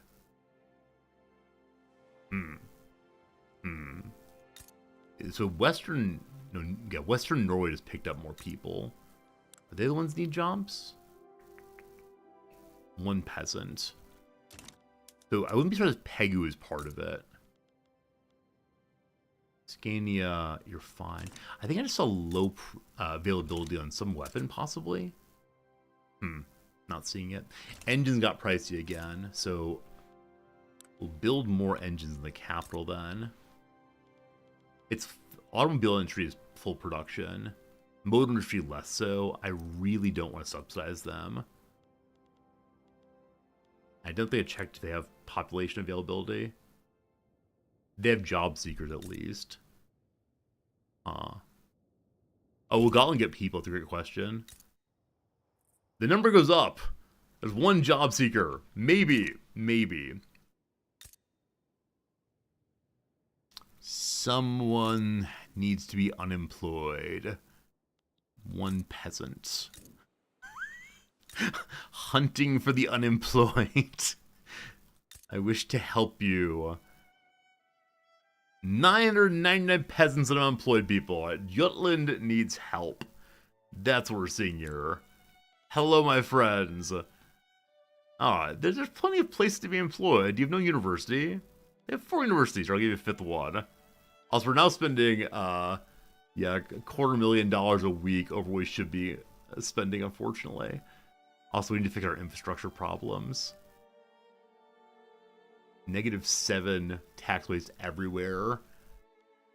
Various issues in the bureaucracy. Alright, do you have any bureaucracy buildings here? You do not. Everybody needs the bureaucracy locally. What else is mine here? This is... You have bureaucracy. I'll give you some more. We need more power block statues also for the prestige. Zealand, you have 26 peasants. Someone needs to go destroy subsistence farms. Mass conscription is at the final stage. Yeah, we need to make lots of ranches to get the unused arable land going. All coming together. I'm sorry, Africa. Your cause is not my cause. Compression ignition go. Central Americans are going to Gotaland. Well, that's the wrong part of the nation, but welcome new workers. If only we could have gotten this thing through a very long time ago. Also, we need radios now. 7 days and we'll get them, apparently. It's all turning on. All turning on. Nassau is at 0, I believe. Yeah, 0 acceptance. One more point there. How's it going, Uruguay? Plus 146 and still building. Fantastic.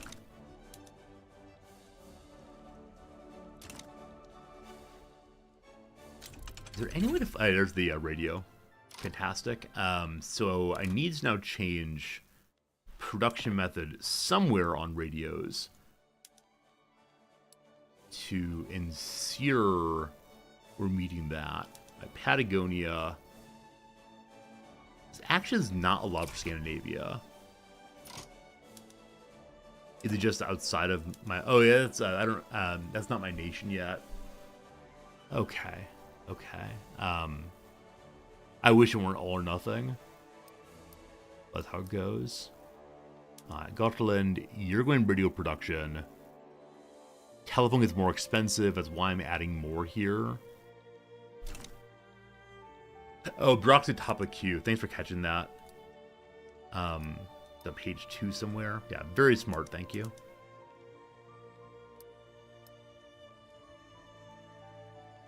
Hopefully 2 will be enough. May need to add some more. Alphabet Radio. I mean, what's left? Kind of late game.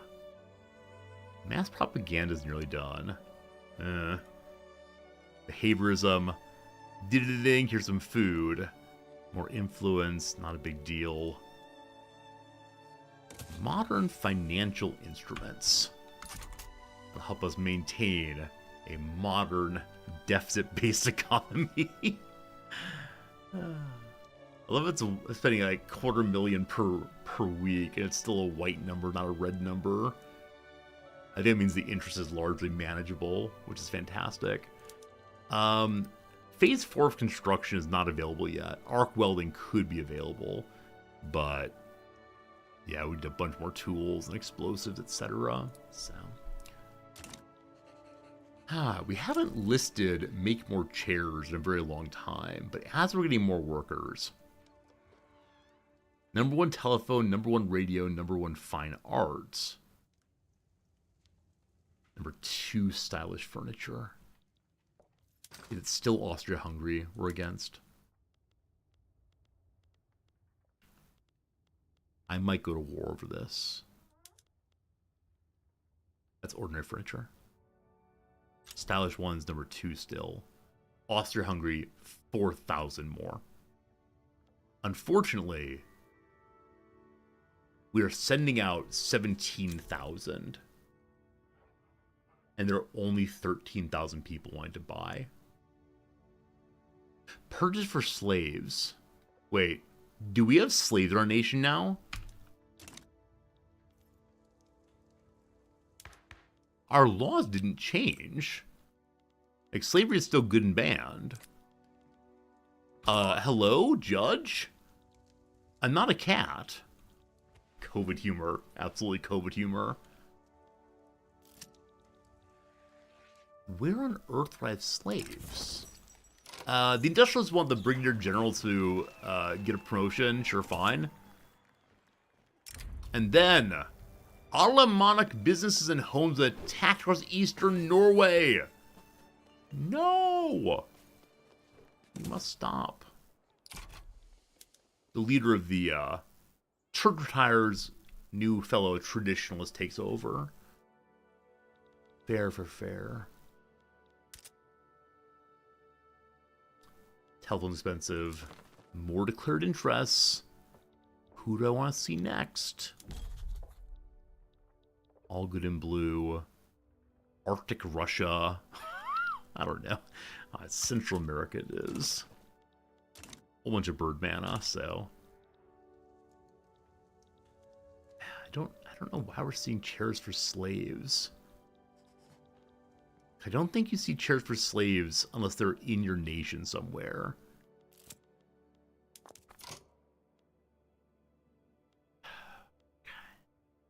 $10 million lower strata, 6.2 in middle strata, 1 pop in upper strata. Down it's going, thank you. So upper strata are paying 0% taxes right now. Down you go. Okay. So 82% of money is being spent on the needs of these people. Are slaves on an Indian island? Maybe so. Is there a way I can see that? It's not a profession per se. I don't think. Look at the cultures, though. We have French-Canadian people with us. Hey! Swedes are most powerful, but suddenly only 48% of the nation is Swedes. From all around the world, people are coming in. Now, probably some of them were already in Denmark when they joined us, but that's really fantastic. A massive outbreak of an especially deadly strain of flu has broke out in British Guatemala. Pandemic. Pandemic for us. I don't think there's any way to close the border or anything. Unfortunately. There's British Guatemala, so surely not a place that we interact with at all. Here's my island. Island, do you have slaves on you? Really shouldn't. No, no, they don't. So that's a weird slave question. A botched boycott. Sorry. Botched boycott. There we go. Hubert Palog, the leader of the trade unions, boycotted mass conscription. I'm sorry, we can't have that. So we bury the news of someone causing problems, having a fight over mass conscription. The people want it. Even so both the trade unions and the fascists want this. Might be time to strengthen the communists as a way of weakening the fascists. Yeah, largest population is in the fascist movement, unfortunately. If we just close that one, we don't think about that for a while, we should be a-okay. Yeah, the trade union won the law and other leaders against it. It's very strange. Who knows, who knows, who knows. Nassau is now at a 97% chance of accepting. Welcome to the team. Lubeck and Uruguay are both willing to join also. We just need a tiny bit more power for them. 194 Uruguay. Almost there. Lubeck, I've been trying to get to join me for a very long time. Oh, they're a Council Republic now. Their government has changed substantially. I don't know why. I don't know why that is, but gosh, I appreciate it. Am I allowed to build you? That's cool. I'll keep you alive and safe. I will take on your debt, maybe 133,000 on absolutely will. Any goods you need? Close. I'm already able to build there, definitely. Anyone got chairs there? They don't really want me to take their chairs on, but we're still very positive, so lovely. Oh, I should ask for an embassy. Definitely an error there. Unless we already have an embassy there, I can't remember. We'll check Lubeck and see. We have four agreements with them. One of which is the embassy. The octopus is all over them. Now the important question, where is Lubeck? If I were Lubeck, where would I be? This is probably like non-Americans playing as the US. Where on earth is Cincinnati? We can go this way. Sorry, this way rather. I'll learn where you actually are. You here? Well, never mind. I must build things new. Oil in Patagonia! Hey, we're finding oil in places that are quite friendly to us. If I can't find Lubeck, I can't build in it is the issue. Anyone? Bueller? South of Denmark, close to the border. Thank you. Thank you, thank you, thank you. There it is. It's the little cutout one there. That should have joined me a long time. Rabble, rabble, rabble. Okay. What do you need right now? You need someone to help you make your land big and strong. You need someone who... There's subtitles in their own ports, but their trade center's not working, I believe. Huh. Okay. Everyone likes making clothes. Good. Price of radio's gone down. Price of radio's gone down. Price of telephone's gone back up. Zealand is struggling with connection to the rest of the world. Railway is just too inexpensive, it looks like. So no one's using railway here.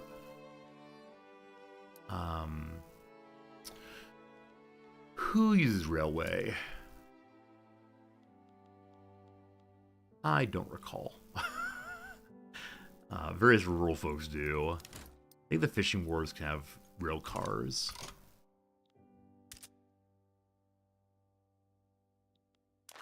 Are they ready? You ready, Uruguay? Uruguay is ready to join. This is the biggest one that's joined in a very long time.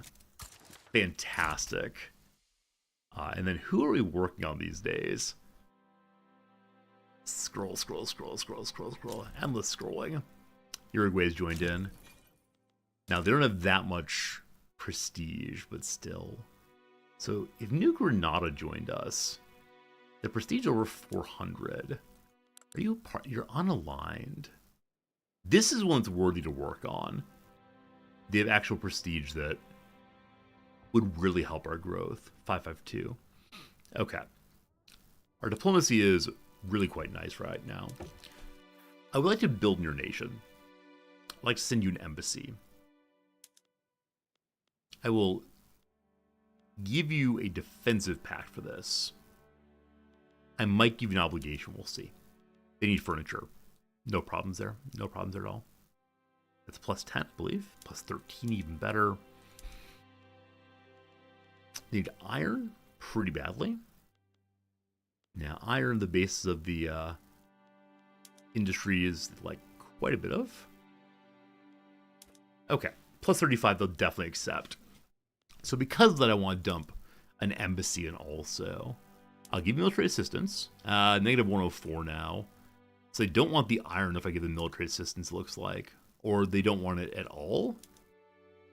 Wait, what just changed? Huh. I think introducing that one suggestion may have upset them somewhat. The plus 95. Alright, we can start with investment rights and then go to power block a little bit later, I guess. Sure. Okay. So New Granada would be a great one to have join us. I believe other than the Brazil, it's the most prestigious nation down here.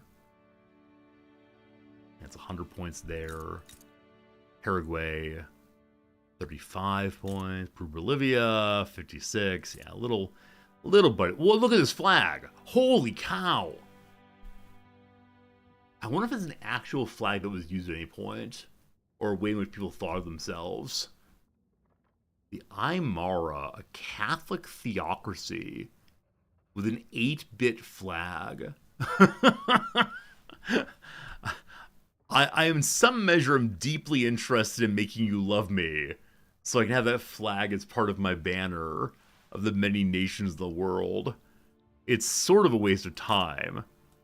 However, their real ethnicity, cool. I'm not surprised. Victoria 3 seems to lean pretty hard into attempts at, quasi-realism. Okay. I would like to have South Peru with their lovely bow ties start joining us. They need chairs, because gosh, who doesn't need chairs? Gosh, who doesn't? Only plus 1 point, that's not very good. You don't answer the flag. Alright, the flag's in EU4 also. I mean, there must be something to it. I wouldn't be surprised if they looked up something about the culture and said, okay, well, what exactly do these people care about? Did they have any kind of patterns that appear regularly on their creations? And maybe those did. They want guns, guns, guns, guns, germs, and steel. As I understand it, that book has been considered to be a little bit overly reductive on the question of how colonization works. Who would have thought? Who would have thought? Plus a -7. Anything you want to send me? You want to send me some merchant marine? Okay. Anything else? No. Maybe a little bit of coffee. Yeah, give me a tiny bit of coffee. -2, and my punishment for daring to break a treaty a long time ago. Okay. Take some furniture. I think we have to throw them money, unfortunately, to get substantially guaranteed. Oh no, I pushed a random button. Oh, I can go back to it, thank goodness. What if we do 10 years instead? You more on board? 15 years? End of the game? 6 years remain, my friends. Not much at all. So we'll probably get a couple more people into the trade agreement. Past that, I'm not sure we're gonna get done. Alright, 50% chance. I don't want to send you much more money. I'll give you an obligation. They definitely accept then. Okay. Helping out South Peru now. Cool. San Juan de Marcona Convention. San Juan de Marcona. I assume that's a place. Mass conscription. Hubert Prologia trying to invoke an obscure law against it. The lawyers of the trade union say it's invalid. Down with the law. Down with the law entirely. Available decision right now. Survey the Panama Isthmus. Alright. We need to get over 1,000 bureaucracy again before we do this one. But yes, this is the world in which we control the Panama Canal and the Suez Canal. Give me the Erie Canal also. Alright. Are there any places in particular that are struggling to have their taxes collected? Or is it really just everywhere, I'm guessing? Yeah, it's everywhere. Alright. Capital needs more. Capital needs more. Capital needs more. Good. What a strange game this is. So each one's 65 bureaucracy. I need 1,000. Well, I wonder if I can change the mode of production in any of them and use fancier filing cabinets. Oh, can't you use telephones there? It's possible telephones can be used in administrative buildings. Also, I do need to look into, what's it called? I need to look into production methods in all new places we have. Friends, we've constructed the Suez Canal. Not being racist allows us to have the Suez Canal now functioning. Which means it is time for a change of companies. We say goodbye now to the grain company, I believe.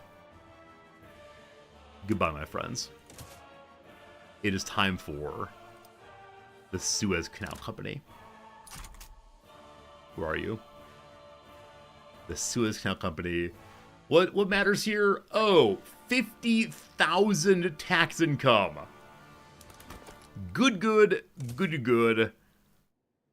thank you. Fantastic. So, it's not going to heal our national debt entirely, but it's a tremendous increase there. And unfortunately, there's not a pop-up on that one, it doesn't seem. Yeah. It did say +1 max company. I saw it also, but we didn't get 7 or 07s. I don't know why it said +1 company. Oh, there's a company charter. These are ways to make the companies do certain things, like have monopolies and so on. But, yeah, I can give them the ports and the trade centers if I want to. Oh, good. It's productivity has to go up all the way before it can give them money and the extra company and so on. Good eye, thank you. Thank you. Okay, so bureaucracy's +1,000 now. Is that what I need here? Our engineers believe it may be possible to construct a canal linking the Atlantic and Pacific Oceans. They're currently conducting a survey of the Isthmus of Panama to determine the feasibility of this project. What a goofy playthrough this is. By staying peaceful and making a lot of chairs.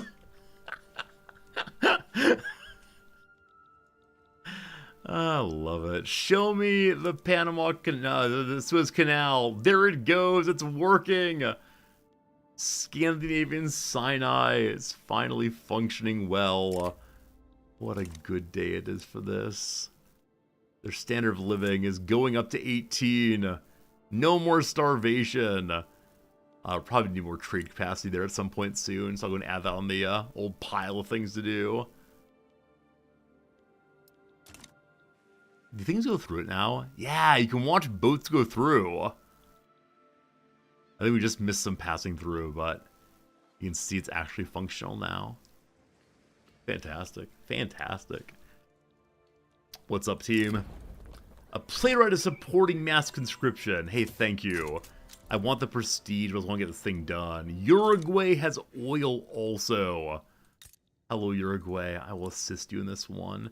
I need to change over my means of production I mentioned a couple times. More rigs for you, my friends. Okay. That's requiring price to requiring more engines also. We need to add those in a moment. Okay, so right, time to go through all the buildings, unfortunately, because a number of them are controlled by the Danish. Okay. If we go to standard filing systems, that'll help a little bit. At some point soon, though, we do need to go in the direction of telephones instead. Power plants are on coal still. We don't know about oil. Our power plants, is anyone fully productive? Eastern Norway is working on it. Gortland is doing very well, so we could probably add one more there. The Empire of Japan withdraws from our relationship with them, so I can no longer freely build in their territory. That's okay. Those are good. I think ports need to go up. Ports can't go up, there are too many of them. Also, they're working terribly. Electric trains, our electricity price spikes, engine spike. Maybe later on those. And as always, it doesn't need to be an all or nothing thing. Though gosh, I love making it all or nothing. Those will work it out. Rye farms are split, that's fine. Fertilizer price is low enough, we're good. Livestock ranches, we're going to mechanize. Use rail cars also. Coal mines go up all the way. I'm going to go diesel pumps on everything here. We'll need to make sure we're importing oil safely. Use dynamites there. At its highest level on all of these, good. Sulfur mines the same. Yeah, we're just going to upgrade our mines in all possible ways here. Any more gold mines? Hey, the good people of Antofagasta and Santiago. There's actually quite a bit of gold out there that's not been dug out yet. Happy to help. Cotton plantations we suddenly own. I don't remember going for those myself, but cool.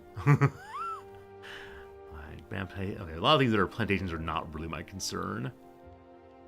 The oil rigs, I'd love to do a combustion engine derricks, but we just need to make more engines if we're going to do this. That's fine, that's fine. We just need to make that kind of thing. And lots of subsistence villages still. Let's see where they are. Iceland, Greenland needs help. Alright, Iceland, Greenland need more buildings. We'll check them in a moment. Alright, now the more difficult part, which is... Man, we have a lot of different industries here. So baking powder goes into all the food. Want to be split between stills and so on. Iceland needs help with market access, I believe.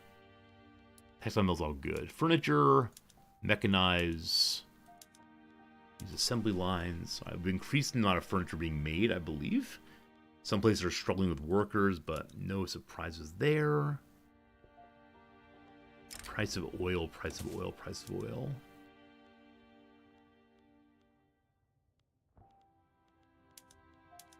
So manually glass blowing, these change over. That's fine. Those are all fine. Motor industries. Do we go diesel engines? They lower the price of engines so very much. Price of oil is only up a little bit. Okay. So having changed basically everything here, the economy's going to bounce around for a minute, and one's never quite sure how it's going to work out. But it's fun. Latvian people are coming to Scania. Oh, the population's all we've wanted for such long. Oil in Araucania. There's still none in Norway, unfortunately. But up. We got people coming from Austria, Hungary also. Population was up. We're over 113 million GDP. With 25 standard of living. Fantastic. This is good. This has been a really fun playthrough. I don't know where it's going to end up. I'm not sure we're going to get the Suez Canal in time, but it's fun giving it a shot anyway. Remember the rural folk believe more time is needed before they pass the law. Nope, sorry, forward we go. I wonder if the rural folk got strong when we brought in people in Greenland and so on. The Ula people, I don't know who these are actually, from West Africa. A hard time getting jobs. Work is for everyone, thank you. No being disrespectful. Hello, Scandinavia. Hello, Greenland. Your population is 1 peasant. Okay. Also, why is this woman in the middle a shopkeeper wearing only undergarments? It's December. What are you doing? I don't mean to tell you to live your life, but seriously, what are you doing? Iceland, how's your population looking? Everyone knows everyone. They're just fine. I've never seen that outfit before. It looks like a bikini genuinely, but it's 1931. That seems a little bit early for that kind of thing. Oh, friends, it is heading towards what is known as 1 p.m. Heading there pretty quickly. This goes a 12 Bravo Gaming. Thank you for the resub. You hit the year mark. It's awesome. How I bet. Number one, thank you for resubscribing for even the month, but you're going to subscribe for a whole year. That's pretty cool too. It's good seeing you. I'm doing well. Yeah, it's definitely a Monday morning here. My first stream of the week. Feeling energetic, having a good time. Just like chugging through the playthrough. I think with me in Victoria 3, it's a very casual game in some ways. I choose like really minor goals. Also, the US has not quite finished its destiny of manifestness. Also, China was partially eaten. You know, it's a very chill game in some ways. No major conflicts, especially a little like later game. 3 out of our 4 present interest groups are really happy, so I'm happy to be playing it 100%. And yeah, there are little tweaks we can make here. Like the West Indies need transportation. All right, sounds like y'all need a railroad. Though you have genuinely almost no work here. 363 unemployed people. Well, they have no arable land.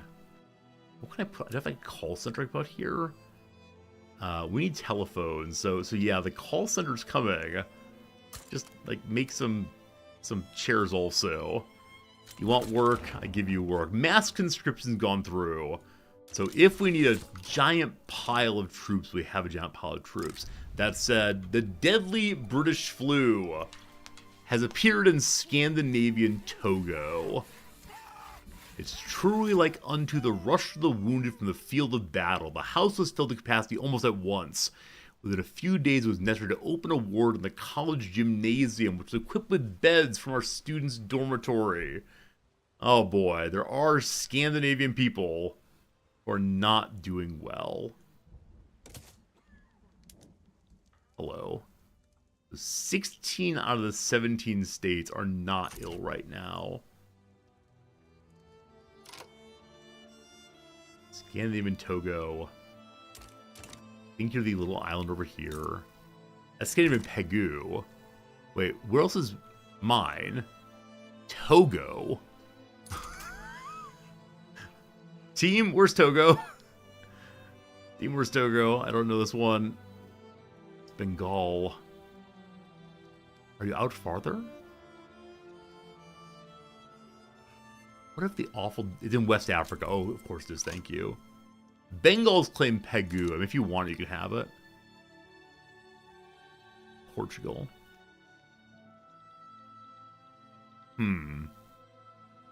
USA. USA. I'm sorry, friends. No one gave me a map for these things. It's not where you live. Your plight has been acknowledged, but unfortunately, it has not been assisted because I do not know where you are. Wait, found it. Found it. All right. Hello to you, Scandinavian Togo. Is it possible for me to give you like some help with health? I don't think that's the thing, unfortunately. So then you got the doctors you got, and that's about all. But hello. I'm your new dad. We can have a really good friend, little buddy. A little bit of friendship. Here, let me teach you how to have a worthwhile crafted industry. Go make some furniture. And also some telephones, please. Hey, thanks. Team, it is the case. It's 1 p.m. It's time for a quick little ad break of 3 minutes. After that, you know what's coming. Right now, though, it is 1931. I said we might be done today. Well, that was a lie. South Peru wants in already. Fantastic. All of South America shall be ours. A trade union of people who have nothing to trade. Good to good. For another 3 minutes ad break, thank you for hanging out with me. Let's go and see if we can finish up this ad break, this crossword during this ad break. Is there a Carmen Carrera, possibly? Maybe. Hypothetical or if. Yeah, Paul Dirac. Couldn't remember his name earlier. Paul Dirac. Move Like a Bunny is to hop, of course. Chen, who wrote the children's book I Am Golden. I assume it's Ava or Eva. I love that choice. I am here for it. For the never use. Here for it.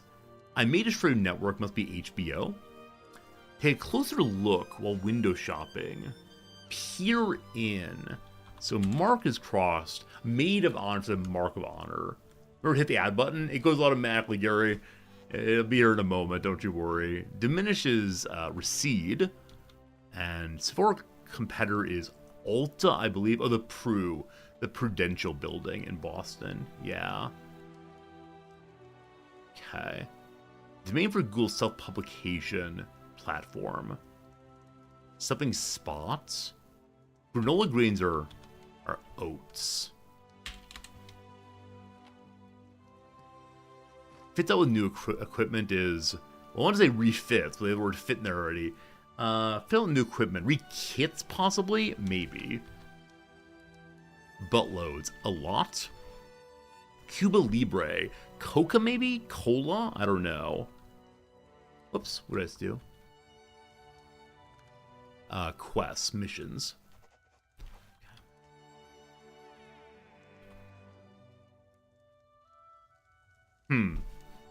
Blot Spot? Is Blot Spot a thing? It's probably Blogspot. Rejigs, possibly? Re-rigs, there we go. It is Cola. It is Cola Team. Cuba Libre requires cola. I thought it was a meat dish. Guess not. There you go. Completed crossword. Very good, very good. Never forget that Sigmund Freud needed eel testicles for his graduate work. That's a thing. Alright, so what is Cuba Libre? I must learn that once. Cuba Libre. It's a rum and coke. I did not know this. I did not know this. Huh. Huh. Yeah, no clue. What am I thinking of? I mean, they're like Cuba pork dishes, right? This is a thing. Yeah, look at that. That's what I'm thinking of. Cuba pork dishes. I have no idea. Friends, I'm running AFK real quick during the ad break here. It'll just be a further minute or two more. And then when that's done, we will be making the pivot. You know, the pivot, and so do I. The pivot in which we go play some chess. If you're only here for Victoria 3, we'll be back to it again tomorrow at around about 8:30 a.m. Japan time. Maybe a little bit after that, a little bit. And yeah, for now, there'll be time for some chess. Be right back in a moment. Thank you.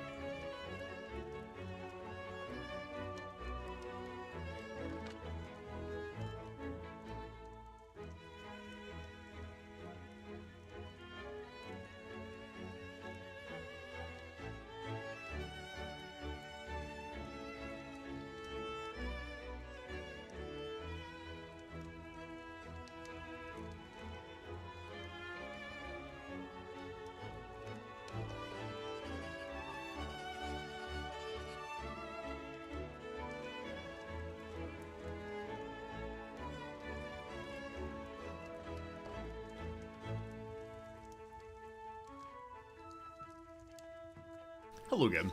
Alright, like I said, it's time for the pivot, so we're going to save this game. We have another 5 years or so left in it. It's a good Switch Iron Man playthrough. I should probably check and see what achievements, if any, are available to us still. One Liquor Corporation one I should look into, probably.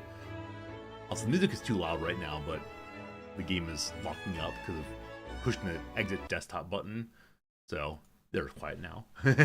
Very good, very good, very good. Hope your evenings are going well. I know it's getting a little bit later in the night for you Americans, though I know you out west, West people are all good, no doubt. Yeah, I'm going to change directly over to chess now. We'll do a little warm-up. I'm feeling really excited about chess, though, right now. I realize our ELO is like 285, but we're gradually climbing, and more importantly, becoming more competent at seeing diagonals and not throwing away my queen. Well, that's the hope, at least. Who knows, who knows. ELO 285, say hi? Sure about that, possibly. Chess directory. Yeah, I don't know. I never know like what kind of title to give the chess directory. Bad but kind. There we go. That one works. Very good, very good. I'm gonna change the title over on YouTube also. YouTubers, I see you. You're real people. I appreciate it that you're still here with us. 285. Smiley face. Maybe smiley face is the best way to do it. Everyone knows what a smiley face means. It means I'm friendly. Got a friendly community here. Also, man, stream has gone by so fast today. I just don't understand what happened. I'm just really in the zone in some way, I guess. Part of it is just like Victoria was flowing nicely. I think anytime where a Paradox game especially flows nicely, I get so lost in it and just time goes right by. Okay, very good, very good. Everything is set up. Yeah. F11 for big screen. Let's go ahead and do a couple quick puzzles. Maybe one quick lesson. Maybe one quick lesson, then on we go. End of the game with a checkmate. I'm playing as black. There is the king. So, like, this is desirable, but it leads to that, and that's pretty bad. This is a rook. Okay, so got a bunch of pawns. So the queen can attack to here. If she does that, nothing has to change. Badger? How the heck you doing, Badger? It's been a very long time. Friends, please say hi to Badger. Badger's been a long time or long ago friend of the channel. A really fun streamer who put on one of the most hilarious, awesome games done quick presentations of a speedrun ever. Played the game Terraria on the big stage, and Badger had trained and practiced for months to get like the perfect start, and it led to didn't quite work out on the big stage. But Badger found a way to make this really like frustrating situation into a very funny one, and a lot of people were cheering and all about it, and yeah, that stands out. But yeah, Badger's great. Are you streaming anymore? Are you going to be streaming more? Regardless, it's very good seeing you, and I thought about you often and thought about how to contact you, blah, blah, blah, but hello. It's not necessarily one move, no. So it could be more than one move, if and you want, but I don't know. I mean, we can move to here, then we have to lose the queen. Okay, I could go out this way and lose the queen. So there's got to be something involving the rook. Like, the rook backs up this pawn. Or just gets taken. Okay, I'm not going to solve this one myself, I don't believe. I may need to ask for help in just a moment. Because I'm not seeing, like, diagonal coverage. I realize with a queen or rook, I can do laddering. But, I don't know. I mean, if I move to here, I threaten the rook. I missed a key idea. I agree I did. I agree I missed something. But what? I'll be asking for help in just a second here. If we go in all the way, that happens. If we go to here, I disagree with you, computer lady. There is not a checkmate here. How, though here, I mean, the queen protects the rook, but so what? Friends, I have no idea. I'll push the hint button. This is strong check with my queen. The only check my queen I see is here. As genuinely the only one.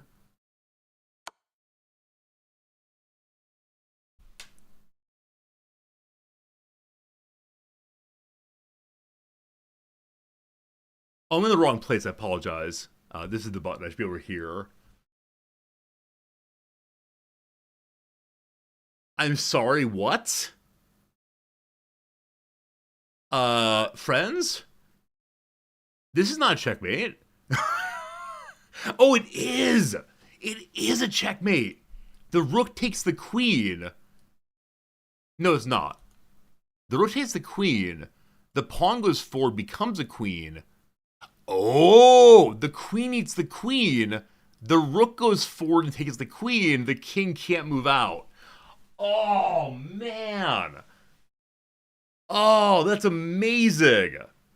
So at the end of all trades there, all required trades there, because of the checks, my rook ends up running the show. Something like that. Fewer steps, that's fine. Whichever way, pretty darn cool that. Pretty darn cool that. Wow. All right. Let's go and do at least one more warm up here and then get ourselves into the fun that is the actual game. Oops, I blundered. Can you find a way to checkmate me? I'm playing as the white side of things. So if this bishop goes to here, that is a check. And I believe that's all there is to say. Cool, sounds good. All warmed up, thank you. Let's see how it goes. Let's see where we end up matched with someone from around the world and what on earth we play as. Mandalala from, where are you from? Ecuador. Buenos dias, my friend. Buenos dias. All right, pawn on pawn action. Let's just do it pawns to the middle here. Totally fine.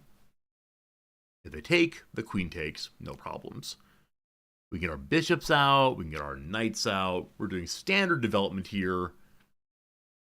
I guess I could have attacked here instead. Okay, if you say so. Even exchange. Sounds good. Now that queen comes out, you're going to see a very, very cranky Resorti. Also, if you're new to my chess streams, I don't read chat at all during the chess, so I can offer you the most authentic experience of a person learning and fumbling along, etc. And that's all fine. All right, so the knight comes out attacking my queen. That is okay, but I guess we lost a tempo by doing that. If my queen attacks here, she's taken by a bishop. So yeah, we gotta move somewhere else. Now, if we just move forward here, we're checking, but the knight can take that, and that's no good. So yeah, it's probably the case where the queen just kind of backs out for a while. So the knight can go to here or to here. I could stand in the middle of that, I suppose, discouraging the knight by also like focusing on them. It also protects this pawn. So yeah, it's not retreating entirely. No one's attacking this place. Let's do it. Let's do it. Let's do it. Yeah, I have a great desire, I think, often to run away entirely, but anything to maintain the center control. Though again, I realize that moving the same piece twice is really not ideal. Now, the annoyance is going to be is if his knight goes to one of these locations, in which case we'll be attacking the queen again. So we'd like to stop that if possible. And one way to stop that is to get, hello. One way to stop that is to get the other knight out. Okay, so he's currently checking my king. That's fine. He wants me to send the queen there, so he captures. Pawn forward, I believe, is the correct answer for right now. We could do knight forward also, which does not attack but does defend. I'm going to do pawn forward, I think. Cool. Cool. That's the C pawn in motion. Woo! I wonder if bishop forward would have been better.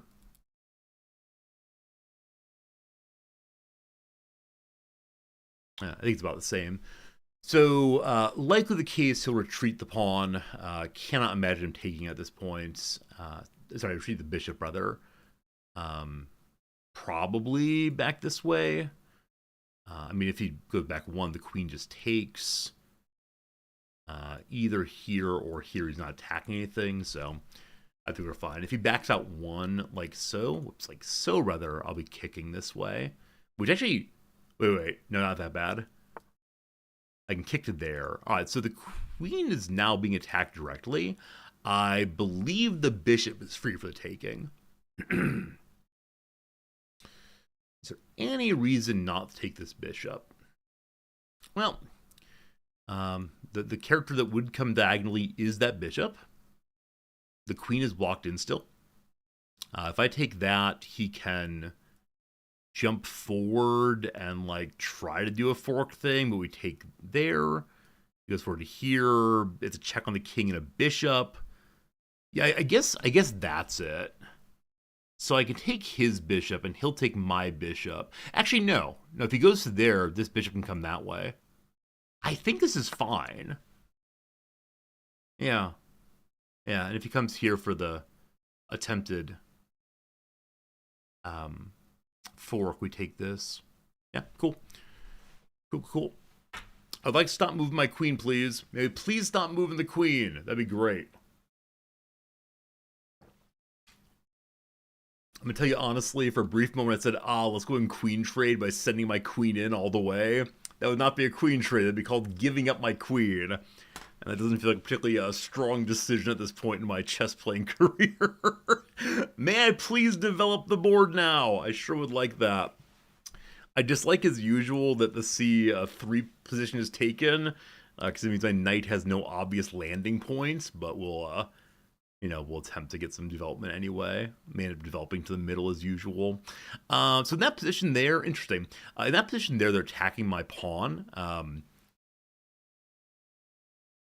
C bishop can go yee-haw here.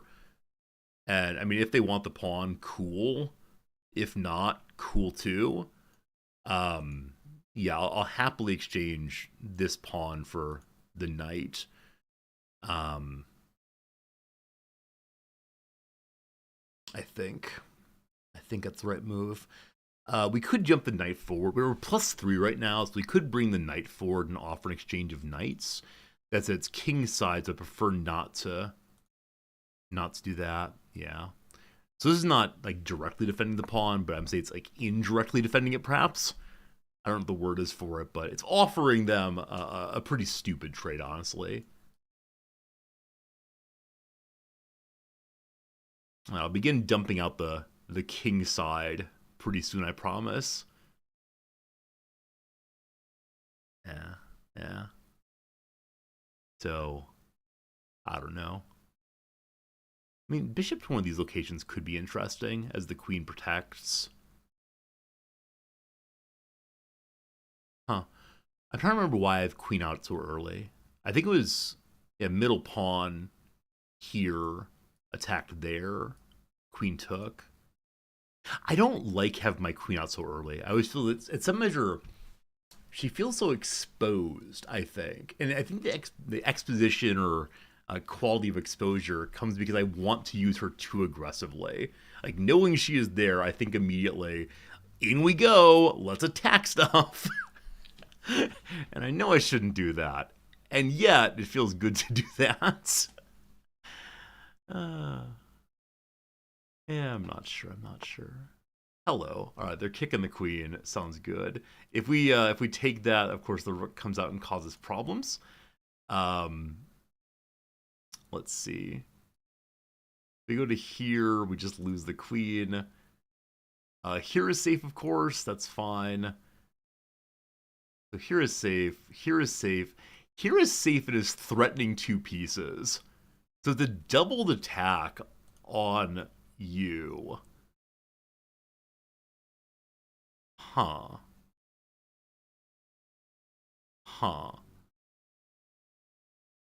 I guess I don't mind that move so much. Nobody's attacking yet. Offer to draw. I'm sorry, but no. Now we're playing this thing on. I think I like that move. Some part of me is saying I should just retreat my queen. Because if they do this, it's going to get dumb. So, yeah, maybe queen retreat was the way to move. Actually, no. If they do that, it's not going to get dumb. If they do this, it's going to get dumb, or that. So possibly retreating my queen with a mind towards further development of other pieces would have been good. Like I said, I think I want to use my queen too much because I see how she can be useful in every position all the way through. Had we taken the draw, we'd get +1 elo. That's cool, but they may be annoyed that I'm a kind of slower player. I'm not sure. Yeah, so if they kick again, then I absolutely have to retreat the queen and develop other pieces instead. It's just the loss of tempo over and over again is, call it, less than ideal. Bad. Yeah, during the game review, we'll talk about this pretty seriously. I realize we're only in the initial few moves of the match. We're in the early game in some measure, and so in early game development matters most. And what have I developed? A bishop. Gotta develop bishop. That's really what's happening so far. So not great, not great. All right, so like I said earlier, if we develop our knight to here, it offers a trade I'm okay going with, I suppose. Oh, you know what? If the queen goes to here, it's a check. And it's potentially a really interesting check. Because the queen would have to come out. Have to, correct? Yeah, the queen would have to come out at that point. And that is the queen trade I discussed earlier. Now, it's not clear to me we should do that by any means, but it's just a thing to keep in mind. Is there a way, though? Okay, like I said, I knew it was going to get dumb at this point. Get a little dumb. I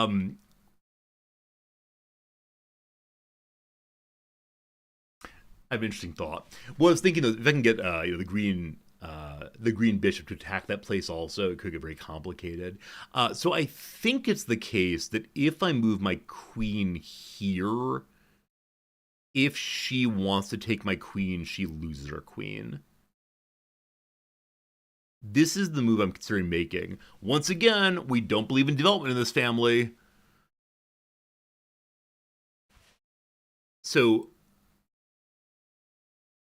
I mean, or I could use my bishop for this is not a good idea. Or if I use my bishop for this, then the queen is not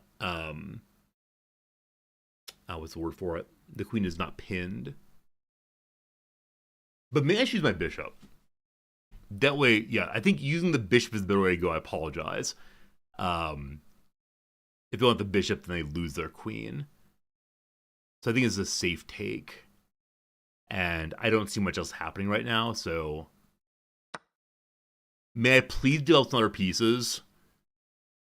It'd be pretty cool if I could develop some other pieces, thank you.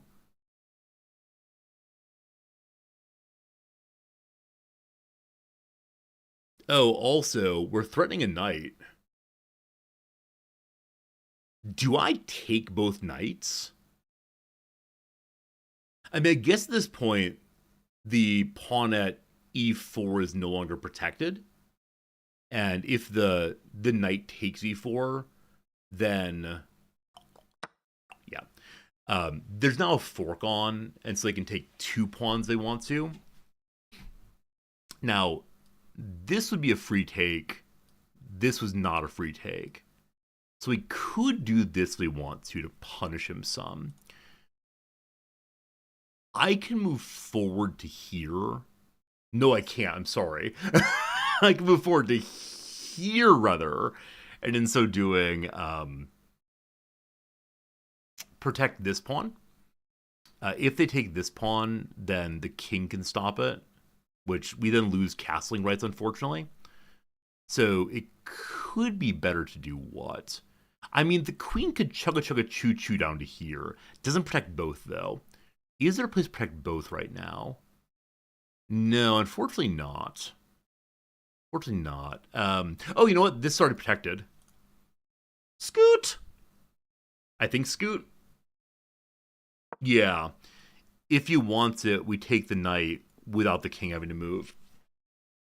Oh, I give it my bishop. Oh, I give it my bishop. That gives my bishop. That was pretty stupid of me, huh? Oh, I defended a pawn and threw away a bishop. Also, I could have just moved this pawn forward. Oh, oh no. And I was playing so well, too. Oh, it's pretty bad, team. Team, that's pretty bad. Oh. There's a moment, as usual, where I got stuck in a hyper defensive frame of mind. And instead of, thinking about moving, I thought about protecting. And of course, moving is a kind of protection. So, well, these things happen. It's fine. We still have an advantage, smaller, unfortunately. But it's time to develop pieces and not to panic at all. Everything is fine. If we can move this pawn forward one, the queen will protect it. Also let the horse then have a landing point. That'd be pretty good stuff. At the end of this thing, I'm going to wish I took the draw. It happens so often. Man. It's okay. It's okay. The king is pretty exposed right now. With the queen on that file, things are less than ideal. Oh, you know what's interesting? If the knight takes here, I can no longer move my queen to stop it, because that would then allow the queen to have vision of the king there. I'm a bit surprised by that, but I'll take it, thanks. Cool. Yeah, I think that move was probably better, but maybe not. Okay. So, I mean, horse friend can fork here.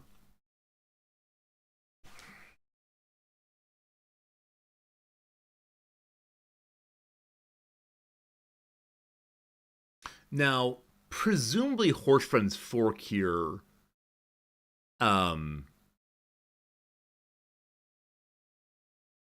they let me take the horse, obviously. I don't think they capture the knight then, because again, it's to give up their queen. Now, I recognize this is not me doing my best development work, but I think we're good. I think we're good on that.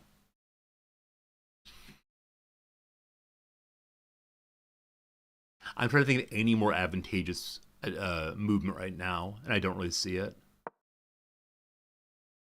This was a make up for the lost, for the lost bishop earlier. What a weird game this is. I mean, I obviously I'm doing well right now, so I like this game, but it's just not feeling as complex as usual because development didn't happen. In some measure, it feels like we're playing a game with only 3 or 4 pieces each, which is weird. Which is really, really, really weird. So I don't know. I mean, I guess one thing the opposition could do here. Well, no, I was gonna say move here and threaten my queen, but then we just take that way. What can she threaten? She can't get to the king for check. You can't fork the king either. I mean, they go to here, threatening my queen, I suppose. Yeah, I mean, I guess that's the move I would go for here right now. Is that true? If I were playing black, yeah, if I were playing black, I would have attacked the white queen instead of just giving up the knight. And you were attacking nothing now other than straight line. I think that's right. I think that's an okay move. Huh. Oh, there you go. There you go. Okay. Hello, team. Feeling pretty well. I'm pretty well. Yeah, yeah. Definitely a blunder early for them. Yeah, I'll take it. We gained 9 points. It was 295 again. That is fantastic. Let's go and check it out. Man, what a weird opening. What a weird opening. I promised I wanted to develop the entire time. You heard me say developing words. How many games so far tonight? That's the first one of the night. First one of the night there. Yeah, had a good early advantage after a blunder on their part. Definitely stupidity of giving up my bishop. I got, like I said, I think the correct move there, we'll get to in a second, was to move my pawns forward. But everyone who stopped in, I saw some new people chatting. Am I AI generated? No, I am in man-made indeed. Thank you. Thank you for that. Yeah, go ahead and scrolling on through, scrolling on through, seeing you all. Hello, everyone. Thank you for your kindness and cheer me on as you do. But no, I'm a real boy, I swear. That's true. All right, quick review. Okay, so this does give black an advantage. So apparently this is not exactly a great series for me. Knight comes forward, we move there. Bishop comes forward, fine. Yeah, this is the first move they made that was a bit of an issue. I think they got excited about taking the queen. They probably imagined me taking the bishop with the pawn and leaving the queen behind. We just moved one, no problem. Got kind of aggressive on the middle. We love it. Here comes the blunder in a moment. All right, they don't like that. I missed a better way of capturing a free knight. What was the better way, if you please?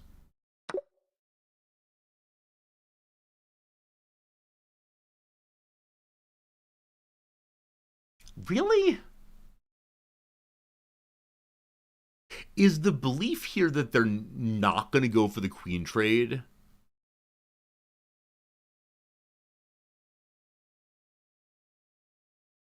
Queen takes, forced exchange, I'm up. So go ahead and trade the queens. Okay. I mean, yeah, I get it. And I see we are, with that take, we're +6. And so plus more than 6 is great too. Yeah. They don't have a choice. I mean, they can move away, or not move away. They can just stay there. Crazy. Yeah. Regardless, I see why that works. It's just not the first thing in mind for me. I'm so protective of my pieces still. All right, we do some exchanging. This was one of my stupid moves. It's not the blunder, apparently. It was a pretty stupid move because I was like, okay, yeah, we're protecting the bishop here. I need to protect my poor pawns. They're being attacked here and here. And if I go back this way, I can protect the pawn and attack there. I think that this was a better move. No, it's not. You still lose the bishop. Show me how. Oh, of course. Of course. Too much. Okay. So what move would they have preferred here? What move would they have enjoyed instead of my running away? You would have played... Oh! I did not see the X-ray move there. Wow. Okay, cool. That's a really nice move. It doesn't take the rook, but it brings in a moment of panic for the rook. They have to move the rook, no castling, and then we can figure it out. That's cool. That's very cool. Very cool. Oh, I probably drew to h7. I drew the wrong line. That does happen occasionally. Yeah, okay. Thanks for noticing that. Regardless, that's what I did. Lost a bishop. That felt pretty bad. All right, here is the moment of radical error. Because knight can jump backwards. The knight could jump backwards there. I see. Right. I read this as, I've found a fork. And you know what? The knight can make the exact same move. Very good, very good, very good. My enthusiasm for attacking Queen was almost the death of me. That said, they didn't see it, and thank goodness for that. Because I see how this is an attack on the Queen in a much safer way. We got lucky there, very lucky there. We finished the fork. They take, we take at the end. All right, cool, cool. Can't fork peace will like peace. Oh yeah. No, I'm not in any measure advocating for playing it correctly. I'm just saying that's the error I made. So friends, I guess the question I have, and I'm not quite sure what move I should ask this on, but I guess roughly here, from this point forward, the vast majority of my play was queen-centric. I kept saying I would like to develop more pieces, but I just didn't. Is that how some games go? Or should I have, like, put the brake on and said I need to develop more pieces? Like, I realized they kept bullying the queen, but like I said, had I moved the queen all the way back somewhere, it would let me develop more pieces most likely. So should I, like, in moments like this where they are playing really queen centrically, I guess right here is the change. I develop aggressively, they attack the queen, so I keep it going. I don't know. If you get a free piece, you take the free piece. Yeah, fair enough. I feel very strange about my like my bishop hanging out at home still. It worked out anyway. All right, very good, very good. Give me 10 seconds to go and fill up my coffee and or my water rather, then we'll play another one for sure. In line with BXG7. All right, 1 second. We go back to it. Oh boy, 1 second. Let's play game history. There I am. Hello. Okay, so line with game review, please. Doot.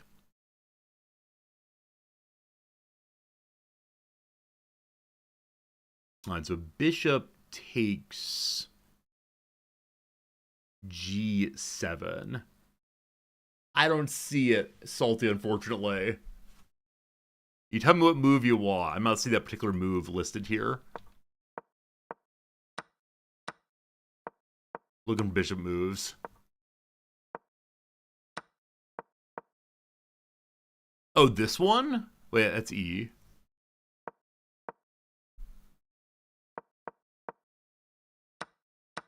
Okay, I guess it's this one. So I move this way. This one here. Okay, I see now. So queen hangs out there. Super aggressive guy there. Presumably rook moves over 1. Okay, then what? Queen in. Oh, interesting. Okay, so rook takes there. Queen then takes rook. Fascinating. Fascinating how it goes.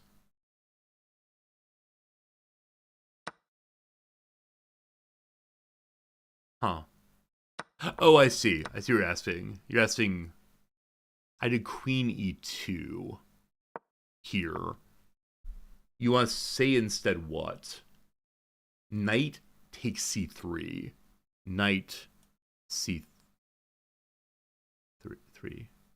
C3.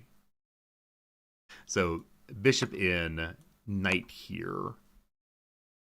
Reveals a check on the king. Okay. And then here, wins a rook. They go here. I don't know why. I guess it's because the another attack and then the rook. Yeah, there you go. There you go. Yeah, a way of seeing pendulum moves I just don't know, so unfortunately. But that's cool. That's very cool.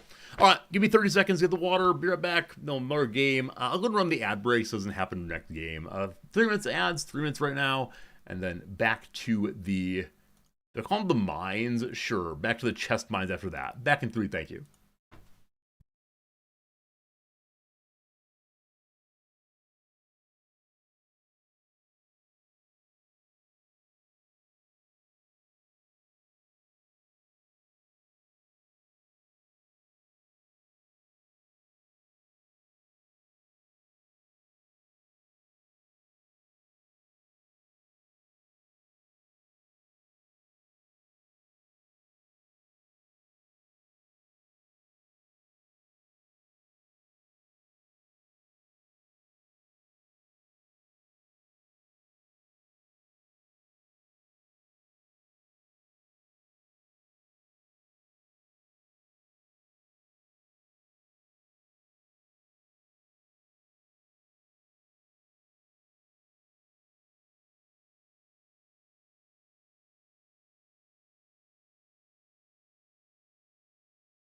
Okay, hello again.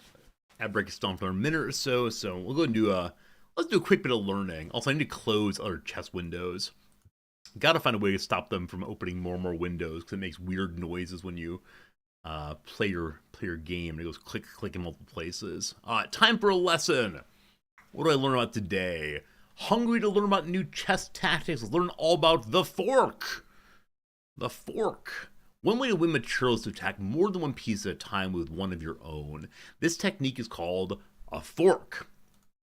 White appears to be in trouble. Can you find the game-winning fork? Alright, I am white. There's trouble. This attacks two pieces. Okay, take the queen. Excellent job using the fork tactic. We can promote our pawn into a queen on the next move in a winning position. Cool. Can you find a fork for white to win a rook?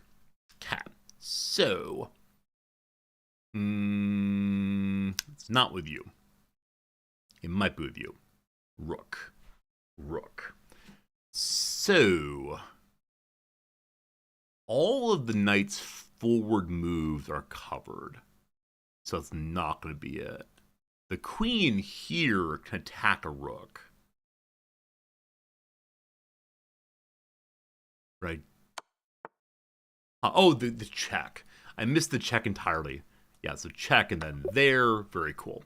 Okay, one more. Black is down a knight for a pawn. Can you find a fork that regains the material? This is the pawn fork. I've never pulled one of these off successfully, but pawn forks must do. Black just captured a pawn with nxe4. Can you find a fork to win material for the white? All right, so we have a bishop who can go here, and then we get either a knight or a rook, your choice. Cool. Black is threatening checkmate on g2, and things look hopeless for white. Can you find a surprising fork to turn our game around? What a surprise! That's not a surprise. I'm so proud of myself, but no. Well, you can become a queen. Oh, he's been a knight. Oh, I see. So a knight move here makes a lot of sense. Because then we can take the queen. There we go. Great job, Resorti. You've mastered forks. Not quite true, but true enough. Gary asks, what would taking a draw amounted to? So taking a draw, it gets very close to no elo, though he was slightly better than me, and so I would get one elo for taking it. So the draw is not like abandonment. It's not like the game never happened. But yeah, the person who should have won did not win. The person who should have lost did not lose. But yeah, I don't know. Anytime a draw is offered to me, I feel like I should be polite and take it, but I tend to refuse them because I'm playing for blood. Those of you who play chess, when do you take your draws, or do you tend to refuse them always? Cool, Salty. Thank you for finding interesting queen moves. I like it a lot, but no, many of you in the chess review section see things I just don't see. But here's another one. No draws allowed. This person is from, where's that? Indonesia. Very cool. Playing Indonesia. If they're down in time but have minor advantage for positions dry. Okay, so down in time and they draw. Got it. You haven't figured out a system of etiquette? Yeah. I think some people will say in chess the only etiquette is win. And past that, when you sit down at the board, as long as you're not endlessly wasting time, you're fine. You're absolutely fine. This is the D pawn. This is not the E pawn. That is something. So I'm going to do what? Because they want to get the queen involved. Absolutely. I'll move my buddy forward also. Playing the D side. Queen's pawn. Let's go. I was thinking of just moving the knight out, but that'd be a silly thing to do. I think Alekhine is off of the E pawn. Well, we'll see.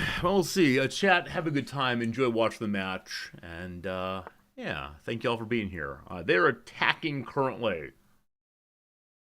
I mean, if they want to attack, and lose that pawn or lose the knight to my queen, I'm all about it. Thank you. So I am going to do what? I could jump forward pretending that I'll take also. Or I can develop this way.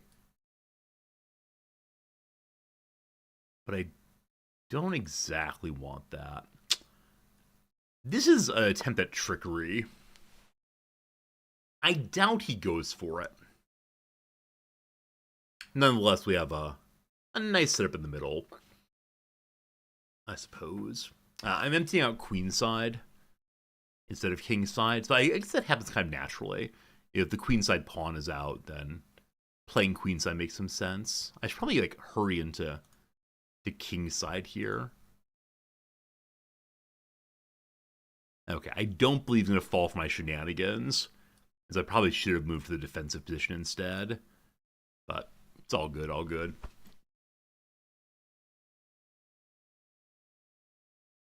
Trying to play mind games over here.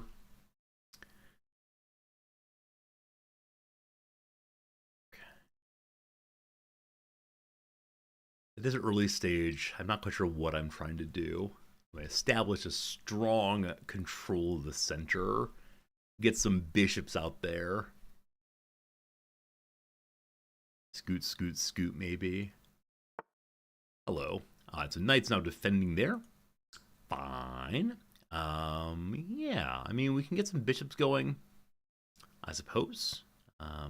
There's still only the one attack there. It is still defended, no problem.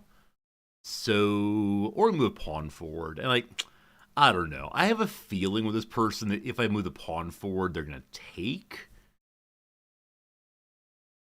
And then want me to take, and they'll take. I can move my bishop forward to protect. But my sense if I'm going to do that, I should just have a pawn there instead. I don't know. I don't know what's the right thing to do here, unfortunately. I mean, queen forward's a possibility. I always feel like I want to go e6 here. I know e6 is a very weak move. Because it blocks out the bishop and such. Okay. I'm just going to go here. I have no idea why. But it is a place.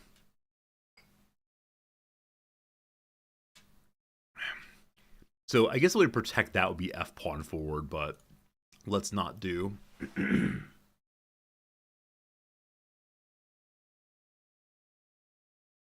That said, moving f pawn forward here feels not as bad as it could be, as there are currently two pieces in the way of the queen attacking f. I feel like I learned to talk a whole new vocabulary over the past months.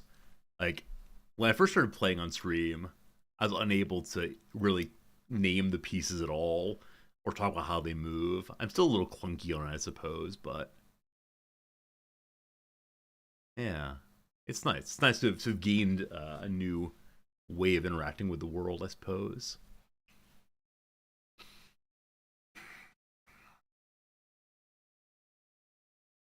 So the king is pretty blocked in right now.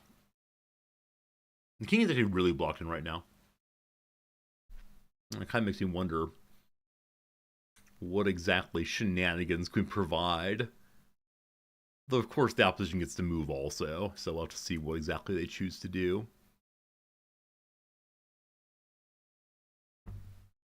And they're thinking. Or possibly their internet's not working super well.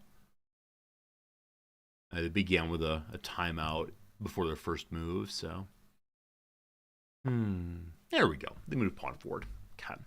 That pawn's attacking my my bishop. That's unfortunate. I probably should have thought about that. That's how it goes. If we move forward, the knight takes, and we have a follow-up of that. Well, actually, it's interesting, isn't it? One second. So, if pawn takes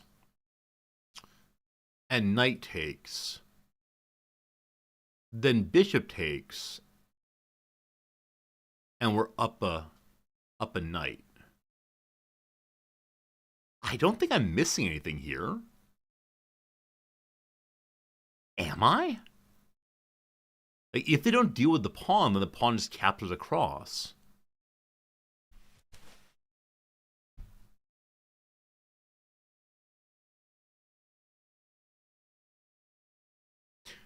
The bishops can't get involved at this point. I mean, okay, maybe it's an attempt to draw. Like, I have no idea. I have absolutely no idea.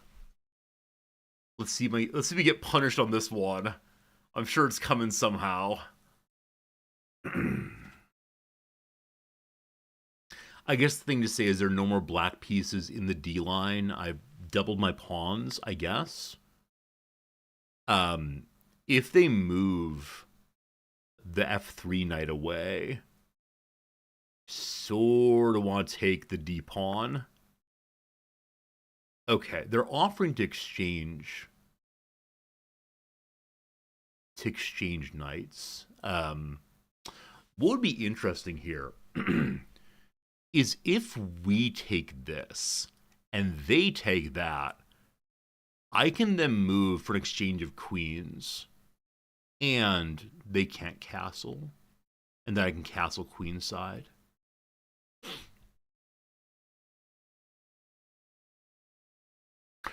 I sort of think they won't do this. I mean, it's an even trade throughout, except I get the loss of their castling privileges. Well, let's see. I guess they can stop it with the knight instead. It isn't necessarily a loss of castling privileges.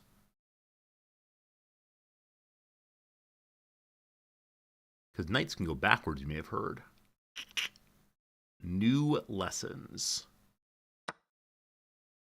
Well, didn't quite see that coming. But that's okay. I'll take that. Okay, so now we think a little bit. I mean, king's exposed. True. My knight needs to move almost certainly.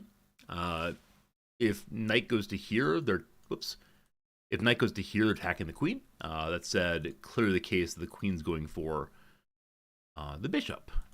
So we can just move a pawn forward here to protect the bishop.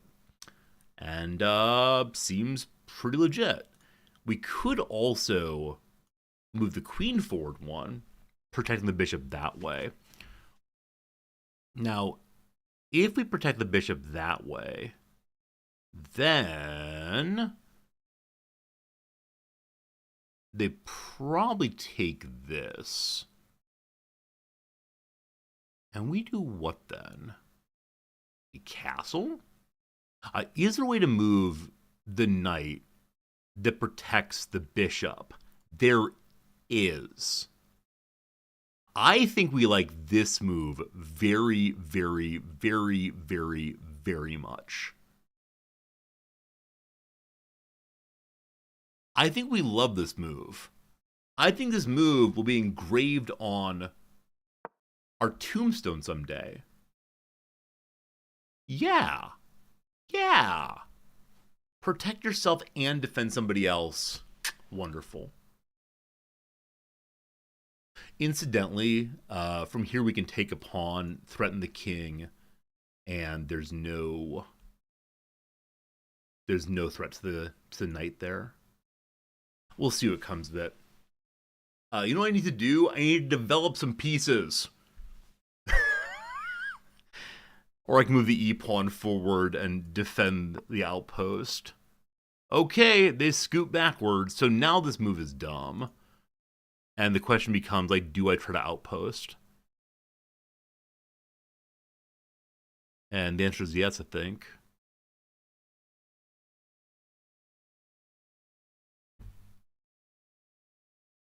Yeah, sure. Oh, you know what? The bishop could have gone in and taken the pawn there. You know, if you want to, you're welcome to. I'm not sure it's a great move right now. I mean, it's one of those moves where I take something and don't get immediately punished for it, but actually I probably would have. Let's see here. So I go in like that. Yeah, they can't, well, they can move the queen forward, then take the knight. And so it's kind of just an exchange and very weird positioning for the bishop. Maybe. I promise I'll begin developing pieces. I mean, the F bishop can head on forward and do the normal attempt at locking brother in space. That said, of course, the pawn kicks then. That's no fun. Probably going to develop like other knight next, or queen, so I can castle queen side, which is always a little bit of fun. Okay, cool. So bishop is now attacking my knight. That's how it goes. Yep. Is there a fork afoot that might be useful and interesting? Nah, not really. Not really. So if we go here, we definitely have the opportunity to. Do it just not move? We could just take this and think about doing other things instead.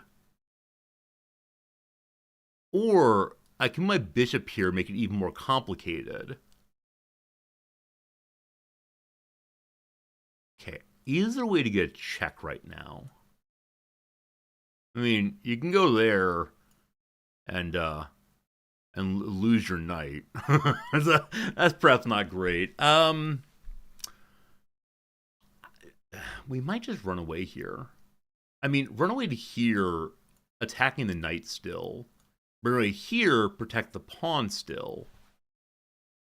I see a lot of people in chat commenting right now, which I'm probably missing something essential. But what that is, I just don't quite know. I mean, we could take the pawn. No, that's attacking. I would say we could attack the pawn and take that. I don't know. I don't know. Yeah, something's amiss. So if we go to here, as attack with no backup, what should I be doing? I mean, okay, we ram it home here. No, against me attack. Stop thinking of that. I keep thinking about being able to have the queen join that, but I think I'm going to do this. I think it's the way to be aggressive, be aggressive. 1 second. The bishop could shift to here, attacking the queen. If that happens, I don't have a piece in place to follow up on their taking the queen. I spent a long time on this move. There are just too many things in play. Like, what I want to do is fight, but no, I think, I don't know. I don't know, team. I don't know. I thought of a move. I will make that move. Who knows?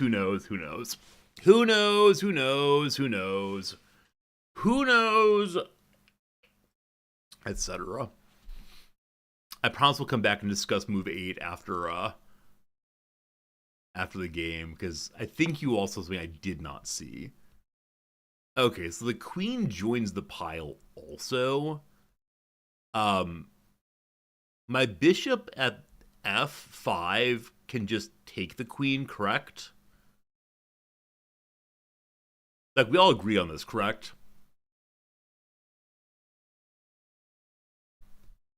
Looks good. Sorry, friend. I know what that feels like. I'm sure they thought through it and said, my goodness. Oh, hello, friends. How we doing? Now move 8 was genius. You didn't see it coming, did ya? Didn't see it Yeah. Hey, Zed, good saying. Oh, hello, chat. How you doing? How you doing, chat? How's it going? Oh, goodness. Yeah, like, 'cause I know how that feels. It feels horrible because they thought through it for a couple minutes or a minute and a half maybe. And then they made the move incorrectly. Made the lift and drop possibly. I played like an 1100 allegedly. That's not true. All right, so let's talk about move 8, I suppose. So here we go, here we go, here we go. Everyone in there, everyone in there. Everybody get in there. Okay. Left a pawn hanging. Yep, definitely to a pawn, that's true. They move forward again. Yep, took another pawn, that's true. Like I said, had they attacked at this point with the D pawn, then we definitely would have had a queen exchange, that'd be fine. Okay. I win tempo by threatening the king. So this move here, like I said, is my favorite move I found in a long time. Because, yeah, it does attack and defend simultaneously. An earlier resorty would not see this move, most likely. He probably would have moved to here instead as being just a safe location that attacks the queen, but does not defend. So that move felt really good. Move 7, they run away. Move 8, I outpost. Or move 7, I outpost. They push out. Okay, team. What do you see? So the move I end up making is bishop to there to protect. I saw fork and forgot about it. Here? So, okay, right. Buddy here, we take. Oh, was it this? Oh! I did see this fork. The way this thing went, my friends, the way this thing went was, oh no, I'll lose my knight. When, of course, oh no, I lose my knight means we take a queen. Yeah. So the move you'd have preferred is this. They have to go this way. We take a queen. Yeah, that's pretty cool. That's pretty cool, team. I'm really glad I found the... I mean, I saw the confluence of these two pieces. But I gave up on it because I couldn't figure out how to force the queen. And I said, like, bishop goes in first. Okay, if they want to take it, they can. But no, I think I only noticed the fork. And then I noticed the bishop and then thought about backwards. But, yeah. Yeah. That's good. That's good. All right, on we went. This move is good enough, apparently. It's not a major blunder. They made a mistake there. Good. And they finished up. Oh, cool. That's 2 wins today. Both, I believe, via resigns in the early to mid game. I mean, a win's a win and all that. Yeah, move 14 and move 9.